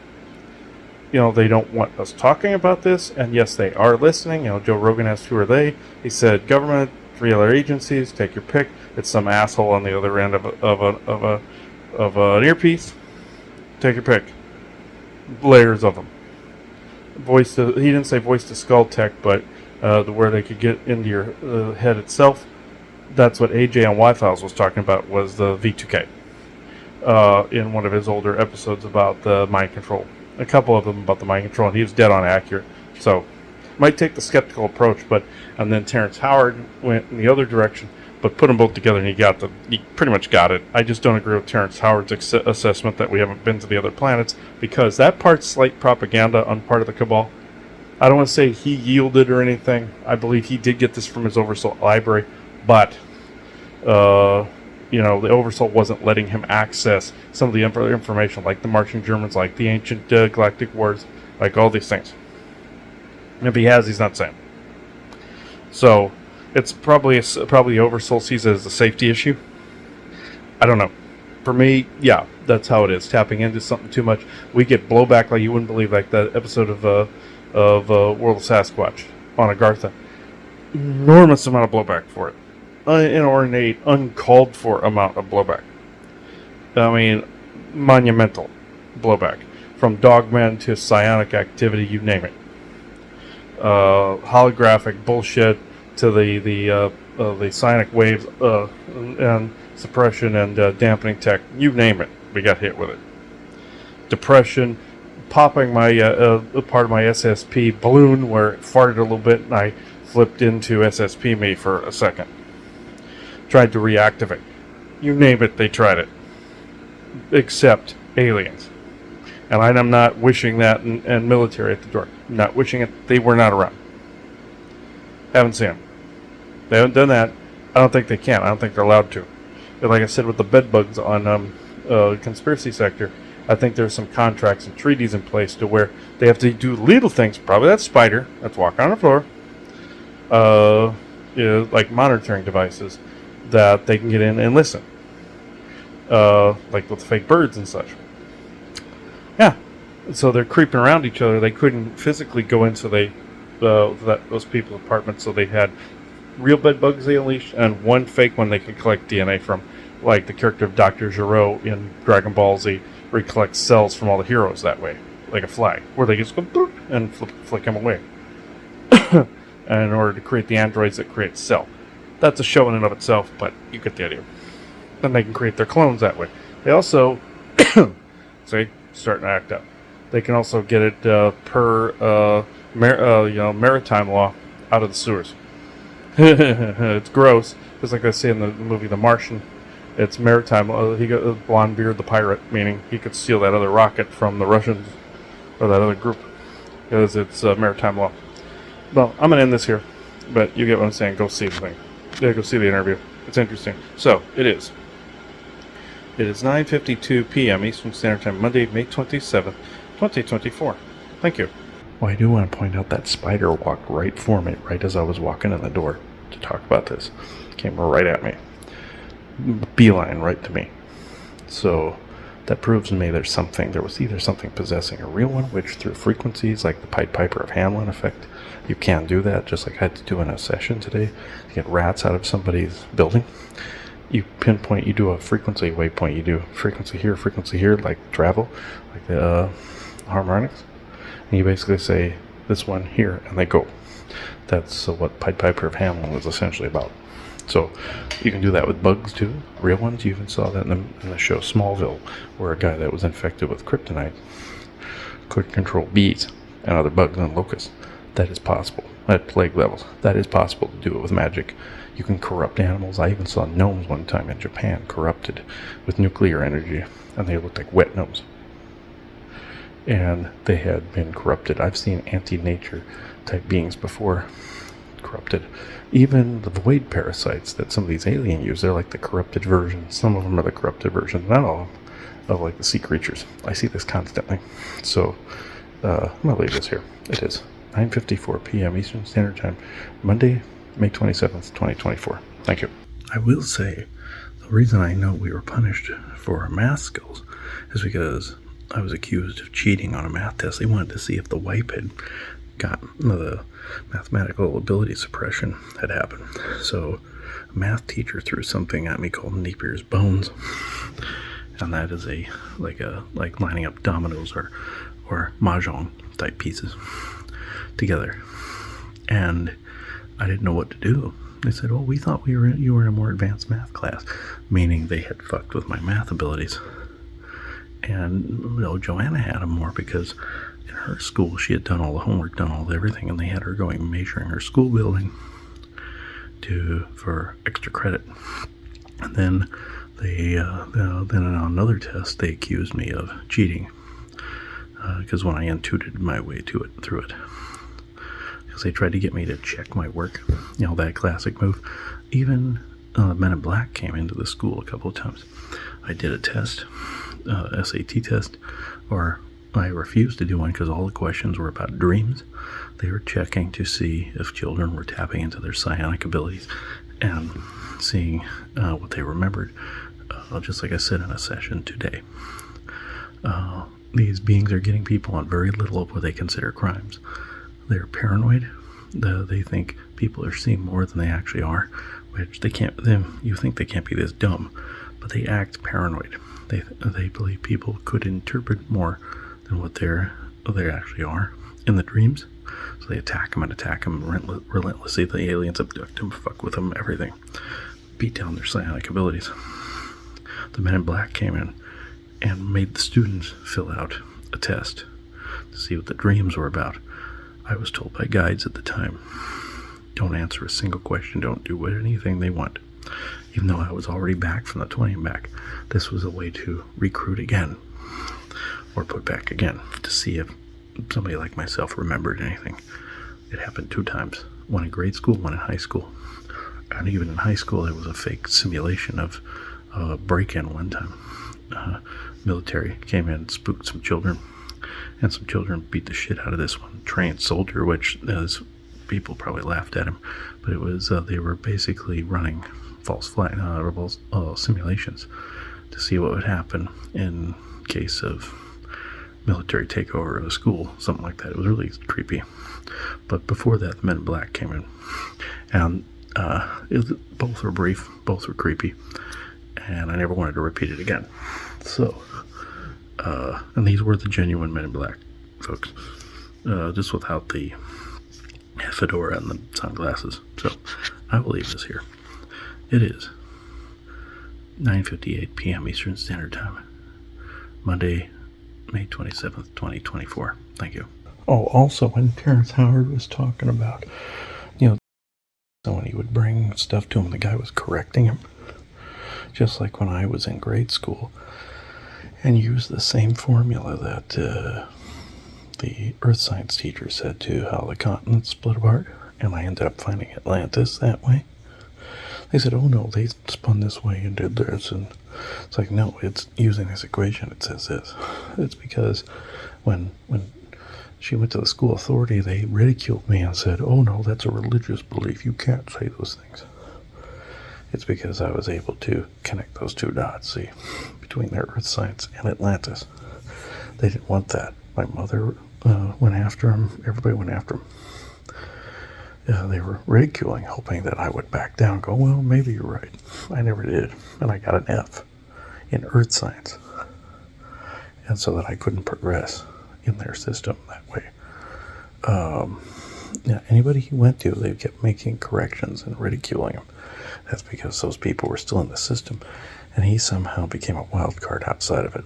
Now, do I think there's some yield he might not know about, same with Tucker and the rest of them? Yes, but it's like with Mel Gibson when he said when he found meditative techniques, he got out of his mind control, like when he lost his shit all the time, tired talking about the Jews, all that shit.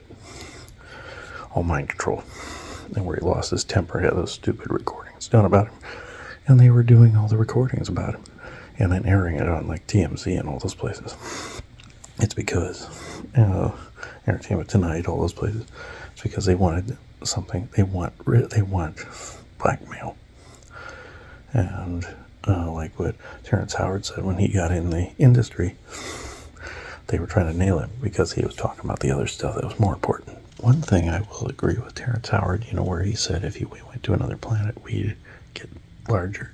That's how Asgard was. The people were bigger and they came here, but some of them had to alter themselves. Like Poseidon said he had to alter his eugenics.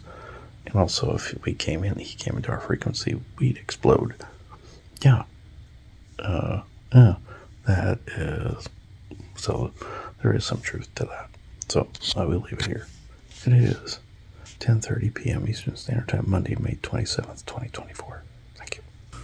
Oh, there was also a time, adding to that Sasquatch episode, that I was taking a picture of Elaine and Bessa, and it's no different than with that fish guy and that wolf man. That I was trying to take their picture, and all that showed up in the picture was a dragon, and it was in the same spot that I took the others, but on the kitchen side of the wall. But it was coming from the same spot, which I find fascinating. So there's obviously something about that spot in the house that was off anyway. But still, things being beamed in from outside, probably rubbing a spot the wrong way. We hear crashes of like a china cabinet falling and all this other stuff all the time. Here we hear residuals. The guy that was this last guy was abusive. We found evidence where somebody was locking themselves in the bathroom and everything here. So but there was nobody here that had a china cabinet when we got here. We heard that crash. We heard the door open several times in the back, but it's been all residuals. Just like on Hartley, we saw the closet door shut one time, and we found out that mirror was haunted on Hartley. So we turned the mirror around, bolted it face in, and it shattered. But this incident with them, I took their picture, and then all of a sudden there was a dragon there with weird eyes. But it was still a projection. That tonight they were trying to help me block something. They were very irritated with whomever was doing it. So I find that interesting. That's bad for them, but it still hasn't been completely resolved. But the piece that's out there is helping immensely. I'll have to create one for us at some point if all others fail. So let's see. It's helping, not 100%. Like I said, 5 bucket busters will block them 100%. That's when the military shows up because they're so powerful. And it was using our formula that person used. So it is 11:58 p.m. Eastern Standard Time, Monday, May 27th, 2024. Thank you. They also advised I go through the book Ghost Box information as well from the time of this recording. I have not done so yet, so I'm going to look. So it is 11:58 p.m. Eastern Standard Time, Monday, May 27th, 2024. Thank you. What I find interesting is also not only did Terrence Howard bring up Enki and Enlil, some of this information wasn't correct, but he was going off of also where he was talking about Buddha and Christ coming in with more information. Didn't know that the Christ story was made up by Enlil in the Roman Empire and solidified by Council of Nicaea, but also the devices or the frequencies he was talking about we're talking about the frequencies of different elements. Basically saying you either add in this frequency or add in this element to this, or its frequency. And a person that I read, who probably wants to remain nameless, has something called the Genius device. And this Genius device mimics the frequency, and it also scans for attachments. It'll show that there's a bunch of like toxin buildup. But each and every time I've looked at where the toxin buildup is, it's been an attachment. So, yeah, I find this interesting. Now, also on a side note, some people have talked to me and said, well, Chris, if the Jesus story didn't happen, who are people talking to? Well, Enlil, for one. Two, 99.99% of the time, that's true of Michael, too, you're getting some hedge betting race. Posing as. And I guarantee you they're either wearing a GF uniform, or they just want to screw around because that's their plan. Like with Elena Donanan and Nancy Thames. I'll bleep those names out. Of where these races are hedge betting to see how far that same group is hedge betting, how far that they can push these women with a false narrative, just like they did with Raymond Kusandalich. They kept giving him false information. He goes, why do they keep lying? Why do you keep talking to them? You know, I don't understand why they're lying. They kept going back to him. I'm like, why are you lying to me? Because they are assholes. That's why. That you've been found out. You're assholes. But at the same time, some of them will continue to give you false information to see if you'll discern. Enki did that to us. That's why in Sumerian mythology they called him the god of deception. So, yeah. But they said he deceives to make you better against his brother. I can't completely argue with that logic, even though it is annoying. So, that said, yeah, they made this up. People, they constantly, especially with the current events, they would constantly return to Christianity. We know some metaphysical friends of ours went, oh my God, this was false, and then threw the baby out with the bathwater, went back to Christianity. Went, oh my God, we're so sorry, Jesus, so sorry. Just like what happened to Doreen Virtue. Went out there, saw that she was being schmoozed, and went, oh my God, I am so sorry. And went back to Christianity. That was after I spoke to her that time. I'm not tooting my horn, I'm just saying what happened. Went and talked to... I went and talked to her, and she was wanting validation on some channelings, and she could have been a mole the whole time trying to figure out where I was, too. But I think it was more the reverse, where she started to cry when I said, no, this is a false channeling, this one's false, even though I wasn't as far along then. This was in 2015, 16-ish. I got even further along with it now, but it's like, okay, if you're hearing this, Doreen, you didn't have to completely convert back to nutcase Christianity and start poo-pooing psychics. And people sometimes throw the baby out with the bathwater. They will go, well, if none of this is true, then what am I doing? Well, if you're a healer, continue to do that. If you can hear and talk to beings, continue to build that skill. You have a heightened set of abilities for a reason. Use it.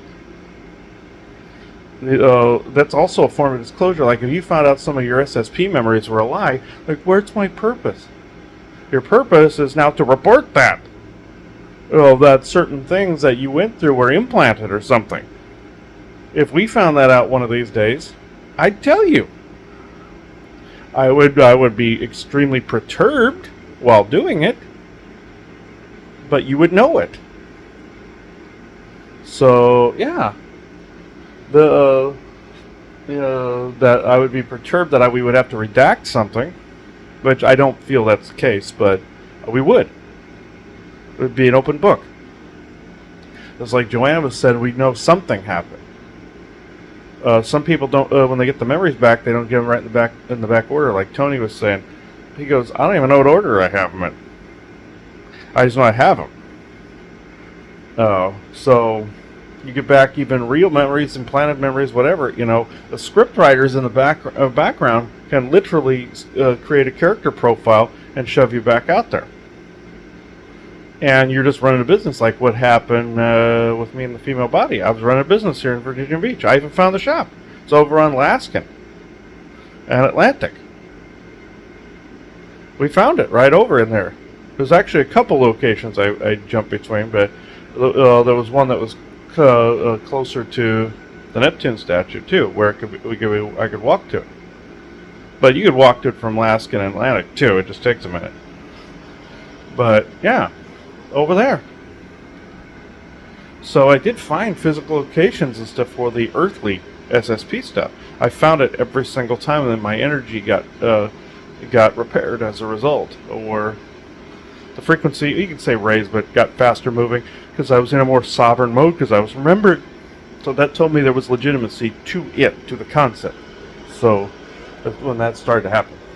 So yeah, this is I find it interesting. But people, please do not just revert to Christianity. It's an older cult, because that's what it is. The Roman Empire made it up with an agent that went around that they hired that was basically either a channel for Enlil or it was Enlil himself, because Enlil himself really couldn't walk around too much. More than likely a meat puppet or incarnated avatar is more than likely. And was born here, then made up the story about the Immaculate Conception. They all sat around figuring out, okay, this is how we're going to crucify the guy. This is what we're going to make up. And they do a crucifixion to make up stuff. Yeah, to a point. And then they started a ceremony. It's like the King Olaf thing in Skyrim, where they're burning the effigy of King Olaf. It's kind of like along those lines, and it's basically crucifixion and Burning Man put together. And that was supposed to be positive ceremony about King Olaf, but the queen gets rid of it because she thinks it's nonsensical, and that the history wasn't completely right. But then you prove it was right, so therefore she's more apt to go on with it with the proof. Which, yeah, they should treat Christianity the same way. It got out of control very, very quickly, like the song with Fall Out Boy, Centuries. Just one mistake was all it would take to go down in history for centuries. Is exactly it. The Roman Empire wanted to control their immediate environment, and Enlil amplified it through the centuries. So, yeah. And then some people are saying, like I had somebody recently tell me, well, who is it that I'm talking to then? Some alien hedge betting, hoping you'll believe the disguise. In this case, it was Taigetans that were scanning people's belief systems, like I said, with that big stone structure I said in the dream sequence, where I was hearing, okay, this person believes this person believes this, person believes this. They're data miners. And then they can use it to manipulate. And some races, like Garians and some others, are running social experiments like that, where they will even have incarnated people around, like Joanna's son Joseph, gathering information. Two other races do that too. Some Ebens have even been born to gain codexes. Some groups need codexes, some don't. Very few don't. It's not to save the universe. The Earth is not going to save the universe. That's Nazi propaganda bullshit. But that I'm very thankful that I snapped out of believing. But see, even I wasn't above getting nailed or controlled there. But snapped out of it. But what happened was, I got more grounded. What happened was, this person was saying, well, who am I talking to? I said, I said, look at them more closely. Hit them with a big burst of light, like a lightning bolt. And you'll see, ironically. And Lil Zeus lightning bolt. And just say the word reveal. And it'll melt their disguise away. If they look like a frog, you'll see it. If they look like a gray, you'll see it. If they look like a human Nordic, you'll see it. If they're using a Jesus and Mary disguise. And this I find this interesting, though they've gotten away with this area for so long with this, and the New Age groups went into it as well. Which, yeah, accepting all aliens and creeds and colors, yeah, that's great, like Star Trek. But You don't want forced inclusivity, and you don't want trickery invited in. The whole idea is that they're inviting in everybody. Just like with those doormats you see with the gray alien face that says welcome on it. They showed in the movie Renfield that he had a welcome mat out front of his door, real concept, and he comes home and Dracula's standing in there waiting for him. He's like, oh shit. And he looks down, he goes, how'd you get in here? And he pointed at the mat. And he went, oh shit. Don't get those. Do not get them. I know you're meeting it as a form of friendship, but especially the ones with the gray... See? Interfered with my throat. Especially the ones with the gray alien faces on. Don't get welcome mats of any kind. Get mats that don't have any words on them. There's even some that say fuck off with a middle finger, too. But I've seen those. Those don't count towards welcoming something in. It's actually repelling. But, yeah, don't get the welcome mats. No. One of those same, the ones that say welcome, come on in, or something like that. That's fine for businesses. And I'd be willing to bet the business signs would do the same thing if you had a Dracula Renfield type situation. I guarantee you, you'd be able to walk in that business, no problem. But you still have to have that, it's because you're welcoming customers, but you still know that it's an invite. It's like the welcome mat. So, as I've seen it time and again, work towards the other. And then some businesses wonder why they're haunted, and time and again I see that sign in the window. Some don't have it. And then some of those businesses aren't haunted, and then sometimes I do see ones that are haunted because there could be aliens disguising, like the one in the bed and breakfast, like I said, with the orb floating over the guy. And they caught him. And the guy caught him. And the guy diverted him with the ghost story. I've seen that time and again with businesses. So, yeah, where it was actually the alien trying to divert attention because they got caught. And they more like they had abductors underneath it.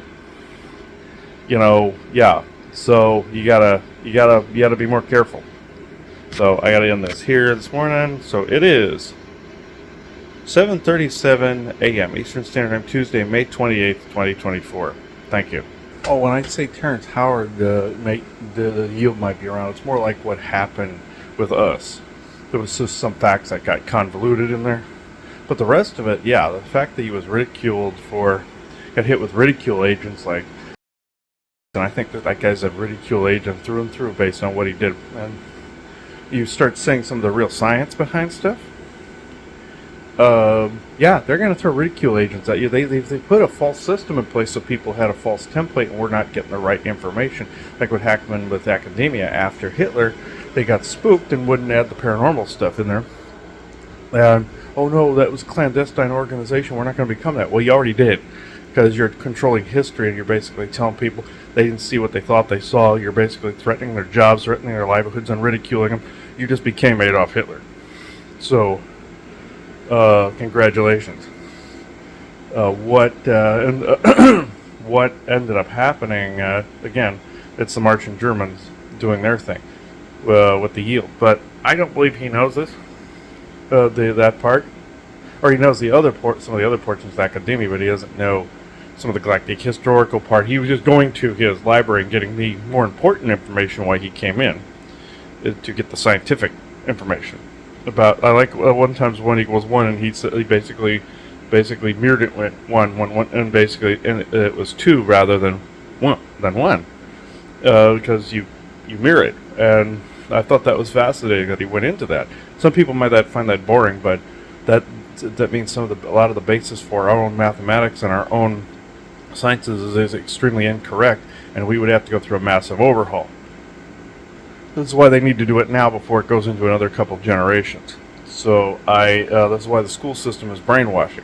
Yeah, exactly, from history to mathematics to sciences. There's also the science and science. And scientific method's still sound. So you do one thing and then you repeat it again, and it's proven. Proof of concept. So, yeah. And then the science was the money base during COVID. But everybody knows that part. I'm going to end this now. It is 7:43 a.m. Eastern Standard Time, Tuesday, May 28th, 2024. Thank you. Okay, I'll add this to Q&A.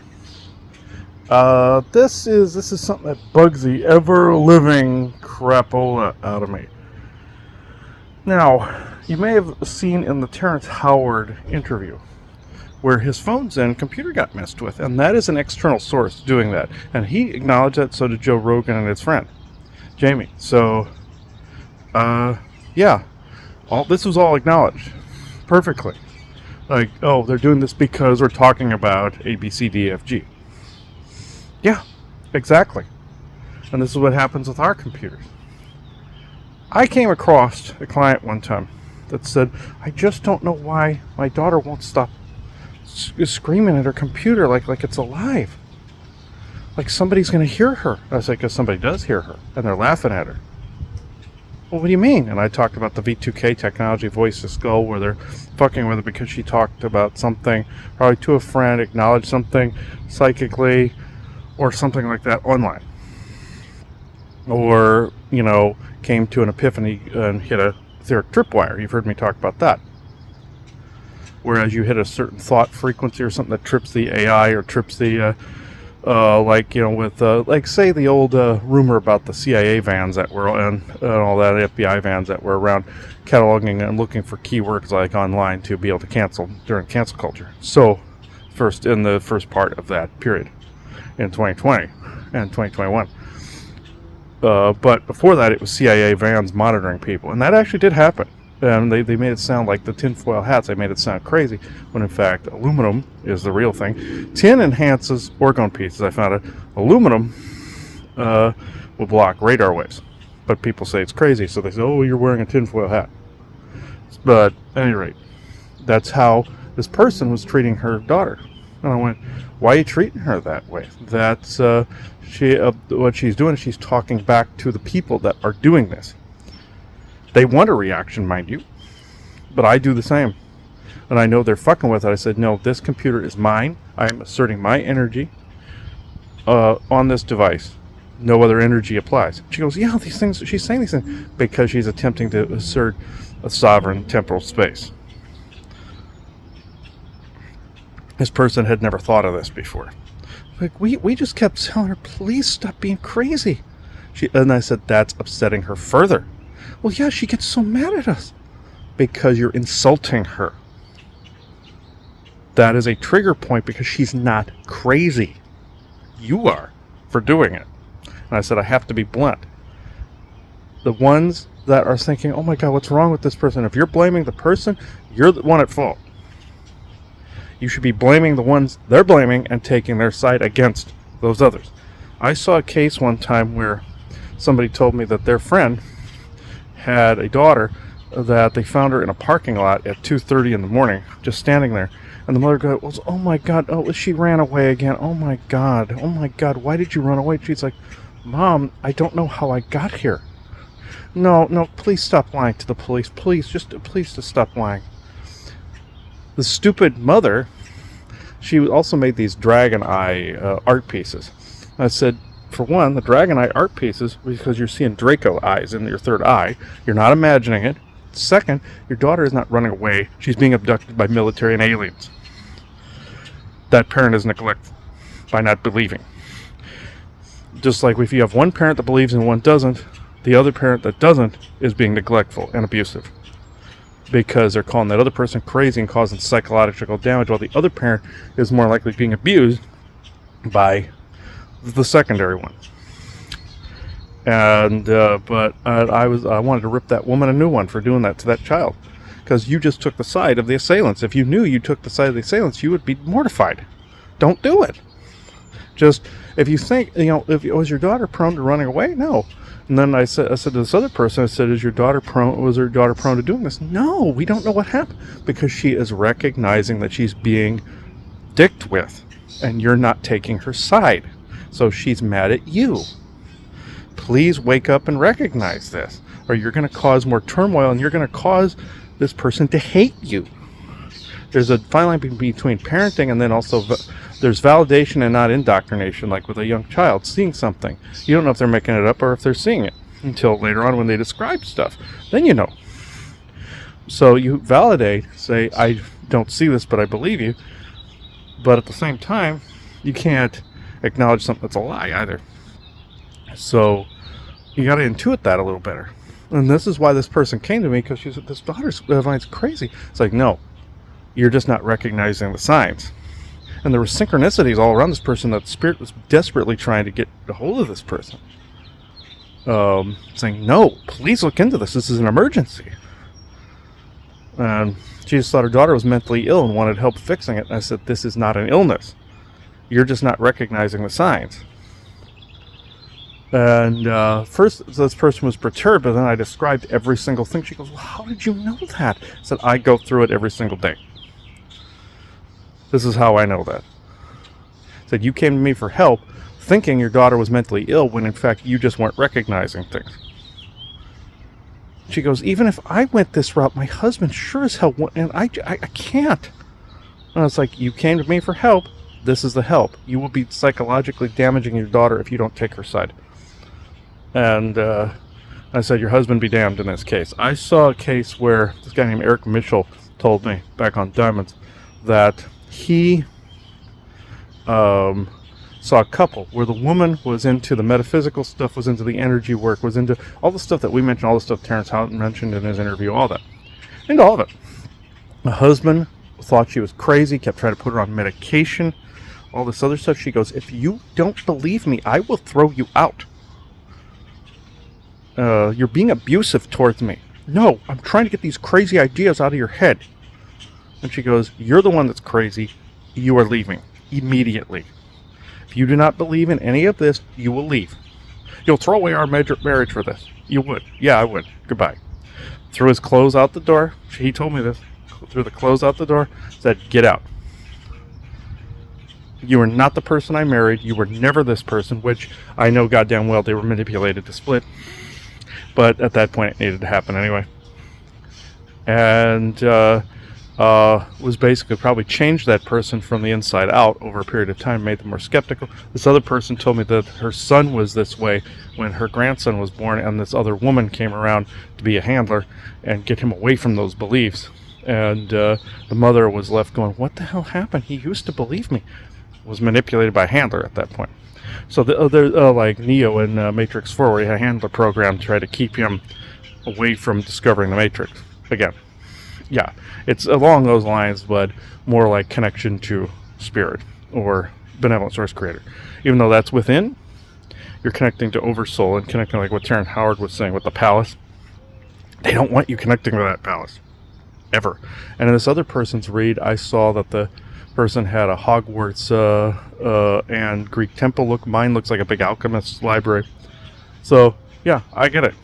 They don't want you connecting to that because you bring information down here to Midgard and grounded in the benevolent Akashic records, and then it's available to everyone within the butterfly effect or the source field, and the energy field. They don't want that happening. But if you are a parent and your child's doing this, please look closer at it. Please look, and you have a spouse that doesn't believe, nobody cares. Tell that person that they can bugger off if they don't believe you. And I'm tired of being neutral in this area. If they're also ultra religious and they're saying, no, if it's not Jesus, it's Satan, that's an automatic axe right there. That's my opinion, mind you, but that's the advice I can give. I'm tired of being neutral in that area. So it is 8:47 a.m. Eastern Standard Time, Tuesday, May 28th, 2024. Thank you. Had a song synchronicity again. I've heard on multiple EVPs as well. You're in too deep. I saw that on the radio on the way back from the Outer Banks as well. And I heard on the EVPs, you're in too deep. And listen to me, you're stopping this work. It's worth it. Cleanse your spirit. This is the V2K assholes that we were talking about before. That's how I see it. I'm never going to stop this, ever. Also, when they put in there, your wish is not being granted, or we won't grant your wish. Well, I didn't ask you, shithead. That's the V2K assholes doing that. That's not anything spirit related at all. And my grandfather's voice, I can pretty much tell. So, but you guys always take it with a grain of salt. You have to go by what the feeling is. The feeling is there's some legitimate and some dipshits in there screwing around. So that's my assertion anyway with this.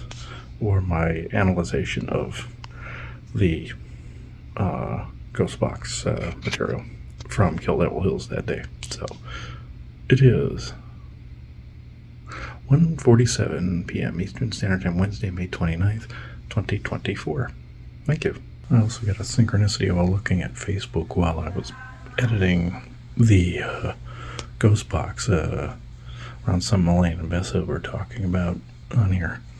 And I ran into something that talked about Isaac, the service dog for a blind person. I thought that was pretty funny. Like he was basically saying, "Oh, we're leading, you're blind, I'm leading you around," kind of thing. Not in a bad way, not like, "Oh, we're leading you around like a nose ring, like you're blind to us," or it was the other one, meaning guide. So, like, service dog in service to, it was a joke. So, it is 2:28 p.m. Eastern Standard Time, Wednesday, May 29th, 2024. Thank you. You know, amidst all of all the V2K shitheads that were listed on that ghost box, there were 8 of them. 8 voices total. And 8 is Joanna and I's number. They knew I'd interpret that. You know, her being born in 62, me in 80, that's 8 and 8. And there was a lot of 8s surrounding us in numerology and everything. Knowing that I'd be upset about that. As many of them were on there. And then Elaine and Vessa, I'm not sure what the whole lie thing was about that was in there. I'm not sure. I just know they were being truthful there. I'm not sure what that whole thing was with Kieran, but I'll figure it out. I just felt, it was something I felt devastated about, and I didn't know what. It was like phantom PTSD. No clue. So obviously they're trying to trigger something for me to figure it out. So I'll leave it here. So it is 3:39 p.m. Eastern Standard Time, Wednesday, May 29th, 2024. Thank you. Oh, that 8th one said, "I love your voice." I'm thinking because they like to hijack people's voices. Meaning, in this case, they wanted to channel through or mimic a channel. Not going to happen. I'm just saying that's how I interpret that. So, that's how the feeling is anyway. That female voice, "I love your voice," meaning flirtatious, but at the same time, we want to hijack. No. Not going to happen. This is why we have to be careful, folks. That is the prime example right there. They can interrupt on the word "the." That's why you hear the channelers come through like Force people, Isaac and them saying, "Oh," and Elaine and Vessa saying, "Sorry, we got interrupted," or any of them saying, "Sorry, we got interrupted," in some form or fashion because of that.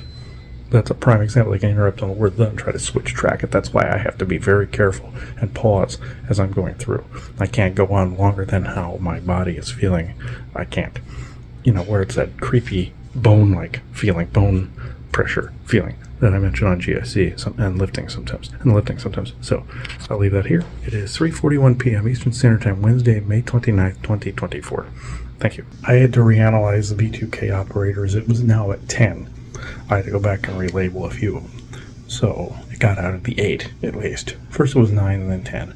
So I'm thinking there might be a couple more in there. So we'll see what happens. So it is 4:21 p.m. Eastern Standard Time, Wednesday, May 29th, 2024. Thank you.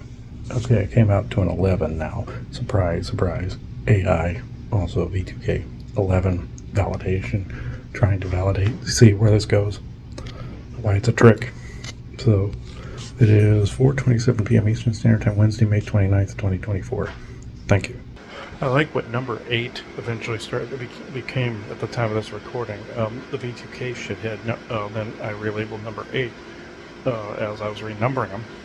It came up and said, "This is not your purpose," in like a creepy, like, "This is not your purpose," voice modulation shit, synthesizer. And then I heard Vessa underneath say, "Go suck a dick," and you could tell it was her. So I thought that was downright hilarious. She's the one that will usually curse out anybody that's around, like one person. She said, "We gladly do this," and fucking back off to the whoever it was. So in another video, one of them from Yorktown, I believe. So I thought that was hilarious. So it is, 3-4 is 404. It is 4:44 p.m. Eastern Standard Time. Oh, it's at 2 and a 9 is 11. Really funny. Okay, it's 4:44 p.m. Eastern Standard Time, Wednesday, May 29th, 2024. Thank you. Noticed on the ghost box material, you may have noticed that also you see Vincent van Gogh being mentioned.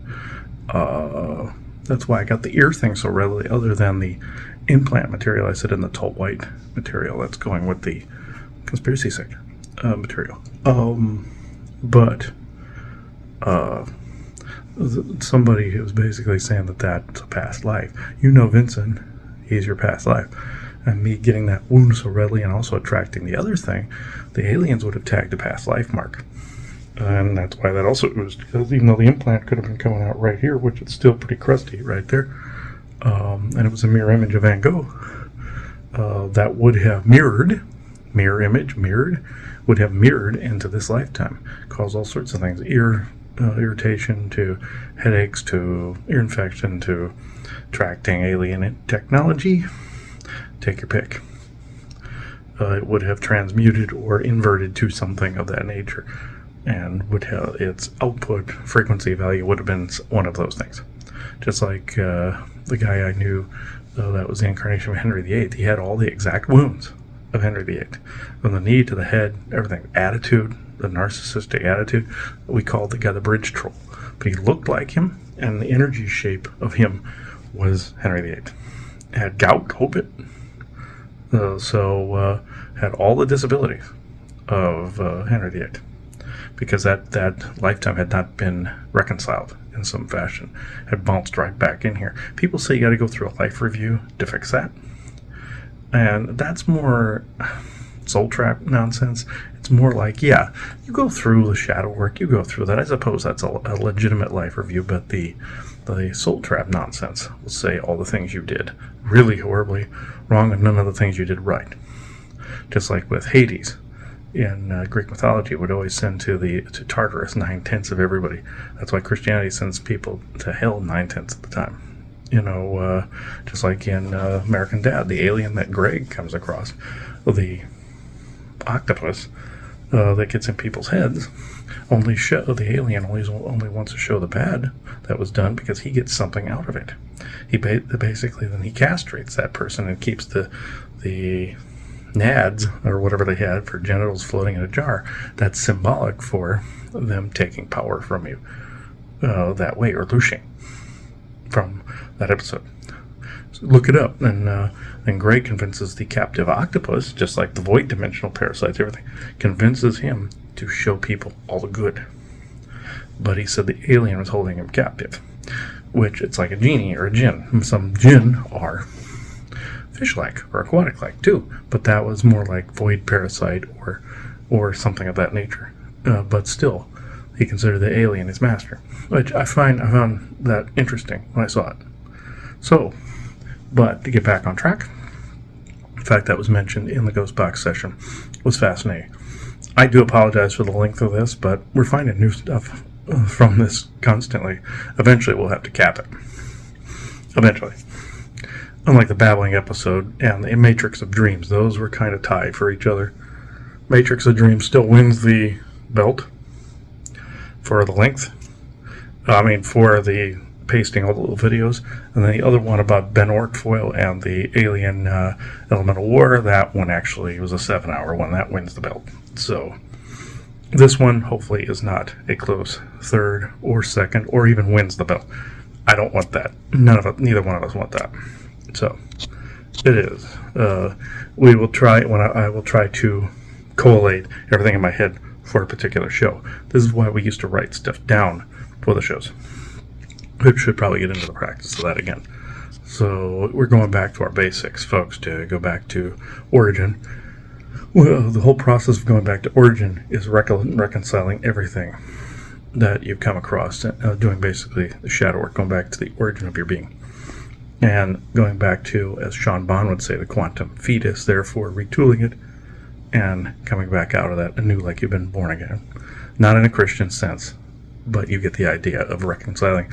People compare that to the Christianity born again, but that's what the term quantum fetus means. So people are wondering from our word verifications and audits PDF that we had up, and we're putting that back up too at some point. So on both sites. So it is 7:47 p.m. Eastern Standard Time, Wednesday, May 29th, 2024. Thank you. Well, also, you might notice that on a few of these ghost box recordings, there's always the Hispanic sounding guy that sounds like he's singing. And it's like it's the Rabbit of Seville, or that Looney Tunes Rabbit of Seville, or the hillbilly one where he's telling the hillbillies to do jumping over hills and rolling yonder and all that other stuff, and also the poetic Viking opera, Scandinavian opera, with hunting, that one, the Viking one with the storms and everything, But anyway, where it was always like dark at the end and everything, but where he's carrying away dead and everything. So yeah, that's what that reminds me of. That and the two Irish people saying, "Oh, in a scuffle, you cheated us. It's all right." We're thinking past life thing there, but I've heard them for a while since Vegas, since Red Rock Canyon, about with the people with the English accents that were there, and Valley of Fire and all them, and Hunt's Tomb from Conspiracy Sector, the Saging of America Part 1. Hopefully there's a Part 2 here at some point. But we only film those when we're together. So, me and Aubrey. So, I heard that same guy on there. That guy. One that went, "Creepy kids." That one. Go look at that episode, The Saging of America Part 1 of Conspiracy Sector. You'll hear "Creepy kids" in there. That guy. He keeps appearing on all of them.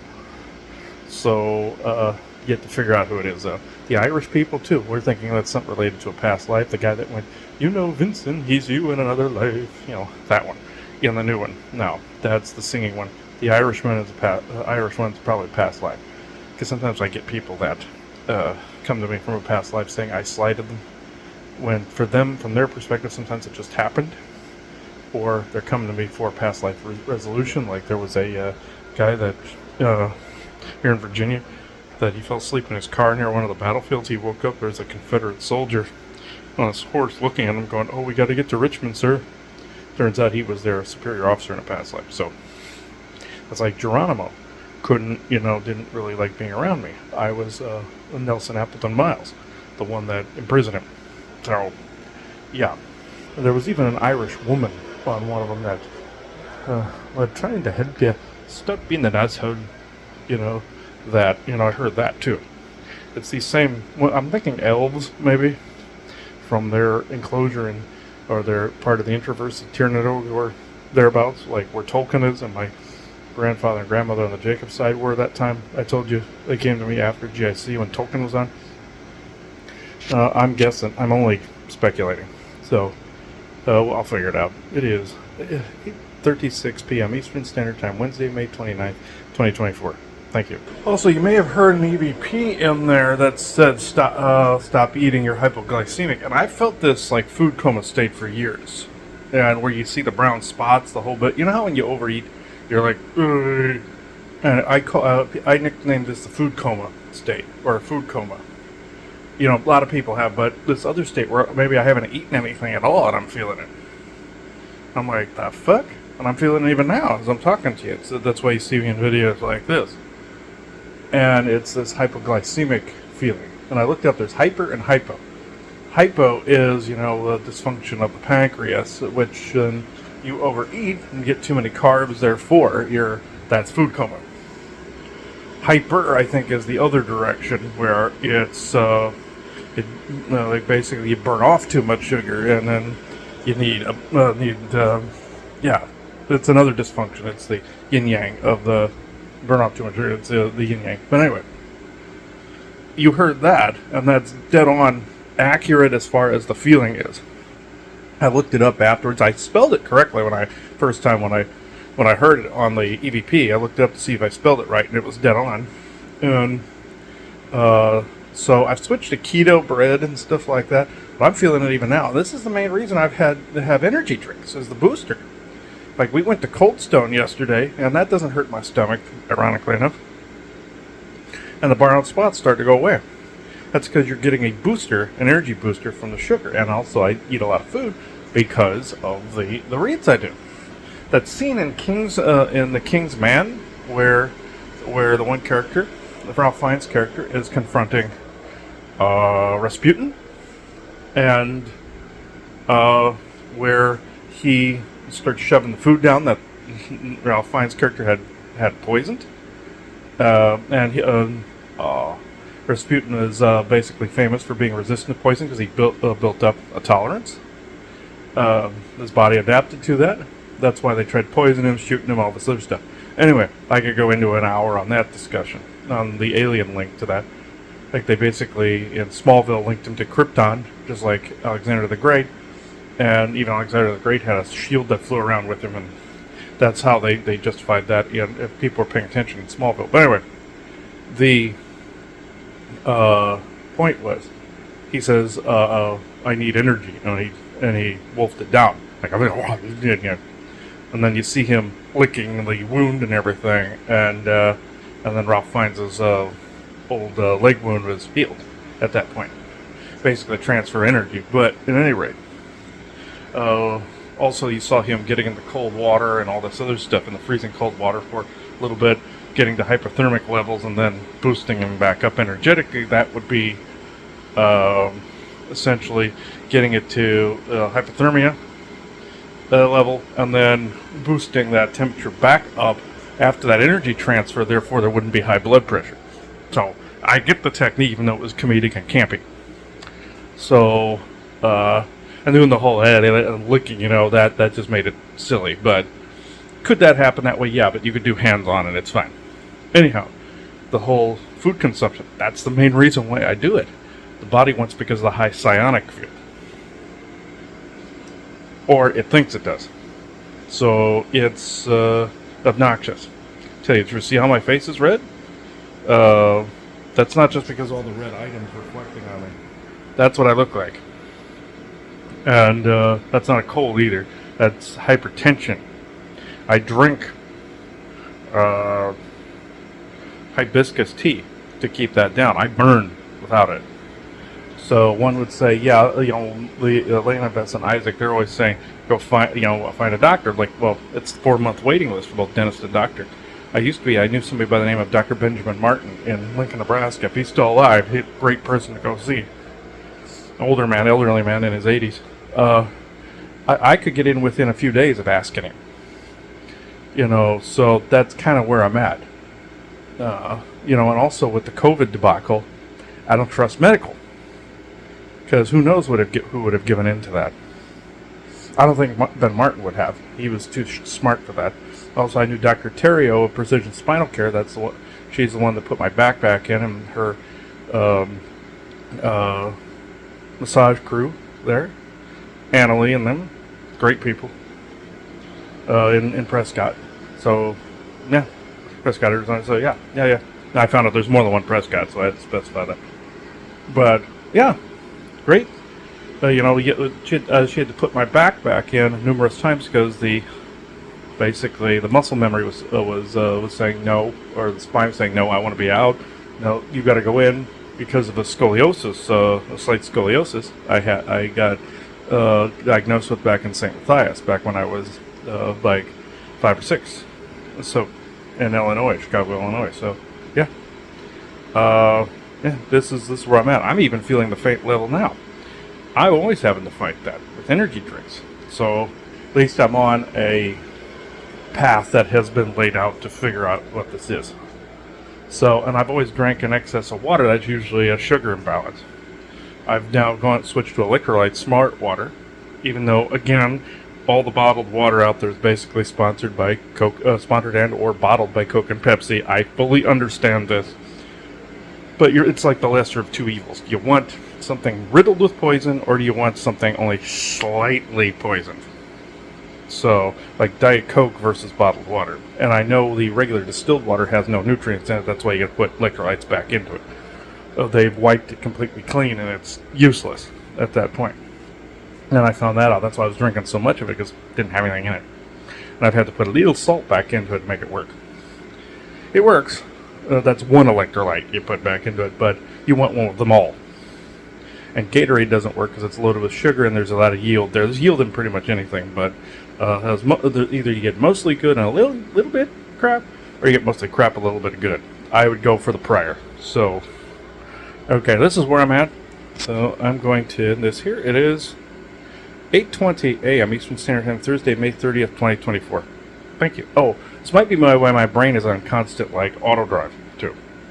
So it's like sputtering on fumes. So I'm thinking this. It's 8:20 a.m. Eastern Standard Time, Thursday, May 30th, 2024. Thank you. I do want to ask so that people not co-create this when they hear this. Some people sent me things in the past. This also isn't diabetes either. I don't have the gene for it. Certain things can cause it like that, like hypoglycemia and all that other stuff. Imbalances, if it's kept up, it could create a condition just like a psionic field. You can either build it up or have it, and then in both cases a descendant lineage can inherit it. Yeah, that's why doing the CRISPR genetic optimization is idiotic, because you can still form these things with improper eating, so and shit like that. So yeah, retarded. So what I do ask though, this is why I date and timestamp all the conversations, that and the closing of the circle, but also on YouTube and Rumble. I put recorded on, and also on GIC, galacticinterstellarcouncil.com or gic.show. I put all the dates recorded on there because I used to post willy-nilly. And like we would say in a show, we resolved a particular issue that had been going on. Then I would post a session or something that during that time frame a certain issue was still going on, and somebody left a comment, "Oh, it's happening again. I'm sending so much light. I'm sending so much light." As well-intentioned as you thought that was, you were recreating the condition by which we had already fixed or repaired it and brought resolve to it.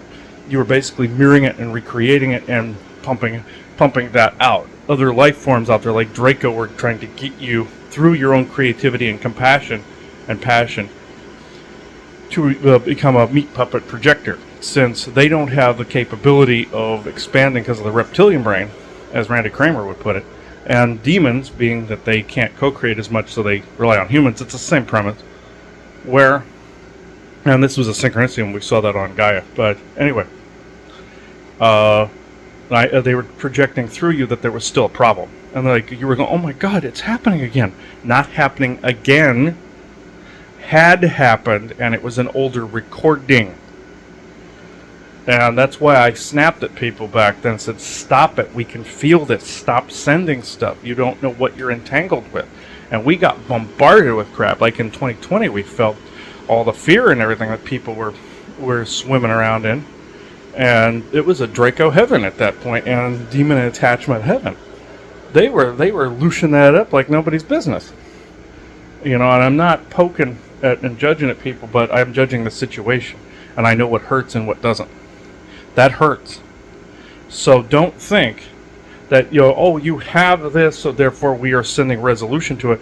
By declaring I have something, you're reinforcing the negative, not the positive. You see where I'm going with that? That's just like when I always say about targeted individuals. When people are declaring themselves targeted, yeah, they think they're getting more followers towards a cause. In fact, but they're declaring themselves like with I apostrophe targeted, or I am, or I apostrophe is like I am is the most powerful phrase in the universe. You've just reinforced what the enemy wanted you to reinforce, and self-harmed it. So people think I'm being too anal, and I'm not. This led to a lot of stuff, especially back in 18, 19, and 20. I mean, it was hell trying to get people to stop doing that. And then they didn't send anything, therefore our abundance went through the floor. And it's not that we need it from other people to make things happen. And then because I had to initiate fines and stuff in 2020 when people wouldn't stop tire kicking, people thought, "Oh my God, he turned. I can't have that either." I recently had a case where somebody sent an email wanting help, desperate help, put them on the schedule, and they want me to confirm, and I did by showing what the deposit and all that other stuff was. Showed a graphic from the website. Most of our people know this. Now, the time you came to do the session, oh no, you never confirmed, so therefore I had to go to work. No, you apparently aren't in that much distress then. So that's when you take the day off or call in sick or something. The person told me the night before, it's like, oh, I got called into work that Monday. I'm like, not my problem. You know, I said serious inquiries only. And I said, most people, they see they're shocked by the price, then they bugger out and they screw me over for a day's salary. The reason I'm bringing this up is it's this programming that's taking place, and this is a pattern that pops up every now and again. I have to end up labeling those people, you know, meat puppets or agents or what have you, somebody being controlled to tire kick. I know you can't control tire kicking like like at the fairs. We would get people walking around touching everything and leaving. That's like the garage sale mentality. And the malls hate it when people just walk around and exercise and not go and buy stuff. I can see why that's irritating, but again, their irritation also lends to the energy dipping. Therefore, it's also a lack of abundance. You see the two sides? So, yeah, and I hated to get that reputation for the fines, but just people wouldn't stop doing it. It was like, it's basically like when they decided to throw, I believe the Mongols decided to throw plague bodies over a wall one time. It kind of reminds me of that. The enemy volleys, you know, people, extremely desperate people at me. And like I said, when we went on vacation to Vegas, and there was another seer that said the same concept. When they said they went on vacation, they got all these help me messages. And I got a string of them when we went to Vegas, and I specified, I said, people, we are on vacation. So we cannot take that. We will schedule you at the earliest possible convenience. People kept focusing and focusing. And I sent messages to them and said, stop, please stop. I will rectify this when I get back. None of them ever came back. None of them ever got on the schedule. They were just programmed at that time to aim, like the plague body being volleyed over the wall kind of thing. And I did this on Valhalla last night, where I was throwing explosive bodies at people over walls and stuff. I figured it was a good tactic for the enemy, and it worked. I even had a wolf that came at me. I did it. But that's kind of where I'm at, where it seemed to work. It hurts you if you get too close, but like any plague or an explosive. But anyway, the whole premise is, yeah, we were in the hotel room, and this person would not stop sending messages. I mean, like, please, I'm desperate, please, oh my God. I'd get on the phone call. I said, why do you keep bothering me? I can feel that. It's like you're praying towards me like I'm a god. Stop. I'm so desperate, please. And the last time I responded to a call like this, the person was so desperate, interrupted our free time, and it ended up being just a shadow in a house. It was nothing. And, I mean, it was big to that person. But it was literally just an elemental or a gnome walking around in their house. And this person was scared. I said, that's not an emergency. A Draco beating your door down, or military or aliens abducting you, that's an emergency. Dogmen clawing the sides of your house, and Draco clawing the sides of your house or trailer or cabin, which I did ran into somebody that there was a physical Draco causing problems, and the forest people helped remove it. They ripped its head off and they walked away. I said, I saw one with a head in its hand, and they said, I said, did you tear its head off? Don't ask. Yeah, I found that funny. That was an emergency. This was not. And the other one was not. And the woman goes, I don't want it there. This is my house. I do not consent. I was like, no, this was here before you. I don't care. I'm not removing that one. This being didn't do anything wrong. Was actually wanting to communicate. I don't want to communicate. That's nice. I'm not removing this one. Well, I hired you to do a job. No. I have to draw a line. And that's where some of the reputation dipped, because I was picking and choosing what to remove. You have to discern. And this other person said, oh, thank you. I had to call this person and said, oh, she said, oh, thank you. I said, no, I'm calling you to tell you to stop it. I'm not reading you right now. We're on vacation. But I'm desperate. Said, I'm sorry. I'm not sorry. I don't care. Get on my schedule. There's no such thing as a psychic emergency. There's actual emergencies. Just like somebody said on a job one time, they had to go run to a psychic emergency. There's no such thing as a psychic emergency. So, it may feel that way, it may feel like they've turned the volume up, but they just go. And there might be demonic thing there where people just sit, hope, and pray while the thing's feeding off and picking loose off them like a monkey does ticks. Chop its head off and be done with it. Just visualize it and basically reassert your space. In this case, this person was volleyed at me again, like the body over the wall, played body over the wall. And I said, no, you must get on the schedule. I know you're being programmed to be sent. No, I swear, I'm not assaulting you, I swear. And I said, no, you don't know you're doing it. I said, unknowingly doing it, and I am informing you that's what you're doing. No, I swear, no. And it's like trying to argue with the person that ate paste in the classroom. So, in this case, I basically said, no, I'm telling you what you're doing. You're getting on the schedule. I'm not reading you right now. And I said, you have to pay in advance. I don't have any money. See, then they throw somebody at you hoping that you'll waste a bunch of your time and energy on people that aren't fueling you back. They're hoping that somebody gets into complete selfless mode and doesn't replenish their own self. That's what the bad guys are hoping, that you fall into martyrdom mode. Like, oh, it's just about helping people. Yes, but it's also about helping yourself. That's why the whole service to self, service to others argument is retarded. You have to serve yourself better in order to serve others better. So it's both. And if somebody says they're either this or that, they're lying. Everybody has an agenda. It's either is it benevolent, is it agenda with is it a conflicting one or is it not? That's where you're at. That's where the yin and yang is with that. Yes, there are evil agendas. Yes, there are good ones. So I guess you can say mostly service to self, mostly service to others, but you can kind of mostly of one and less of another. But this person, I said, get on the schedule. Send me an email. To the email. I gave the email, and this person just sobbing and sobbing and sobbing and sobbing and sobbing. And I said, I said, I gotta hang up on you now. I can't handle this. You're sending all this energy my way. That's like when somebody yells or screams or sending a bunch of vocals at somebody and they're stunning them, like the Thum from Skyrim. So yeah.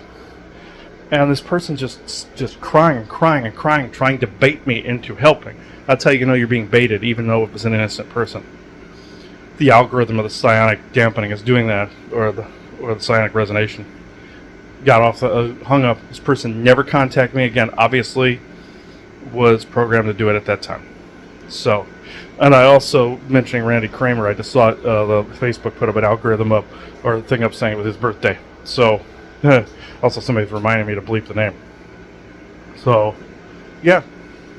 This is where I'm at with that. I can't have people sending that. And they still do it if I post. If I post something. This is why you don't see me posting reads. Most people don't allow it, which I respect because it's client clergy privilege, ministerial privilege. I am an ordained minister, so yeah, I abide by that. And I will always abide by that. You got to have some integrity there. But also, I'm a business person. I'm not just going to all give. I have to get back, or else I can't give, whether I want to or not, or whether I. In some cases, it's not just a labor of love. There's labor involved, and it's high intensity. And I can't jump from person to person to person to person to person to person to person. And there were a couple people that I've literally had to write off because they wouldn't stop doing that.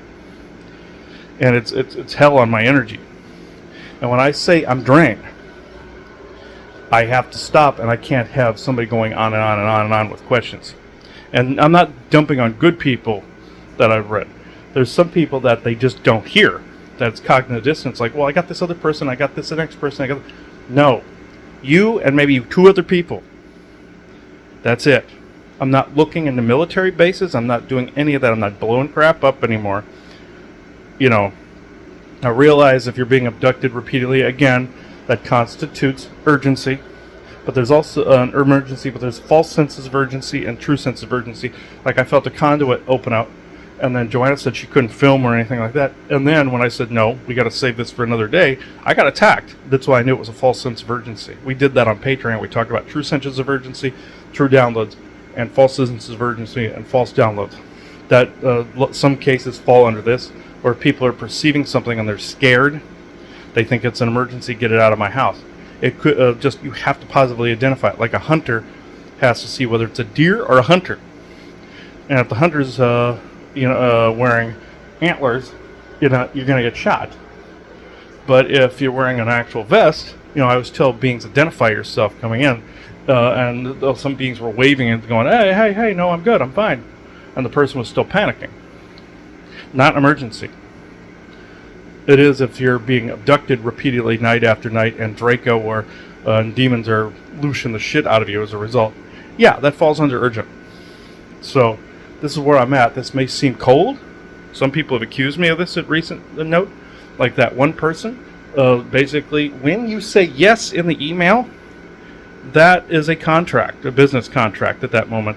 At least 50% of it. The other 50% is either deposit or pay in full.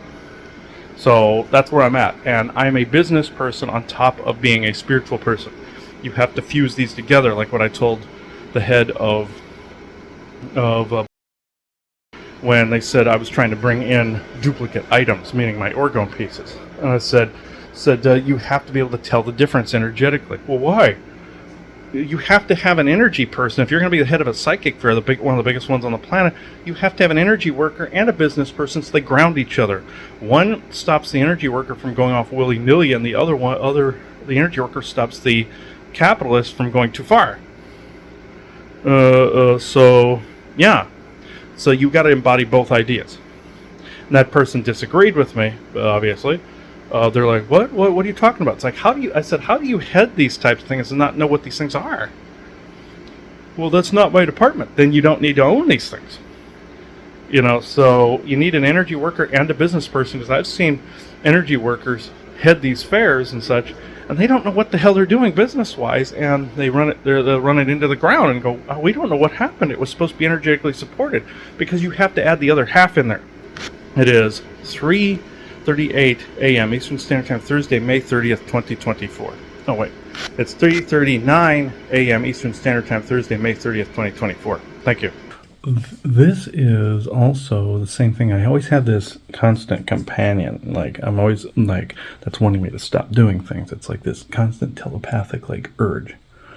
Do this. And, yeah, Laverne's doing yard work out here a little bit before a session, but that's fine. I've gotten used to that. That's why the distraction doesn't work on me anymore. At any rate, like you heard in the EVPs, oh yeah, you don't want to do this more. You have to stop. You're going to stop. That's what I hear in the background from the V2K. That psionic push from the psionic dampening. Now I know what that is. It's a mystery that's been solved for all these years. I knew already, but of course it's validated with, even though you can't really rely on the equipment, still it comes up, and most people will say that's in this field. They'll say it all is. That's not true. You do get diamonds in the rough periodically of the genuine article, and you can just feel it. And I can just feel it, even though I have no proof as to what I labeled those as. I know it is.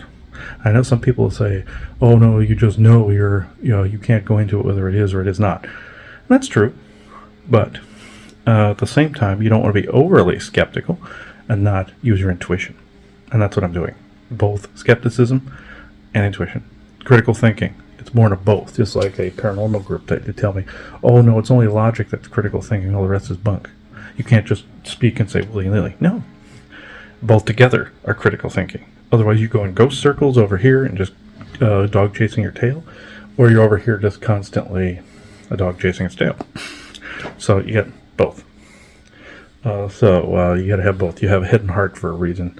And that's critical thinking. So it is. That's a form of enlightenment. So it's like they said in a MacGyver episode one time. They showed that MacGyver was critically thinking through something, and a monk said MacGyver's enlightened, which I couldn't agree more, but he didn't believe in aliens or anything. They tried to just go the logic route in that way, critical thinking route for that. But the analogy is still sound. So it is 8:55 a.m. Eastern Standard Time, Thursday, May 30th, 2024. Thank you. I do wish to point out, though, first I thought this was dehydration because I was constantly sucking down water. The other bottles of water have no nutrients in them, so I was trying to get the nutrients. It's like if you took nicotine out of cigarettes, and the smoker was smoking more at first because of the no nicotine. You see, that's what would happen if you removed all the nicotine from the cigarettes and the alcohol from the alcohol. People would be sucking down going, what the hell's going on? It'd be like synthahol from Star Trek. Why Scotty couldn't palate it. You know, and why Cristobal Rios saw the cigars as better from our time than versus in Star Trek's time, the 25th century. Notice I said 25th century. Legacy people, get on that, please. So, looking forward to everything else, just please, hashtag legacy. So, hashtag Star Trek legacy. So, it is 8:59 a.m. Eastern Standard Time, Thursday, May 30th, 2024. Thank you. Oh, also at the end of the ghost box thing where it says V2K shithead number 9, stop him. And then the other one, number 10, says I'll attract death, meaning stop him, hit a tripwire, attract death, meaning a series of unfortunate events from stub till, meaning up till car crash, death, all that other crap. If they can't hit you, they hit what's around you. Yeah, that's the pattern. Not that I'm consenting or allowing that. I'm just saying that's what that means. So it is 10:54 a.m. Eastern Standard Time, Thursday, May 30th, 2024. Thank you. Oh, Star Trek Episode 26, Errand of Mercy. I looked this up. I was supposed to see this. It adds up to an 8. That's where the Organians lay down the galactic law on the humans and Klingons for fighting on their home planet. Basically, another spark to the war, or the conflicts that had happened. The Organian Accords prevented both sides from fighting, even making the bodies hot, the weapons not work, the ships disabled across the universe or galaxy, wherever they are. They were disabled. And I'm surprised they didn't bring this up on the conflicts on DS9, but by then, apparently in the books, the Organians were extinct, but that's what I found out yesterday. But I found that interesting. Outside Accord, basically saying it's an errand of mercy. This is essentially what was said in that episode. So, outside force interfering to prevent fighting. I find that interesting. So, it is a good and interesting synchronicity, and it's an 8 too. Preventing maybe Joanna and I fighting, family fighting, errand of mercy helping, etc., etc. So it is 10:57 a.m. Eastern Standard Time, Thursday, May 30th, 2024. Thank you. When I was transferring the files over from the phone, it came up 34, 34, 11, and 8. So you see all the AI and the other number coding being integrated in. That's 7, 7, 11, and of course the 8 for Joanna and me. So, yeah. And then, of course, 1 and 6 is a 7C. All the 7 is 11.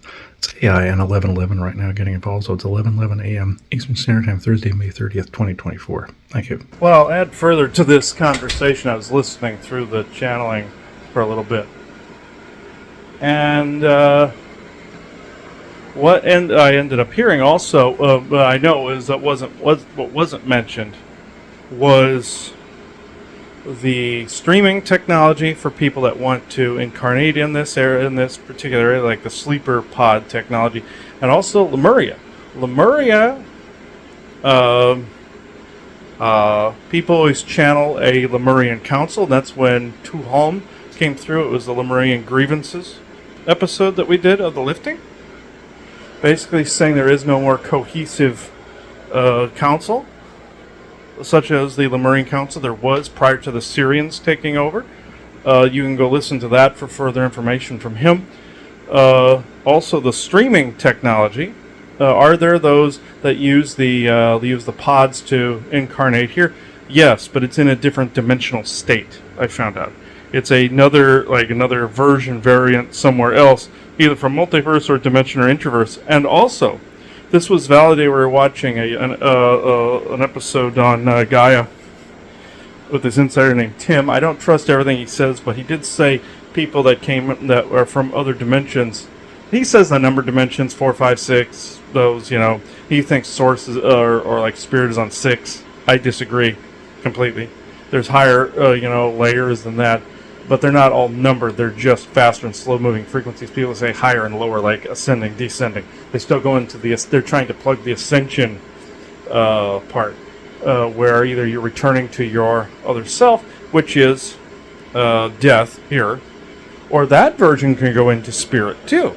You see, this happened with one of Bjorn's Wolgar. He went into spirit. This happened with Toran Kal and myself. So yes, life is eternal in spirit form. You have the oversoul, and you have you have a bunch of other variations out there. They're within the multiverse, interverse, everywhere. But then you have some that also use the technology to stream in. Then you have some that coexist at the same time. Of course, everything coexists, everything everywhere all at once. I'm just saying that one came in and was watching the human avatar struggle down here. It was acting more like a guide, kind of like Gildor to Tolkien, or just like Gildor to Tolkien. In that episode of GIC, which I'm going to re-edit. Beautiful episode, by the way. Where it's you looking at you, or you speaking to you. People believe their guides are just versions of themselves within the multiverse and other dimensions, and that can be true. Sometimes it is, sometimes it is not. Some people attribute Soul Family to that. But you have the streaming technology, where I saw some friends that, or a couple friends, were in these pods somewhere and streaming to Earth that way. That does happen, but it's in a different dimensional area. It's not in our reality. So, nodding to a friend of ours that had these questions for her show about Agartha. This is, I believe this episode is a precursor to that. I will end this here. It is 9:51 a.m. Eastern Standard Time, and this was mentioned in the show, by the way. By Streffy. So it is 9:51 a.m. Eastern Standard Time, Friday, May 31st, 2024. Thank you. You also heard a spot in the original part of the video where I was talking about the Mad Max Fury Road reference and the where they were talking about the Cabal references and everything, and then also the reference where beings had come to me and said that they had left during flood, like pre-flood Earth, and came back and nothing was glowing and fairy-like anymore. That came from a set of channelings from a family I called the Lear family, or the MacLear family. I dealt with them. They were like Manannan MacLear and all those, it was a fairy group. The Tuatha De Danann group. But it was, the information was given to me by a dubious source called Erato, and that was, I found out another aspect of the witch. She was posing as one of the muses. Was one of the seven muses that were in ancient Greece, chased by Orion. Essentially, it was telling the story of them being chased. The good guys being chased out to the Pleiades, the Seven Sisters. The same goes with that mountain in Wyoming that they used for Dell's Tower. They used in Close Encounters of the Third Kind. A bear clawed up the side and chased the natives up to the top, and they went out to the stars, talking about the Lemurian remnants and ancient Mayan remnants that went out and formed the Mayan Federation. Were chased by Orion, the bear, clawing at them. So also, it was referring to Neanderthals hunting people. The bear, the hunter, Orion, the hunter. So who do you think created Neanderthals? So, anyhow. And Vikings were part Neanderthal, part Asgardian. That's why they get so resistant to the cold and all that. So, since the Neanderthal Empire existed in Scandinavia. So, anyway, that's a bit of that history. But the other one, even though that was a lot based on a lie, that was true. I also read I had with somebody. I saw an elemental that popped through time and thought that it was still the pre-flood Earth, and said, "Wait a minute, this is my land. Why are there humans on it? We are supposed to coexist." They not realizing they had forgotten all of that history and thought it was mythology. I said, "These humans don't even regard you as real anymore." "Well, I'll show them. I'm going to kick them off my land." By ghosts of people that had lived in a house. I'll show you. This is my house. It's kind of similar. I said, "No, you can't do that. You have to go somewhere else. This isn't yours anymore." And it took a while to negotiate that. But, yeah, that's what I've run into periodically, repeatedly, actually. Some that are from different periods. But they can clearly see things have drastically changed in millions of years. different plant life, different people, different everything. And he said the people around were coexisting. I was like, they don't even know you exist. It's been too long. If you try to make contact, they're just going to think you're a ghost that's haunting the house, and they'll try to get an exorcist or a shaman or somebody to remove you. And if you try to possess them, they're going to get an exorcist. They're going to get priests, anybody, Indian shamans, anybody, Buddhist priests, trench workers, and then they're going to demand you be kicked out. There was even a woman on her property that was panicking. This is why I don't take emergency sessions anymore. Because she was seeing, it turned out it wasn't an emergency, it was just a shadow around her house, and it was a gnome. Well, I want it out of here. They were here long before you. They want you out of here. Well, they don't even want you out of here, they just want to coexist. No, I don't care, I don't want to. I'm creeped out by it. And they're like, they don't care you're creeped out by it. You have to adapt. And I'm telling people they have to adapt, but I'm also telling the beings they have to adapt too. And some Grimpa tribes like they were around in the Omaha area, wanted some people away from the set of properties because saying this land was ours, kind of like the Native Americans and the whites. That's also during the Bigfoot wars. The Native tribes got into a scuffle with the Native Americans. They thought the forest people had stolen some of their children. And somebody else had set them up, obviously, pulling a false flag somewhere, like the Orions were doing some shit. And the forest people got delegated to reservations. That's why they have the delegated territory, like the natives do now. The whites came around and did it to them. So the cycle kept continuing of divide, conquer, and control, based on the different descent lineages. So that's a little bit of history. They call it the Bigfoot Wars, the one that was about 3,000 years ago or so. In pre-Christ timeline, but it would be more in the Roman Greece time frame, but before that. So, yeah.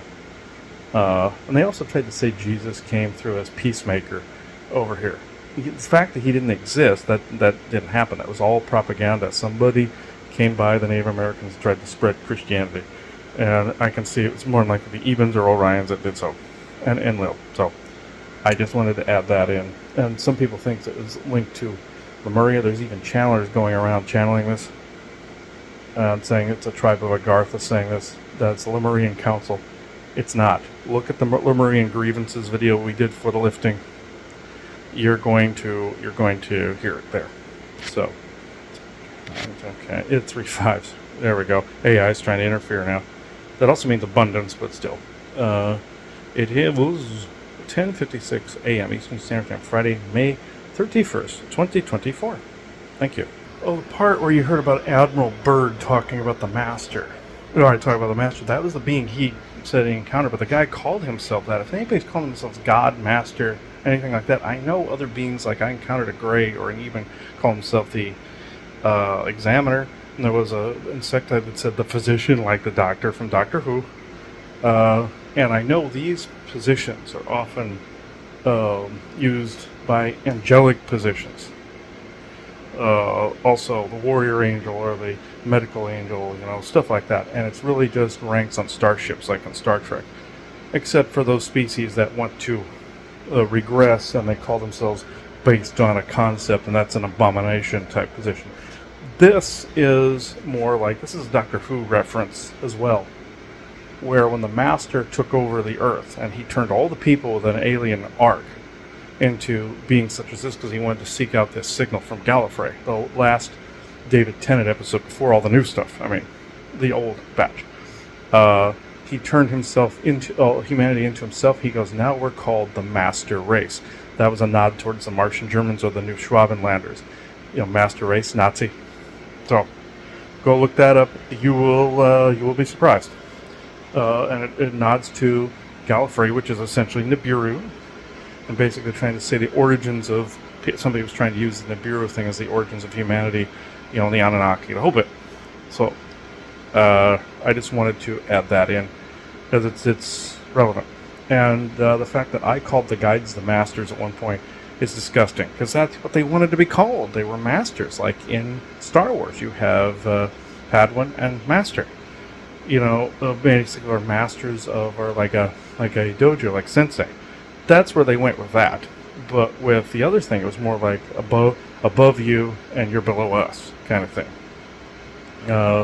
You look up to us, like in the old paintings, you look up to us. Sometimes it's height.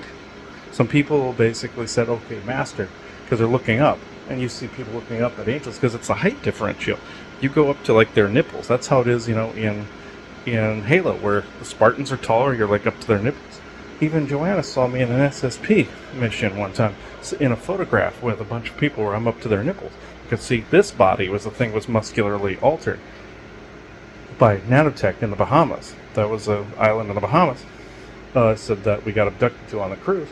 And through that corridor where there's an alien base there and a piece of Atlantis there. And everybody on the cruise got bloody noses after that.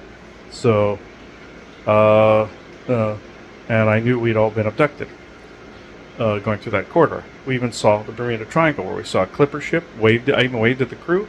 Then a part of the time fractal of that island disappeared. And I saw a regular cargo ship after that. It was very interesting. I wish I'd been able to record that. Of course, I didn't have my phone in my pocket at the time. Never do. People never do when they see shit. But I'm just saying that that episode of Doctor Who, you got to go back to it.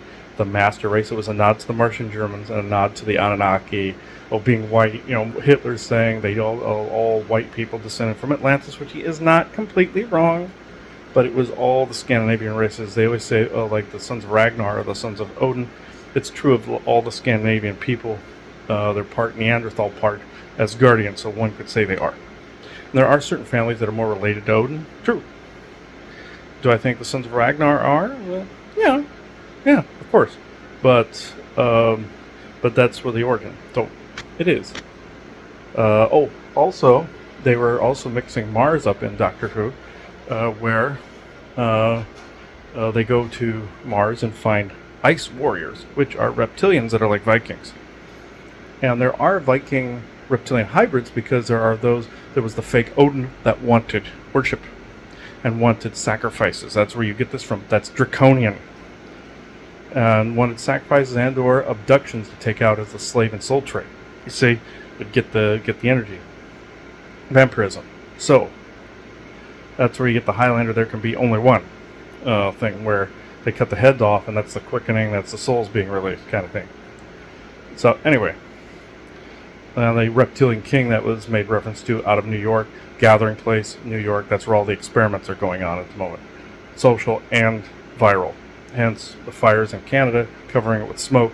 That's why the smoke looked weird, because they were doing chemical experiments in there. Hence why there was a lot of the COVID nonsense really happening. That's why there's a lot of political shit, including the Trump shit going on, or has been going on with that up there.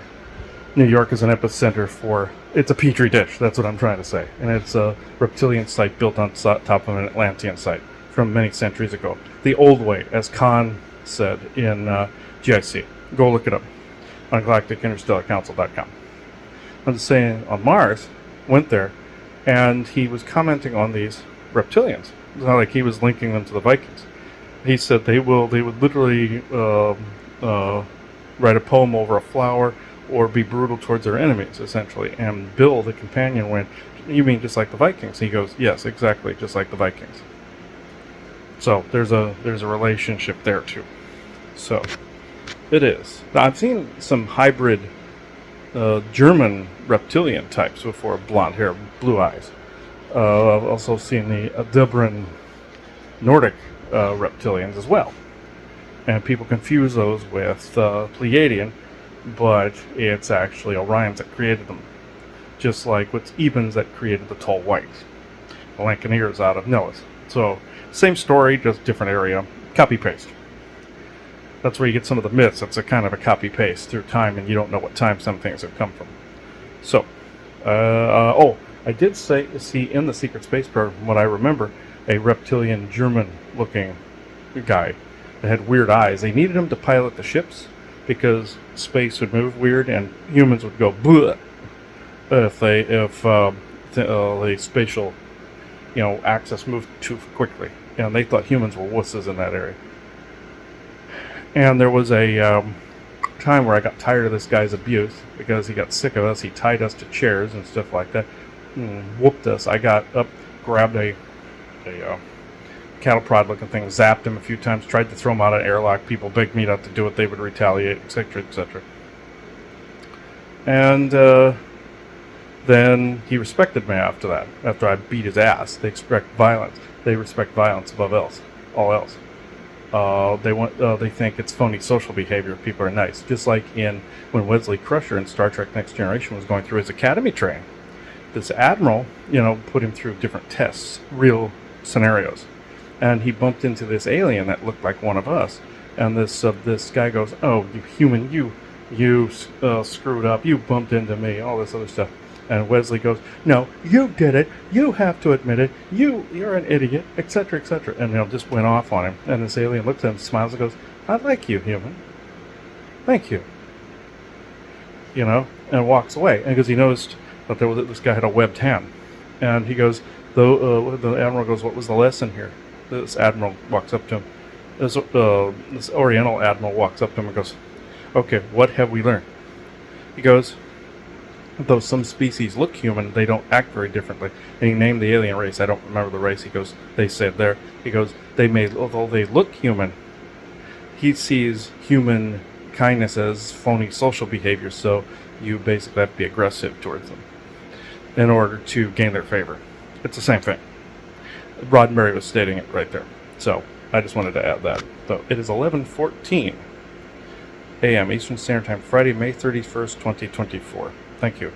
To also cite where I mentioned in the text on that episode where a former friend of mine went to Antarctica and was replaced with his personality completely changed. It was sad. It was an old friend of ours that just became a silver spoon type person after a while. And granted, he was anti-religion and all this other stuff before, and all this other stuff, but for a while he talked to us. He went to North Korea for a little bit. He talked to us for a little bit, and his personality totally changed after Antarctica. Completely. It's like this goofy video that Jerry Ryan was poo-pooing and saying, "For fuck's sake," on, and any regular person would poo-poo this. But there was this, they always find a crazy sounding, like hillbilly-like person to say shit like this to a reporter saying, "Oh, it's called board genesis, and the injections. Anybody that got the vaccine's no longer human. They're not human anymore. It's nanotech. It's called board genesis." It's like the Borg nanites, and then Genesis, like Terminator. So, yeah. Like I said, I've had dreams of machine people walking on the bottom of the Atlantic Ocean. That's some of the people that got turned into these Terminator-looking things. And it was done both by transmuting their flesh into machine and by energetics, and also transferring their consciousness into machines. And that's what they say to politicians like Hillary Clinton and them had happened to them, or Biden, or any of them. And with synths, there's synth propaganda out there, but there's also some real stuff too. But this guy, of course, he's like this guy in this colorful cowboy hat, and got on, was, had a severe drawl, and was like sounding crazy and everything. You're saying they're no longer human, the ones that take the job. Yes, okay. And the reporter walks away, wanted to make it look ridiculous. But it was actually 100% true. Just like with the tinfoil hats or aluminum. It's made to look ridiculous. Like they call people conspiracy theorists that actually speak the truth. "Oh, you're a conspiracy theorist." CIA made it up to diffuse it. The military use aluminum to block radar all the time. It's science. It's not the science, but science.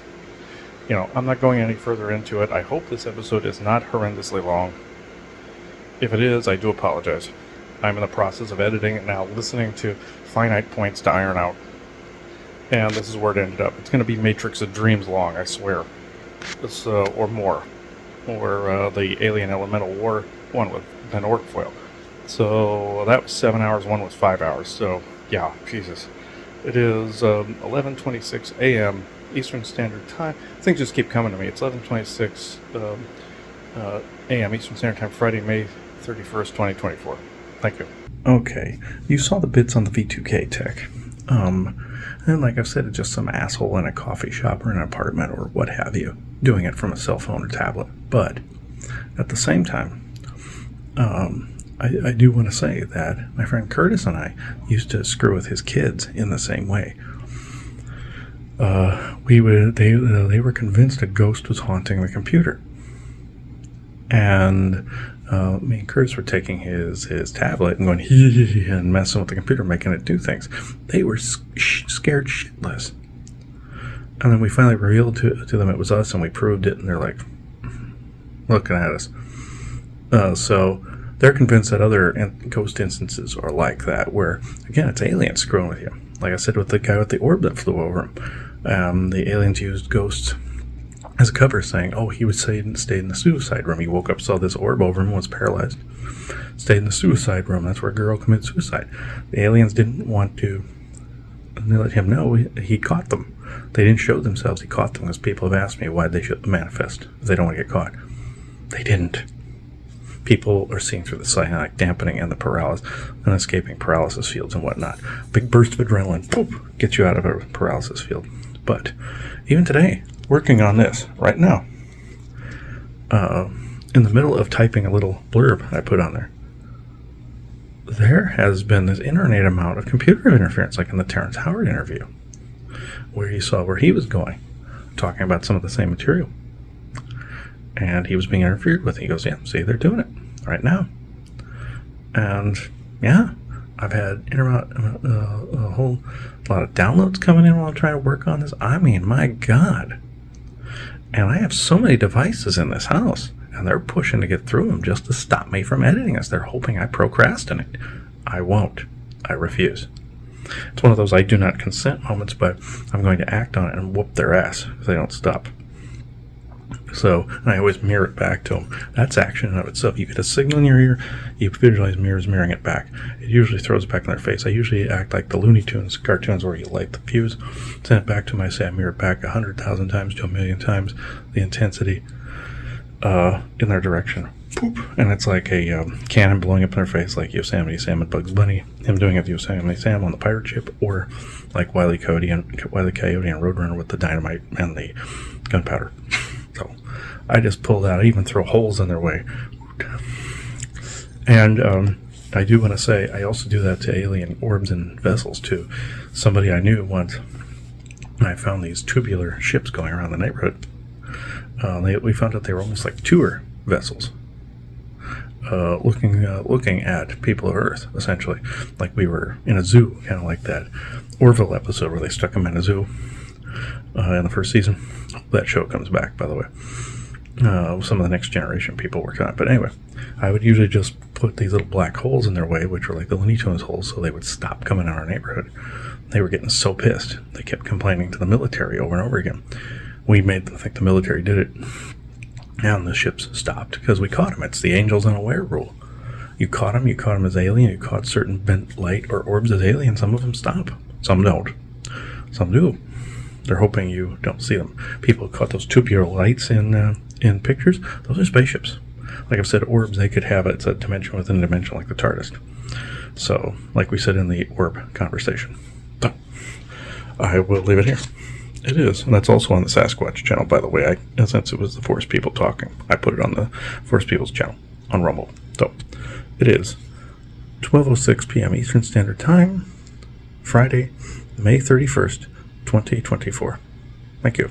And for the final recording for this long Sasquatch episode, sorry, more distractions came in, from news shit to phone calls right on cue. People sending emails, texts, right on cue. Right on cue. And I've been going back and forth making tower busters and editing. Going back and forth. I can't sit at the computer all the time. But, I mean, series of unfortunate events, bumping into shit, dropping shit, fumbling, breaking stuff, a whole bit. It's very frustrating. So this is what's been going on since that recording. And as I'm trying to edit, the computer's doing its own stuff on its own without me touching anything, mouse moving around, and even when I clicked a period on typing something, it decided, well, I'm going to put the beginning of the edit at the front and flip everything around and jump it. Luckily, there's an undo function. It's a pain in the ass when you're having to edit, but at the same time, you're having to fight the people that are disrupting. And you know it's intelligent. You know that it's V2K. You know it's these same idiots that came through in that dream. It's so stupid. The lengths these people are going to stop that shit. It's just because I interpreted something correct. That's how you know you're on the right track, when you start getting beat up like that. Things don't always flow when you're getting on the right track. Sometimes you're hitting brick wall after brick wall after brick wall, and it's not spirit brick walling where they're trying to get you to change a behavior. Like I knew somebody that was a slight alcoholic and was slucking on a beer on the way home. This isn't who you think. Cops stopped this person behind. I had somebody else get targeted for something else, a really good friend of mine, that in both cases, spirit was brickwalling them over the same thing. And it could have been peacefully done without a cop mysteriously appearing or targeting or having any of the overage targeting. It could have been peaceful, could have been without any pains in the ass where this person has to call something at 4:45 in the morning. Spirit doesn't need to do this. There's already enough oppression from this psionic bullshit, AI bullshit, military bullshit, alien bullshit, corporate bullshit, political bullshit. You don't need the rest of it. I'm sorry, I don't agree with that. I don't care how much Spirit is defending, and in both cases, both people's fathers are saying, let's change behavior. You change behavior by not adding all this other shit. Yes, I know it builds character, but when somebody has been through enough and they're telling you, stop it, Spirit, you stop it. I know the oversouls are seeing a lot more, but my God, stop. Enough. You want somebody to be at peace, you start first. So, yeah. So it is. It is 1:34 p.m. Eastern Standard Time, Friday, May 31st, 2024. Thank you. Okay, Joanna and I just said this. The crap that was in the video, they're acting all shocked that I caught them. You mess with somebody enough, you're going to get on film. Just like you see these paranormal videos everywhere. Legitimate stuff gets flagged, tagged, and harassed over. This is why. Or one of the reasons. One of the reasons because we caught him. Like the guy with the orb over the bed. They caught him. They didn't manifest. Isaac made him visible. Like a force ghost glow. I think it's so stupid. They don't get it. And then they batter you until you give up. And they haven't touched any more of the computer so far. So, I'm good. It is right on cue. People are trying to call me, text, everything. So, it is 1:41 p.m. Eastern Standard Time, Friday, May 31st, 2024. Thank you. Yeah, it's millions and millions and millions of people see this stuff. And they're all shocked when they're caught. Aliens are that way too. Oh my God, you can see me. Like, past a squat car where he saw a gray sitting in the seat pointing at a cop trying to get somebody fighting with a cop. And then he turned around, looked at him. And, oh my God, you can see me. No shit, you're a little scrotum sitting in the cop car, in the squat car. What are you doing? He was giving him the finger. And the gray disappeared. Everything was peaceful.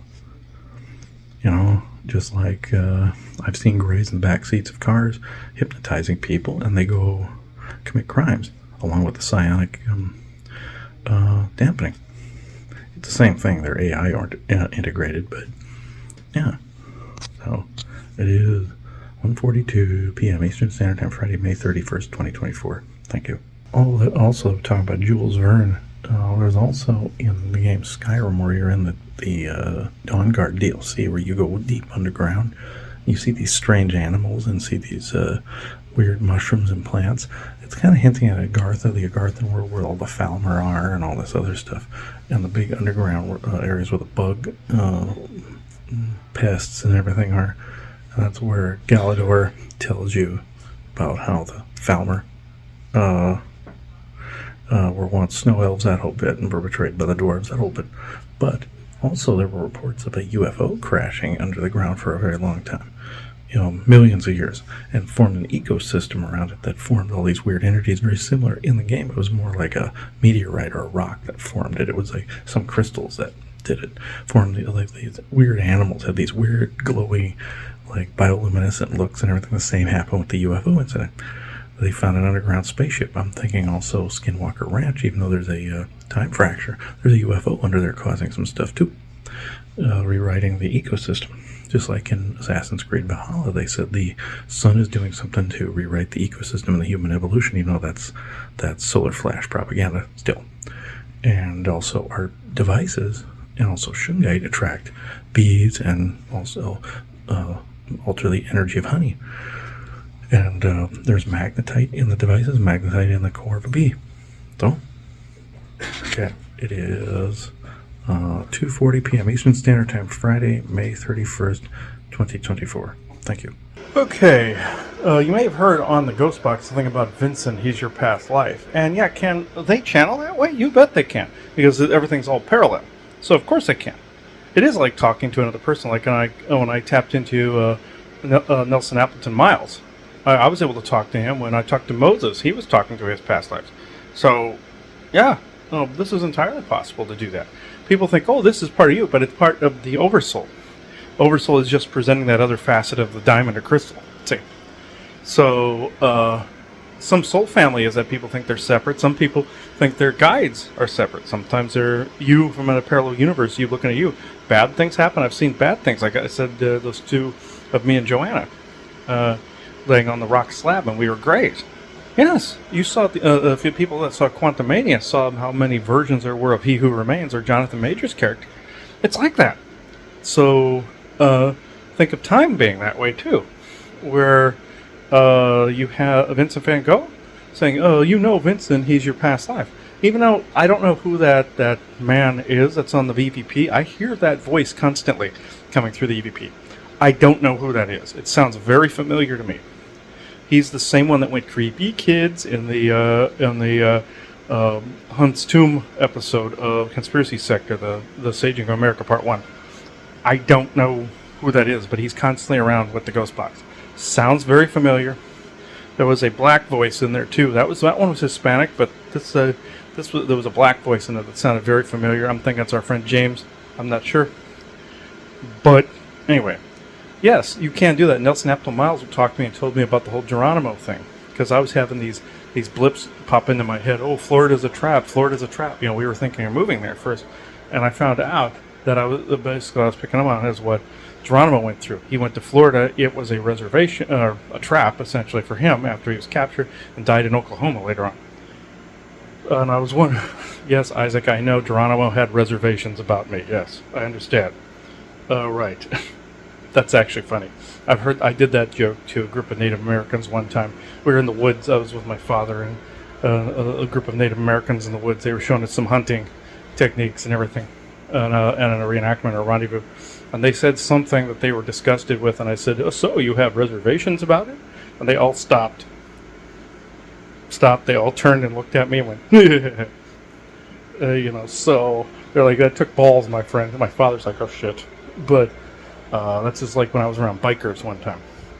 Went with the bridge troll to a biker bar, and we were photographing the bikes, and the bikers all came out, and they're like, oh, you like bikes, huh? And I was like, yeah, we're taking for a photography class, all the other stuff. And then and the bridge troll was just shaking like this, like, and they're like, what the fuck is wrong with your friend? And I looked at him, I said, he thinks you're going to rape him with a pool cue. And he goes, Chris, you're an asshole. They all busted out laughing. They're like, and the leader went, not yet. Yeah, you gotta read the crowd a little bit. So even with your past lives, you gotta read the crowd. It's kind of like the trill in Star Trek. Even, and I'm not saying it's a they. You're not a they. You are an I am. Even though you have a multifaceted dimensional consciousness. That's the Oversoul. With multi-genders and everything. It's like the Trill, like the one character in Discovery where they could talk to the past lives, or in Deep Space Nine with Terry Farrell's character of Dax, could talk to all the past lives, and even had Curzon's consciousness removed and put in Odo.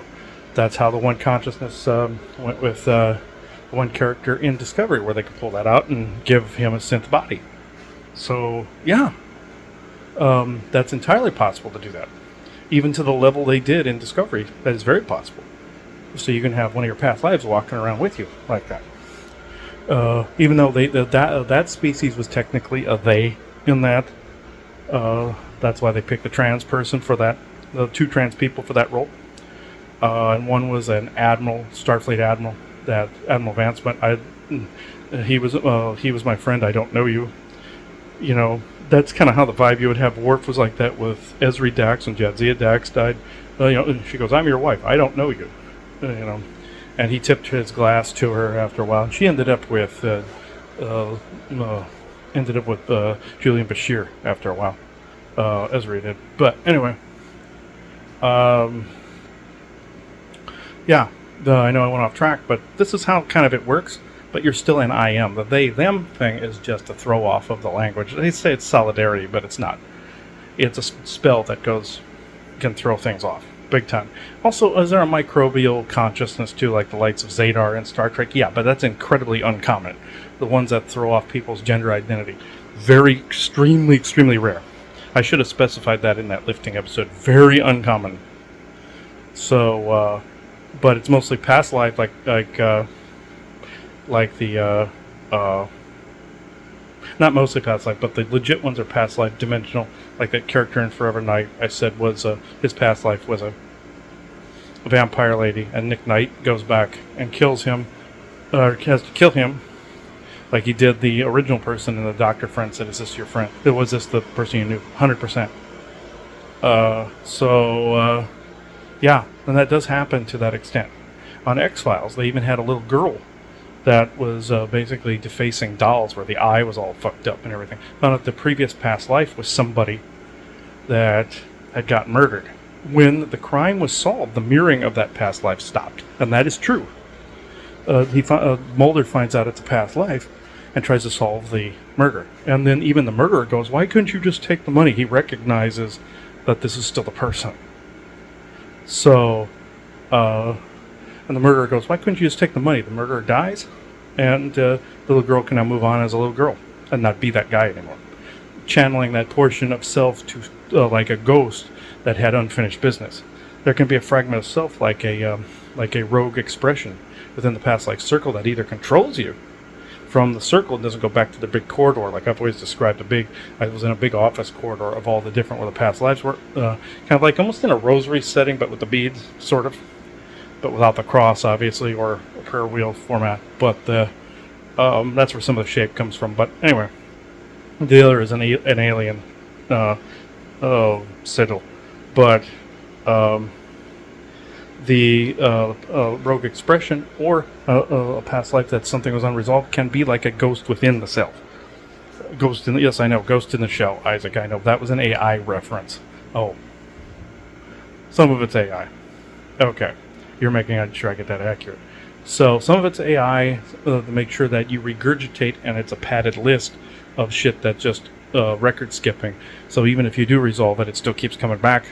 Yes, and we said that in the padded list conversation of a talk with me and Joanna. Plus, the Nelson Appleton Miles thing was legit, but I believe the Van Gogh thing was also legit, or I wouldn't have gotten the wound aside from the alien earmarking and tampering, like in Communion. That was even in that book that did that to that man, and they still talk to him. Plus, it's also Toll White. So it is.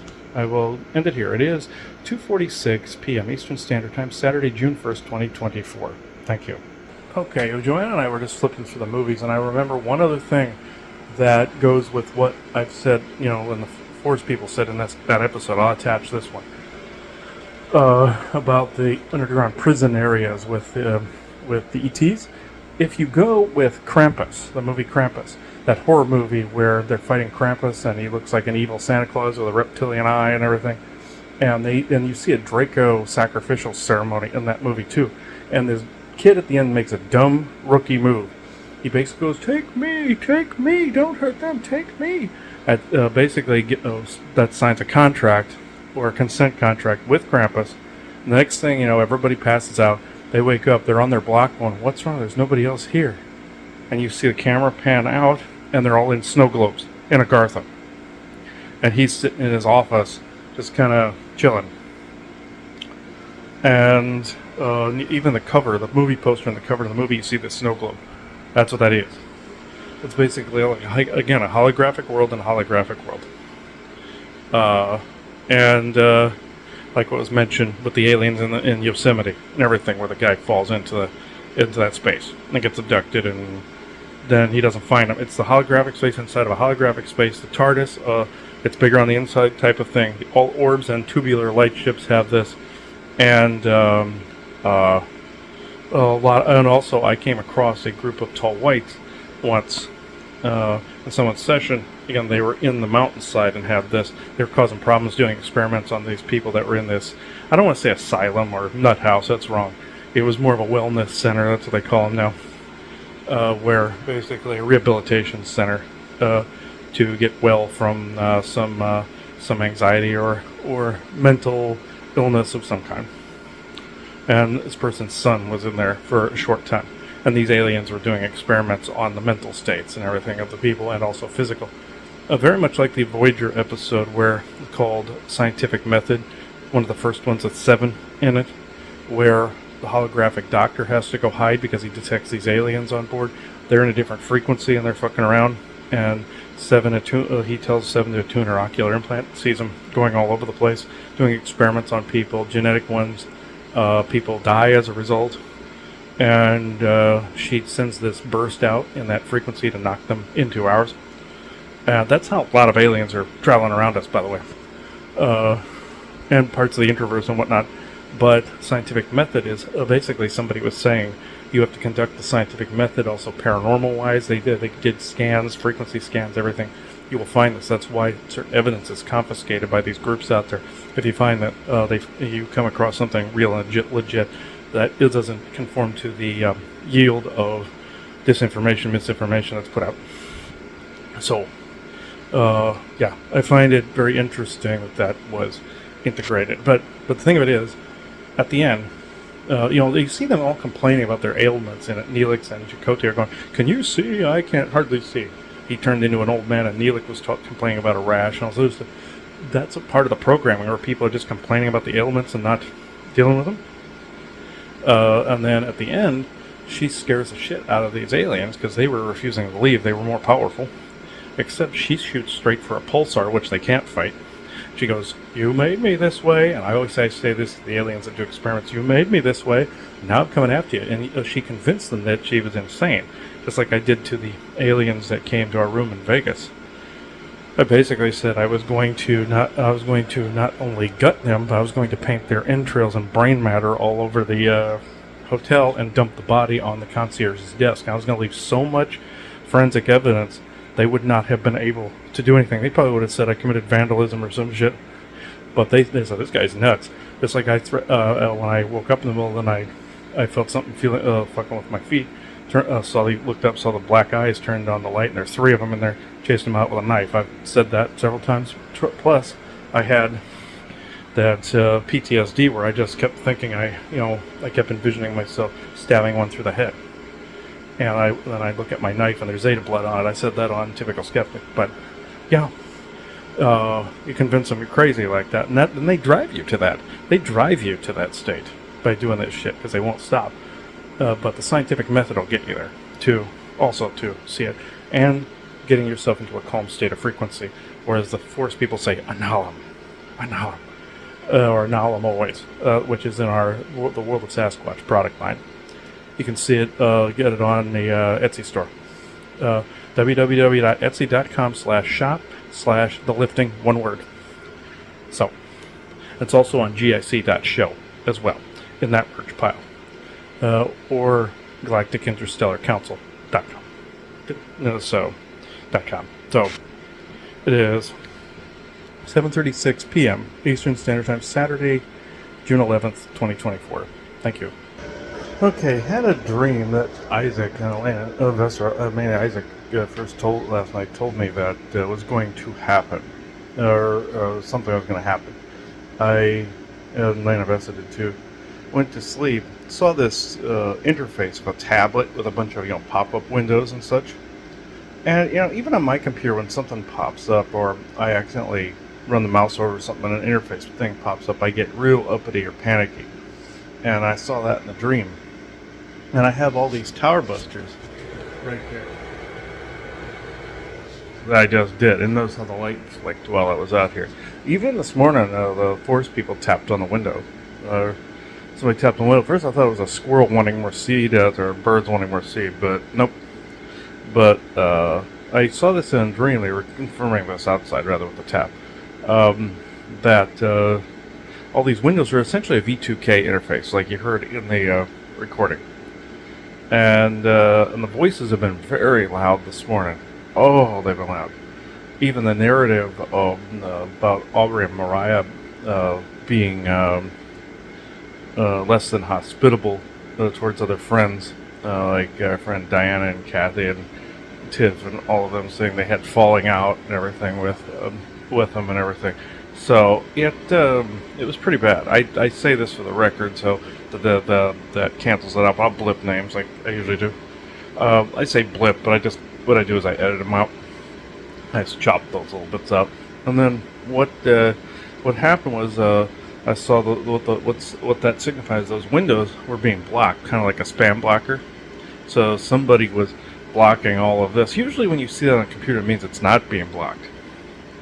So somebody was saying something was not being blocked, but they were really essentially helping out to block. And Elaine invested this morning were fairly uppity with the noise level of the V2K they took off, and Isaac said it was fairly loud. So yeah, I'm going to end this here. I just wanted to report that. I'll put this on that seemingly never-ending show. I should stop calling it that because the new stuff comes up and I have to edit all this. So by the time you see this, it's going to be long. But sometimes it's some of those are the most helpful. I'll tag I've tagged the time code like you've seen of the paranormal activity and all that in there. So I may even put that one up separate too. So it is 8:51 a.m. Eastern Standard Time, Sunday, June 2nd, 2024. Thank you. Okay. Watched a little bit of Men in Black. You know, the beginning sequence where they show all the people that were aliens, like Sylvester Stallone's on there. Even Elvis they showed as an alien, but he was really spirit. I thought at first he was going to be alien like Freddie Mercury, incarnated as, but nope. But that's exactly what was said, like by the forest people in that episode. Whereas they all have their positions where they're working, like the Lizzies and the Ebens and all that in New Mexico, kind of like Resident Alien, People of Earth, all that. You know, I thought that was very, very interesting. So that's exactly how it is, how they showed it. Even his teacher, even Will Smith's teacher, he goes, "I knew something was up," and that's it. She was an alien. But they're allowed to work jobs, just not reveal themselves. That angels unaware rule. They get revealed, they get, deported, basically. So, but if you don't know they're an alien, you can, even if your intuition tells, intuition isn't just enough. You have to actually call them out. So, it is 2:35 p.m. Eastern Standard Time, Sunday, June 2nd, 2024. Thank you. One thing I will say about Men in Black, also, the ending where you see the alien playing marbles with the universes, the multiverse. That's like, again, the whole yards a drill tree conversation with the laws of nature, but at the same time, that's like the Krampus conversation with the snow globes. So, also the bugs invading Earth, the Unisphere, 1964 World's Fair, put up that binary network, and also the fact that Dennis Rodman's an alien. You're going to find out that every image, more than likely, there's either alien lineage or these guys are alien. You're going to find this out at some point, or if they did say something like that later on, I'd say, knew it. So, yeah. I mean, I'm not saying they all are, I'm just saying like that, situations like that. And so, I find that very interesting. Hollywood, of course, that has a satanic adrenochrome link, all that other stuff, but yeah, I find that interesting. Oh, Dennis Rodman's from that planet. Really? Not much of a disguise. I thought that's funny. Like I said, they disguise themselves as that angels unaware rule, where you can just tell they're slightly out of place, only if you're really looking. And also, some people just kind of look odd. You can tell that's like how the aliens walk around in Men in Black. And then if you point them out, they have to leave. That's some of the system rules. That's kind of some of what they show in the Men in Black series. They did that one with Chris Hemsworth. It was okay. And they did the time travel one, of course, like time travel projects for 3. Yeah, all right, with James Brolin as the younger self of Kay. All right. But guy that could see the timelines and everything in the past, all those, interesting. But the part I'm trying to talk about is where the aliens are all living on Earth. Also the Agarthan descent lineages. That's the references the forest people were making. So I'm going to have to end this show at some point here, instead of it becoming a rival for the babbling. So it is 3:02 p.m. Eastern Standard Time, Sunday, June 2nd, 2024. Thank you. What's funny is I'm going to end this World of Sasquatch with something kind of funny. They hate this phrase, wood booger. And it's West Virginia entomology, and it stands for forest demon. Also boogeyman. Also, I think it's a Viking word. It's like a booger, boogar. I can't remember it. But the entomology for Deep South is booger. And the God bless you that you hear Christians use for blowing like for sneezing. Bless you, God bless you. Booger, getting the demons out. That's where booger came from. So they hate this. This is why they don't want any words other than forest people used. Even Sasquatch is fine. None of the weird like skunk ape or orang pendek or that one, those two I think they let slide because those guys are insane. Yeti, that's one of their enemies. Don't call them Yetis or different color Yeti. It's Sasquatch or forest people. But I just thought that was funny, the entomology behind it. So I figured I'll leave that here. It is 3:30 p.m. Eastern Standard Time, Sunday, June 2nd, 2024. Thank you. Okay, I'm going to report on a couple of little points here for this show, and this, I promise, is the last one. I say that, but still. And you probably heard that a couple of times in the video where it's like, okay, last thing. I mean it this time. We were in Virginia Beach years ago, and many of you probably know this from listening to the show, lifting back then. We went into reporting about aliens like the angels and a werewolf that I've talked about a couple times. There's a place called Beads and Rocks. It was Beads and Stones, I think, at one point, but or it's always been Beads and Rocks. It may have Mandela affected a little bit or changed, but there used to be. This is a weird thing. You go up there, and there was this guy that looked like a homeless guy. Had a big like junkyard dog, like pit bull that was huge. This is how you knew there was like some military alien stuff going on there, where they had the dog guarding. You heard me talk about the gigantic dogs. This was a huge freaking pit bull, a mastiff mix, and it wasn't one of the nice kind I hear to him. He was always in a ratty shirt and ratty jean shorts or ratty khakis, and he'd sit in this little alcove in the parking lot, and then he'd have to scan underneath the vehicle, with those little mirror deals and everything. And I was like, really? For a bead shop, eh? Like, who's going to bomb this site? Obvious that there was something military going on or alien. Went in, and we would buy beads every now and again. I even got my meteoric iron here in that bottle from that shop when we were here on vacation. But it's too expensive. We don't really go in there. Good place. They have great stuff, authentic stuff, but too expensive. Prices went up way too high. But or else I'd be in there like every week for crystals, crystal beads, and stones, and all that other stuff. They get unique stuff. That's why we look in there periodically. We haven't in about a year, but went in there. And we went in there a couple times while we were in the Virginia Beach area seeing her kids while we were in Nightdale, but also when we were staying with her father and Becky in Carrollton, we would head over there and look around. But in the time where we were in Nightdale at her house on Hillsborough Street, or Lane or Avenue, I can't remember which one now, in Nightdale, we would come in and go to that shop. And the thing about it, there used to be this skull that sat in the middle of all the merchandise, and the being in it always called himself Larry. Larry would be like the watchman. And usually what magicians of all kinds sometimes will use to keep watch. Kind of like a camera of sorts, but magical.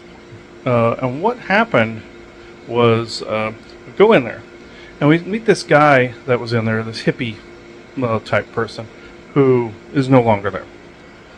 And ran into, and I sensed this really large psionic telepathic field in there. Big. I mean, that could be device or being. But at the time, I thought it was just being. And I walked in there one time, and I kept asking, who is this? Very much like the Ebens in Nebraska I told you about. They had the Men in Black with them. Tufi and Triuban, those two that were in the garage. And they said, what do you want? And I said, I just want to know about your people. And I could see the blue Eben inside the suit and everything. This was like that. I sensed a telepathic field, and I did the same thing. Who do we have? Who's here? And Larry went kind of stupid. You don't want to do that kind of thing. I'm like, okay. And kind of hesitated. I'm like, what's going on? Went in there, buying, stuff periodically. And I kept wanting to go back there to figure out who was there. I finally go back. And I noticed the hippie guy is gone. And there's a young girl there, about maybe 20-something, blonde, good-looking, Nordic type. One that you couldn't miss. Big boob, whole bit. And like a fishnet deal with the bikini underneath. And that's one of those moments where, you're in a relationship and you have to kind of look down at the floor. That kind of thing. I knew that was the distraction. Like a Nordic secretary would. Like Bjorn has run into that situation with Nordic secretaries and such. And there was even a book written about Nordic secretaries. I still can't. The man's name still eludes me. I don't know why. Anyhow, him and his friend. Anyway, we channeled it once. But anyhow, this is actually, it's on GIC.show or galacticinterstellarcouncil.com. But anyway,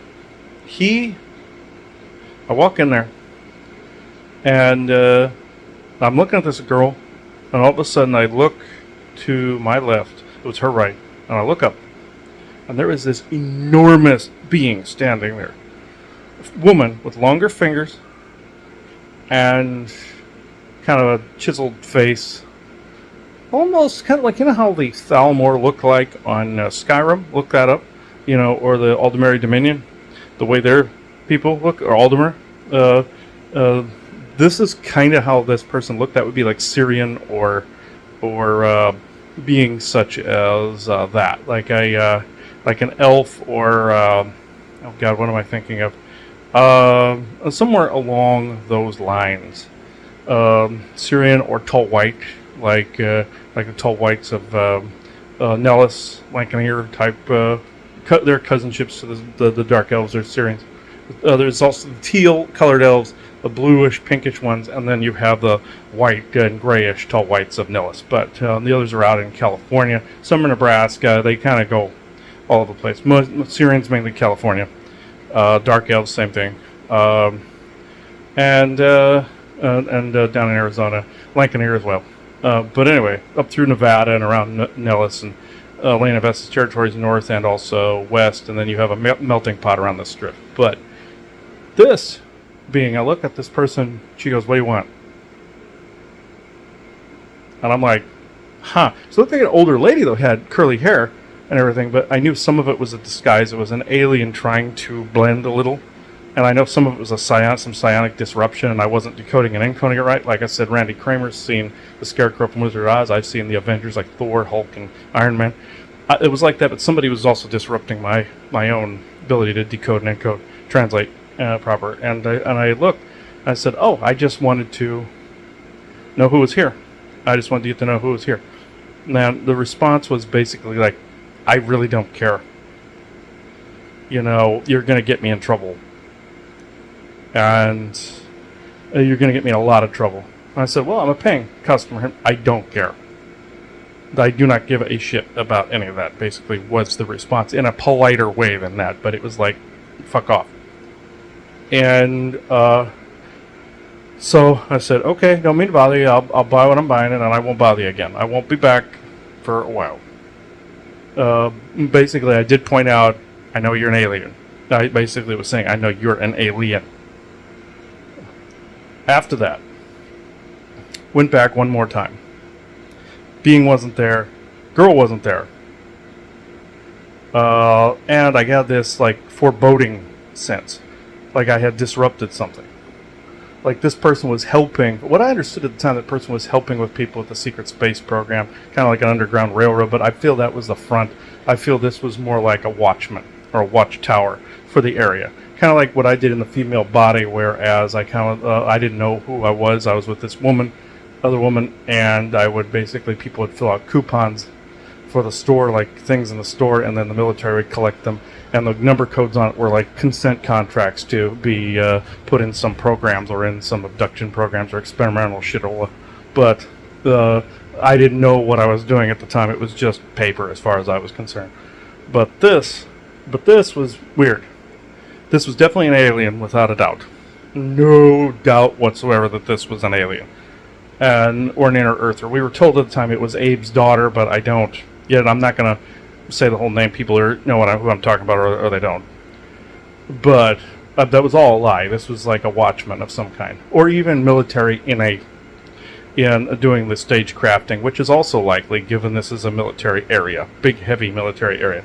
So, with that said, now, fast forward all the way to 2022, when we went on vacation.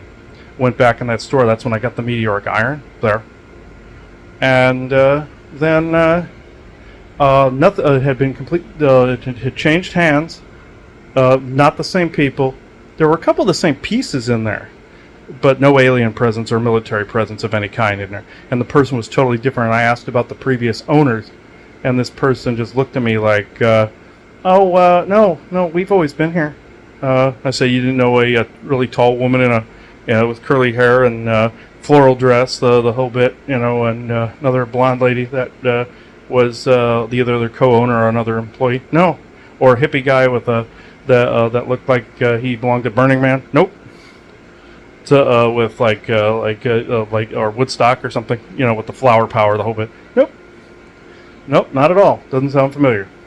Granted, it has been multiple years. This was 2016 or 17. No, 17. Beginning of 17. No, it was end of 16, beginning of 17. 17. It's 17. It took me a minute to figure it out, but it was beginning of 17. Believe it was springish 17. Anyhow, but we're there a couple times. And while we were still in Nightdale at the house there, or slightly before, even after Salem, in late 16. Anyhow, bought the meteoric iron, bought a few more things left, and that was that. And nobody really knows about that experience a whole lot. I wrote about some of it in my book. I'll have to amend what I've said a little bit. But also, fast forward to yesterday. We drive past that shop all the time, and there's no weird psionic field there of any kind, telepathic field of any kind there now. But nothing. Larry's not even there anymore. The skull, this wooden skull, it looked wood, but it was made of tiger's eye. That it was just unpolished tiger's eye. And if you've seen unpolished tiger's eye, it looks kind of like wood from a distance, but when you get up on it, you can tell it's stone. And it was slightly more porous. It had like acne pock marks down here, and more of a gaunt, like horse-like look, which is appropriate because tall whites look like that. So some of them are Nordic, like the girl with the big boobs. Yes, that's what I noticed, and they knew that. They knew how to get my attention, so therefore boobies. So yes, I'm a straight guy. So yes, so that's one of the things I noticed. That, and she had blue eyes and blonde hair. So, and the bikini was more like bluish, greenish, and she had a brown fishnet over it, and just wearing the bikini underneath. Yes, I noticed these things. People probably scoff at that, but whoop-de-doo. But, oh well. Some of you just probably wouldn't say anything, but you're looking. Anyhow, fast forward to now. My mother's sitting in the kitchen. This is the other experience that I had. I've been mentally harassed since I was working on this episode, and working on things, packing the Sasquatch heads up here to go to the conference, and also to mail some to a friend of ours to sell. in Washington, and ironically, they're going to Washington. Might as well be the Sasquatch capital, other than Vancouver Island, there up north in British Columbia. But a little bit of Oregon. That's if you go to the one we did on the Patterson-Gimlin massacre episode, you'll see that one on the Sasquatch channel here. It was very sad. But what happened? What happened was, I walked around the corner. I heard my mother whisper, or what I thought was my mother whisper, "Would you calm the fuck down and shut the fuck up?" Like, just in like this voice. Went around the corner. I said, "What?" And she goes, "I didn't say a thing." And it was, again, right in this general vicinity of where all this takes place, is in this area. And we hear crashing every now and again. We hear like a china cabinet being pushed over. And the former owner of this house, we know we're not going to peg without proof the guy that owns the house now, but we know at some point in the house's timeline there was some abuse there. Somebody kicked the mirror in their room. Somebody threw some slimy, waxy stuff on their window in their room. And somebody threw a china cabinet over. At some point, we hear a crash. We hear the door opening in this area. It's in this area. And ghosts, like, in the beginning, loved to hang out past the pirate flag. It was on the other side where the tank is, the hot water heater tank. And my stuff over here. So, which is ironic, because, either it's being projected in, or over here by what Kieran likes to call the big maggot, which is that lantern over there. Oh, or it's a big grub. See? I was wondering what he meant, maggot, and it's that thing. So I'd open the door, maggot. I'm like, I don't know what you're talking about, buddy, but yeah. And then now I get it. It looks like a maggot. So, but anyway, I heard that and I said, "What? Are you sure?" "Yeah, we're sure." And then Laverne said, "No, nobody was talking." Blah, blah, blah. And that's what happened here. So I'm giving an update to all the aftermath, some of the violent thoughts in my head today as I was yesterday when I was sanding those, wet sanding those, and also editing the rest of the episode today. More of the episode, I'll finish it up tomorrow as of the time of this recording. That's how long it's taking. I think you can tell. But this is the last bit. So I'm going to end this here for sure. So that's it. Hope you enjoyed this. So it is 6:24 p.m. Eastern Standard. I was told, actually, hang on. I was told that was Isaac that said that through my mother. No, he's saying no. So sometimes I will say things for other beings that are around, like I'll talk like this, and I'll tell whoever it is to stop talking for me. I don't authorize it. It sounded like my mother did that, but she swears she wasn't doing it. But sometimes you forget if it's in a different frequency. But it was pretty instant. So, okay, I'm done. It is 6:25 p.m. Eastern Standard Time, Monday, June 3rd, 2024. Thank you. One thing on Agartha, though, we were watching. This is one thing we know is synchronicities when we see it. Two things. One, it was a Y-Files on Malta, with the giants of Earth. And I thought that was interesting. Go see that one. Newest one from the time of this recording. And also Shang-Chi and the Ten Rings. That's a Marvel movie. Just happened to come on TV, and then it's like, okay, I want to see this from the beginning. We just went on Disney Plus and watched it. And 2 hours, 15 minutes. It's not bad. It's one of the better ones. Where, basically, this also synchronizes with something we saw on Unearthed about Xanadu and Kublai Khan. And also the Chinese, what will later be the regular Chinese government took over, or the what would become that, and the capital of Beijing. They took over Kublai Khan's empire, even though it was efficient. It was good. It was full of unity, like what he said in his channels on GIC. Of course, he said Enlil was responsible for scorching the place, and there is evidence of fire. Like a lot of it. That's why there's nothing there. They burned. Said they burned all the temples. Like if you're looking to erase an enemy's history, you burn everything. Like kind of like the pulling Akhenaten. It's called. Wiping history. Even though Akhenaten was a bad guy, and that's where they got Christianity originally from before, or the embers or the seeds of it. It escaped, and then Alexandria burns, and Caesar takes it back to Rome. But anyway, hence Vatican later on, the one God worship. But anyway, the Shang-Chi and the Ten Rings, and the group that's in it, the Ten Rings, that the immortal guy that actually finds the rings. It's kind of like the One Ring, where it makes Gollum and then also Bilbo immortal. Also in the books, it begins to age Frodo quite a bit after that. He ages to like the age of 50 from like say 20. But anyway, you see that he conquers an own world. They're kind of linking him to the Khans. They even call them the Master Khan. So they're either pegging him as Genghis Khan or Kublai Khan. So it's another Kublai Khan reference. Must be trying to communicate in some fashion again. But the group that's in it is just like in the Order of the Ancients, the Ten Rings group that's in the game or in the movie is like the Order of the Ancients or the Hidden Ones. And the Agarthan part is where Shang-Chi's mother, her people, reside. And it's in another dimensional state, or they say different universe, which is like the Interverse, essentially. It would be like a different universe. Or they're also pegging at the multiverse.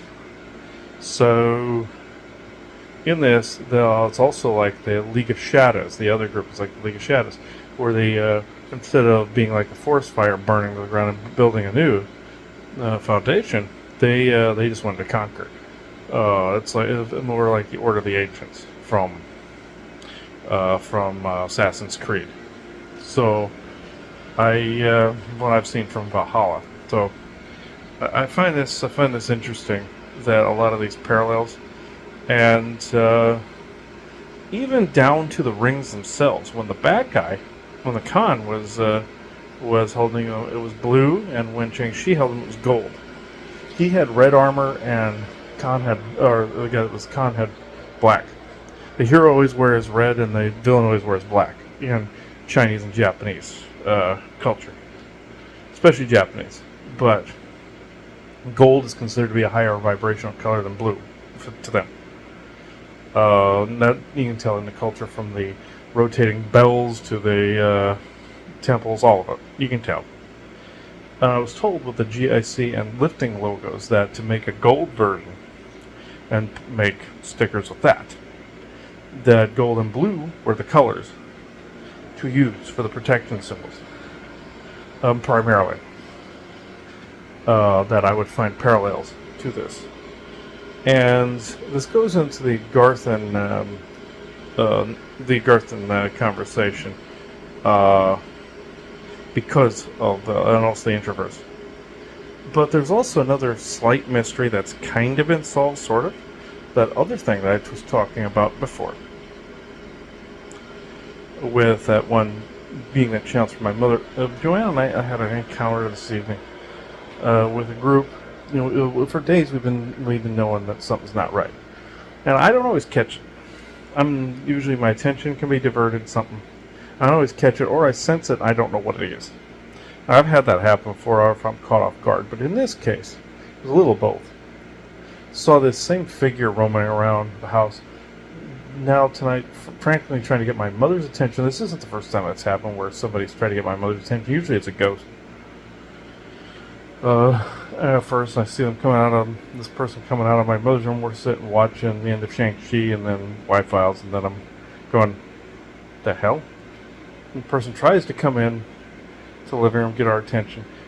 And this eventually results in a slight argument back and forth, because I've been jaded to some of this. It's like, okay, enough's enough with the multiple layers of this shit.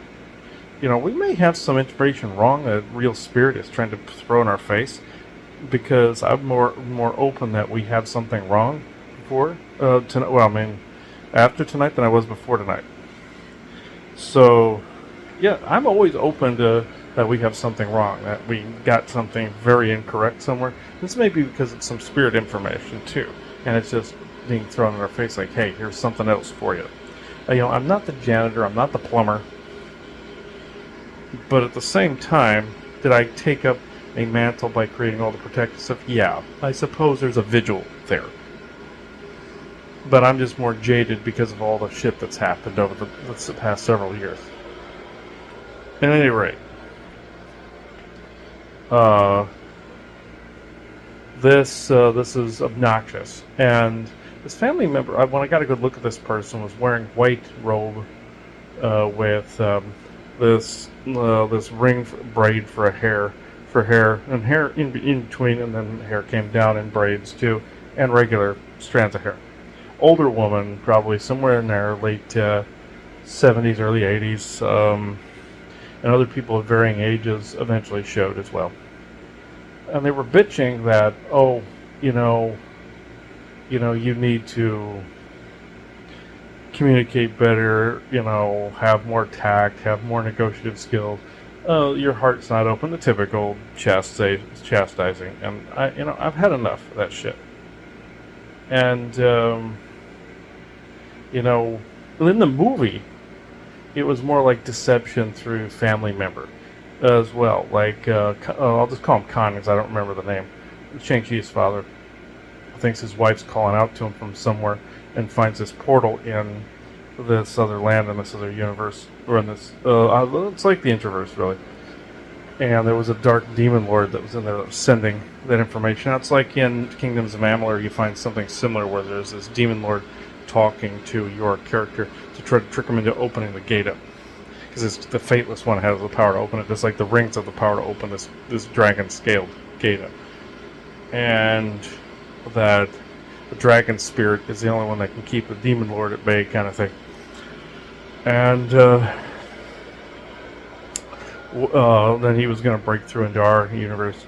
The reason I bring that up is because it was a family member deception. This was more like lower level spirit. I call it a level above Beetlejuice level, where it's like the deceptive level where there's like reception rooms in hospitals and stuff like that, like you see in Beetlejuice. And then you have the idyllic heavens of some of these family members, like I said, that they can kind of dictate how you do things, if they were controlled in life, hence controlled in death. And if I'm getting the understanding right, I'm going with intuition rather than what we knew before, deny the known, manifest differently. In this case, this is a major deny the known, where the family members can either be of a certain religion or ancestry, a certain religion or something, and they can actually form their own heaven with that religion. And people knew this part about the idyllic afterlives conversation, but what they will do is if they can enforce that on their descent lineage and continue to force this. Like I ran across the Campbell clan, where somebody named Jacob Campbell was being tormented by his family members, and this was the Campbell clan, the loyalists to the crown in England during Wallace's time, and even later on and during Culloden and all this. The Campbell family were traitors to the Scotch clans, and they were always loyalists to the crown. Like kind of like Alucard. The Alucard family is a Dracula in the lore. From the Hammer film Draculas to Castlevania and all that other stuff. It's the same kind of dichotomy. So, what I'm trying to say is that I took care of that family, put them in jars, did the whole thing with the holes I told you about, put them on the shelf in the room, did that with my grandfather Jacobs, got him to reconnect to his oversoul. We put other family members of Joanna's in there because they were tormenting and harassing us from one of these other idyllic bubbles. And so I popped the bubble and made their oversoul do an audit. Like what the oversoul's supposed to be doing. Said, no, your avatar is doing something it's not supposed to be doing, trying to enforce things on Earth from. You can almost see layers of oblivion. Those are more holographic layers. Like I said, the layers of oppression, the episode that we did. 5 layers of oppression. There's more, but it's like the layers of oblivion. This is supposed to be the polar opposite of that, but really wouldn't know the difference at first glance because somebody's co-created something like that. Like Frank Frazetta, his oversoul created Frazetta Land. Awesome! That is an awesome afterlife. And there's no such thing as afterlife, it's always continuing, but you know what I'm saying. At any rate, this got to me, because it's just like that scene from in Black Panther where he dies, or he's dying, and they're like, "Oh, come on, it's your time." And he goes, "No, I'm done. It's my choice." Yeah, it's like old pattern versus new pattern. New patterning, audit, or change. And if you get, let's see, am I getting that happening again with the activity? Let's hope not. I was getting the same spot I was in that video. At any rate, I'll go, yeah, it's this way. Anyway, yep, got it about right. Anyway, nope, not up here. Okay, just in case it happens again. But anyway, the point of this whole conversation is, the family members don't have a right to dictate what happens here. We said that in the Line conversation, the show called The Line. And there were other things that I didn't say that should have been put in that. And this will go in this particular episode, because the thing with Agartha, the thing with the family members also happening in that movie, whereas Michelle Yeoh's character also being in Mummy 3, that also had to do with Agartha, had to do with Shangri-La, had to do with family members,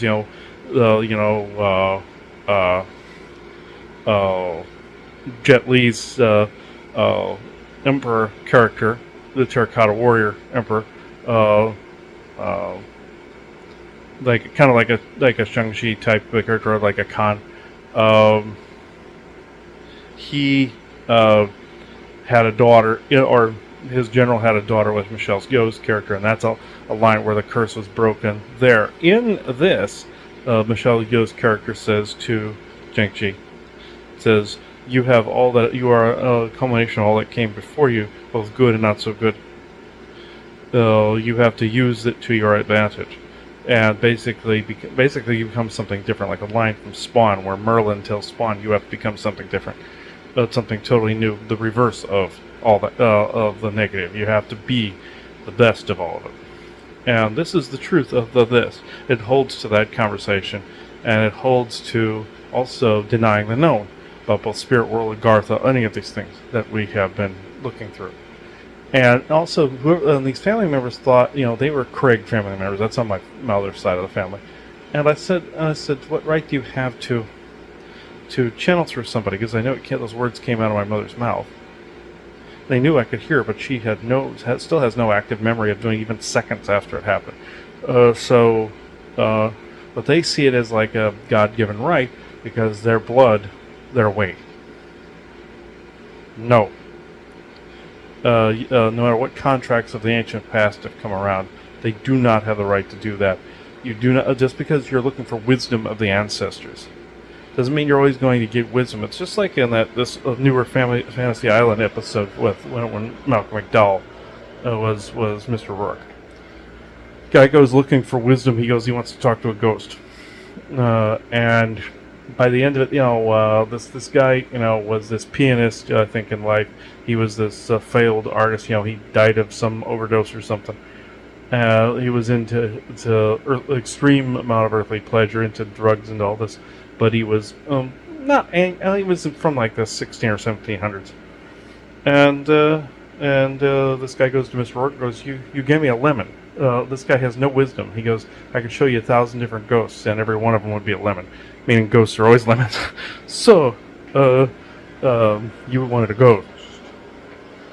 Now you're getting a truth out of this, something you didn't know before. And obviously this is something we didn't know before, just like with Agartha. Is there still an Agartha? Technically no, where it's mostly on the surface except in pockets. Just like you see in the movie, they're in a pocket somewhere. Introverse, their own world, they're in their own universe, technically. But that's both multiverse and introverse and Agartha, all three of those kind of rolled into one. And also deceptive entities that will mimic these things to try to get you to do something for them. And in this case, it's kind of both, because it's family members, but at the same time, they're trying to get you to do something for them, like a meat puppet, and I'm not into meat puppetry. I'm fully against meat puppetry. So, this all applies. And I believe the Force people then would agree with me on this one. But it's been hell trying to communicate with anybody because there's been this activity for days, and I know I'm being heard and watched at this point. And it's kind of creepy. It's kind of creepy. So I'm kind of jumpy. So if those little fingers start going on the screen again, you're going to see a slightly different side of me tonight. You know, I am slightly spooked, actually. So this, I don't want to end on this note. So I know I said in that previous one I wasn't going to add any more videos, but I didn't expect this to happen. So see what happens in the coming few hours or in the middle of the night. Hopefully nothing monumentous. If there's any dreams, of course I'm going to log it, but if it's a dream of relevancy to this subject, and maybe this is a show all by itself, maybe this is a segue into other things, also just like the Agartha topic was a segue into an episode we're going to do with a friend of ours and her grandfather. So yeah, I'm going to leave it here for now until nothing happens. You won't hear anymore. I'm hoping this is the last of this because I do have to finish this edit up for this. By the time you see this, obviously I have, but for me, this is the current moment. So it is 10:38 p.m. Eastern Standard Time, Monday, June 3rd, 2024. Thank you. Also, I was saying about the marbles on the alien, the alien playing at the Men in Black. Also, another example is Moriarty inside the optronic data core on Star Trek, where Picard says to Barclay, "How do you know we're not in some simulation sitting on someone's desk?" They were trying to purport the Matrix simulation crap, when that's really trying to get people to be more transhumanistic. So I'll leave this here. This is very long, I know, but as I'm reviewing this, I'm seeing more. So it is 11:21 a.m. Eastern Standard Time Tuesday. It is 11:22, of course, a.m. Eastern Standard Time Tuesday, June 4th, 2024. Thank you.